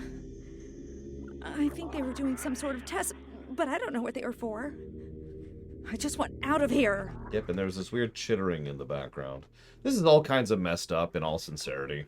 Like, I have nothing nice to say about this. I could joke around. This is horrifying. By the way, if you're wondering why that sounds like a woman's voice, so the game has a bit of a randomization thing for some of its non-named NPCs, and by some I mean most. This is primarily for the enemies. So this is actually kind of a cool system. What it means is they could spawn 5 Romulan Ulans, and it will randomly generate their appearance, their gender, and their everything, so you have 5 somewhat different enemies to fight. Now, they don't do that for every enemy encounter or enemy type, but, they do that for several of the humanoids. Problem is, they use that same system for the NPCs. So, get out of here, and we're going to get you some frickin' therapy. We might just erase your memory for everything you've been through, to be completely honest. So this is Renekev. You're not Tal Shiar. Are you here to take me home? Yes, who are you? My name is Renekev. I was working on a freighter, the Usakan. We haul anything we can to make some latinum with. We had an offer to take a load of tekasite to Gasco Station. My captain didn't like it. We heard there was trouble in that area, but we needed the work, so... The Tal Shiar were waiting for us. Captain Sarah let them board. Said they could inspect our cargo and manifest, but they killed him. And then they started shooting everyone else. I don't know why they kept me alive, but they kept asking me questions about terrorists and the Republic and my brother. They said he did such awful things, that he smuggled weapons and killed people. But I know him. I know none of it is true. They're the ones who are evil. Hold on a second. What?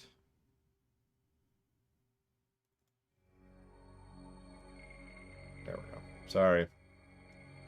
Rena, don't you remember me? Yes, you're Tovan's friend. Is Tovan still with you? Can you take me to him? Yes, I'll let you two have a moment before I get you in for therapy. Rena! Because you're gonna need it. You're all gonna... I'm not even joking. This sounds awful, but I mean with total sincerity that, like, the Imperial Psychiatric Ward, if faced with these people, would be like, alright, listen. There's a lot of ways we can try and deal with the problems you've had. I'm going to talk about the most basic and overt option first. We can just erase all your memories of what happened. Because what happened to these people is really messed up. You ever been in for surgery? Any of you? I mean, there's other things they're doing that are messed up, but the most basic thing that they were doing, which is messed up on so many levels, is they kept people conscious and non-sedated for surgery on them. Just restrained, can't move while they're...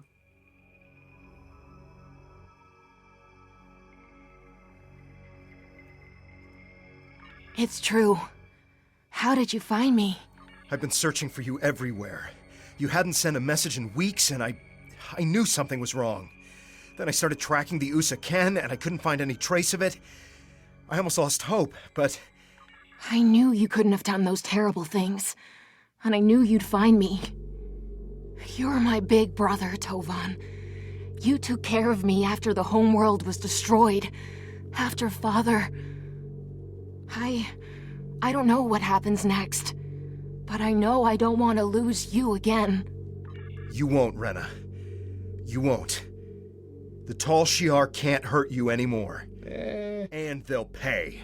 They'll pay for everything they did to you. So, we need to get her to, recovery.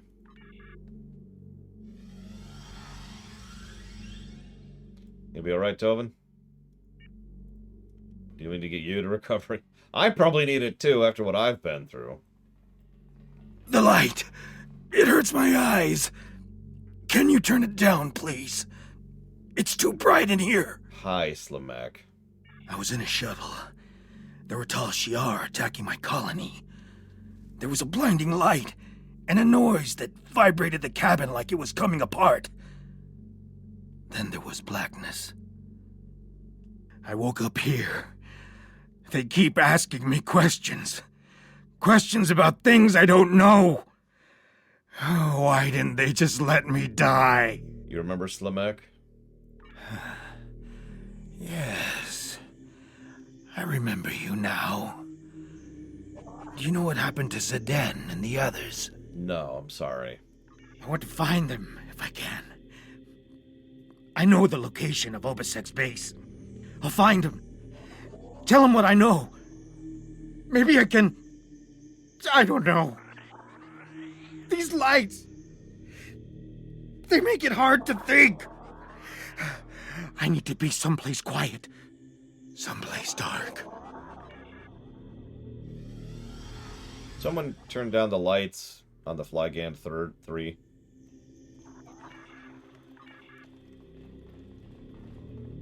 Well, that wasn't incredibly horrifying or anything.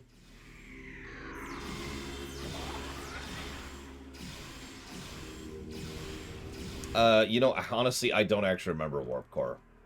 These quests you can do with a non-Romulan. Actually, let me walk that back. I'm not sure if you can get them fresh nowadays. I know you could back in the day, and I know I could do them because I've done them before, but I'm not sure if you can go find them in the unlisted quests anymore. The only thing I know for certain is this is before the Vault, because that's kind of an apex point in the narrative.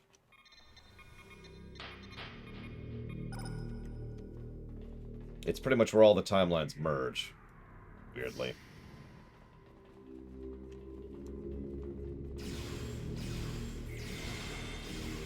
Oh, please do try... Wait.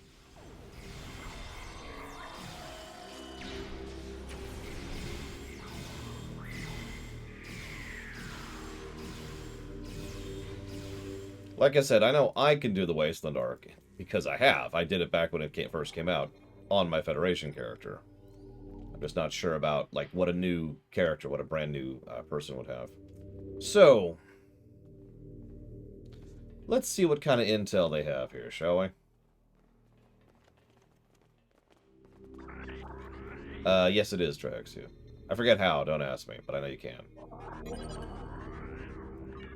Let's see here. Status update. To Hakiv. Hassan of the Orion Syndicate was in possession of the Tholaron trigger devices, but I was unable to procure them.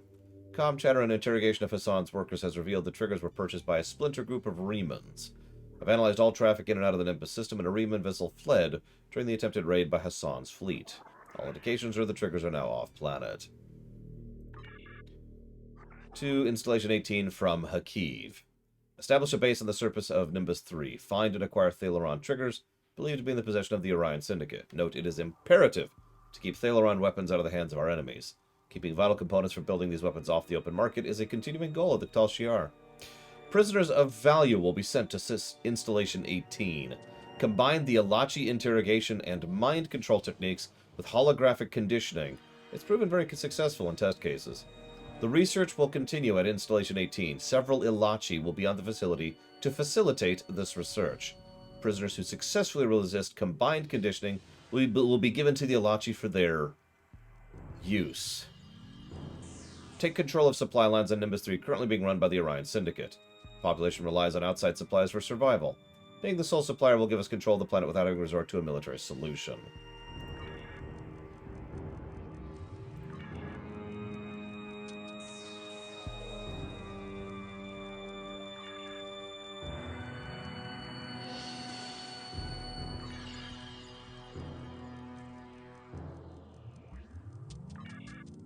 So that's Epsilon. 1, 3, and 3.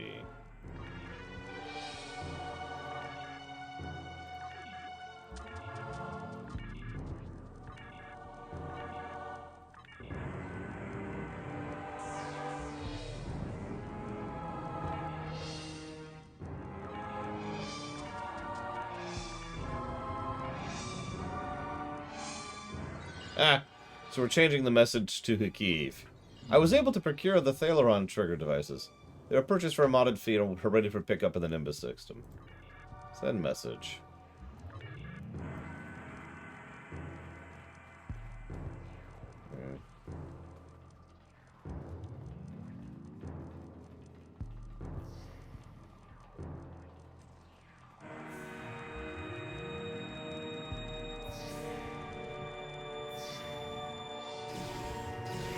So there's an Ilachi.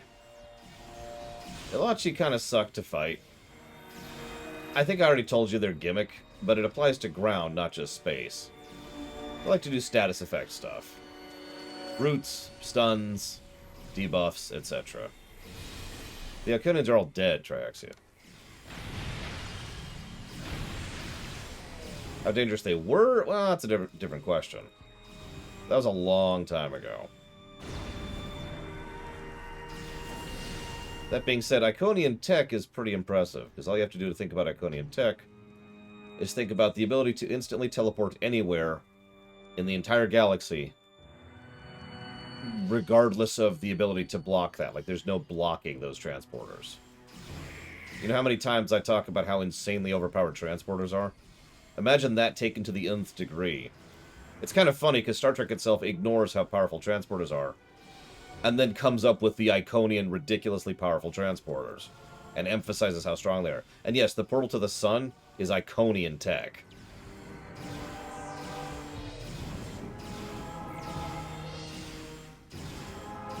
Oh, this guy's got some health. Where are my party members? Oh god, they're having this bug. Do you see how they're all standing at the door, unable to come in? It's because they literally can't figure out the pathfinding until we do some of that. To try and force them into combat.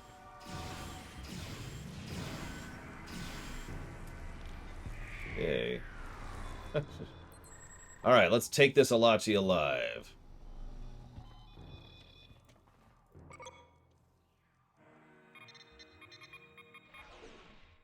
Now we have you. If you want to get out of here alive, you'll answer our questions. Let's start with something simple. Who? Stop him! So the Alachi murders himself. I don't understand that question, Triaxia. Why is there so much human tech across Earth? Sir, that thing killed itself. Ignore the fact that it's standing right there.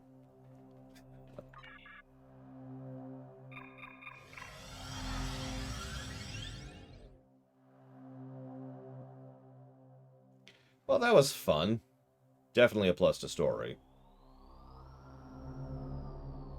Just for how messed up everything was down there.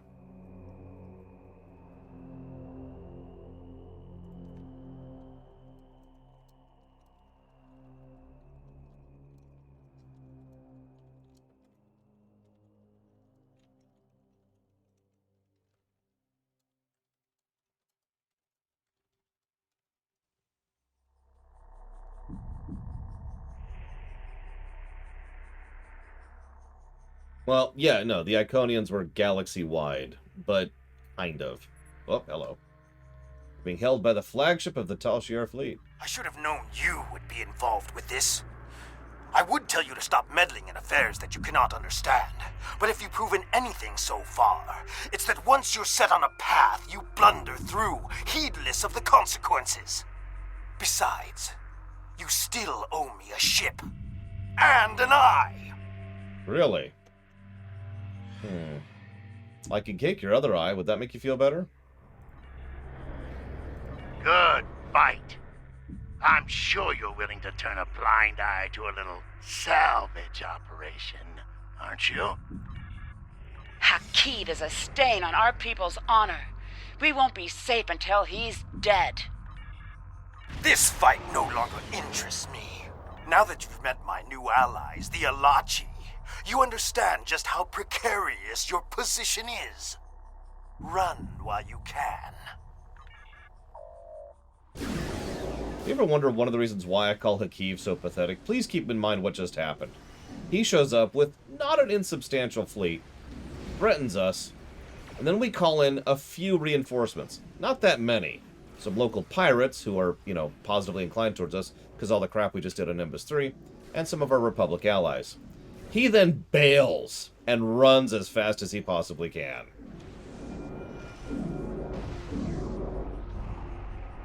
That's Hakiv. Oh god, if the Borg ever got a functional Iconian gate, that really would be game. That would just be the end of that. Like, oh, okay, let's just beam anywhere. Let's just beam... They would refine it, too. Alright, let's beam nanoprobes into other people. That's about all I can tell you. What's been going on around here?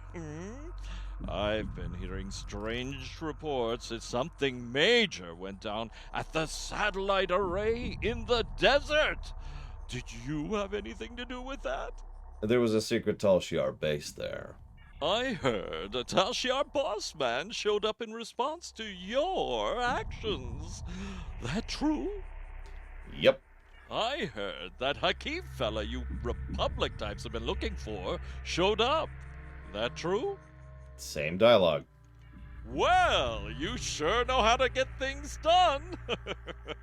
People had their doubts about you, but you showed them. Hassan's gone, the Gorn have been put in their place, and now the Tal Shiar too? This keeps up and Nimbus will be a right nice place to live. Now, if you'll excuse me, I've got some latinum to collect from 2 of 8. I've been betting on you the entire time. Enjoy your winnings. You want information? I knew the Tal Shiar were bad, but mind control, alien experiments, who knows what else they were doing to those poor people? The Alachi had to be stopped, and we're the ones to do it. And tell your friend Tovan not to worry about his sister.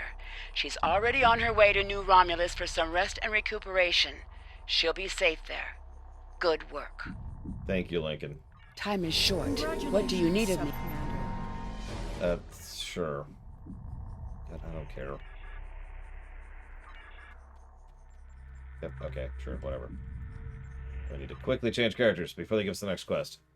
So that was Nimbus. That was Wasteland. That actually took less time than I thought it would, and ironically, more time than I wish it did, because there was still a lot of boring nothing. Let's update the HUD, and then we'll go ahead and take our lunch break. Story positives have pushed up a little bit. Yeah, I'm glad we're through with that. I think, other than the last asterisk, which is the second to last story arc, I think we're finally past all the crap. It's an upward swing pretty much from here on out. So thank you, Nithrius. I don't really do it on purpose, if I'm being completely honest with you. I just, you know, I don't put on a persona. Hey, let me wear a mask at Pose Masquerade. I will put that towards Fell Seal. You got it. Ladies and gentlemen, I will see you for more Romulan stuff. There's so much Romulan stuff in about an hour.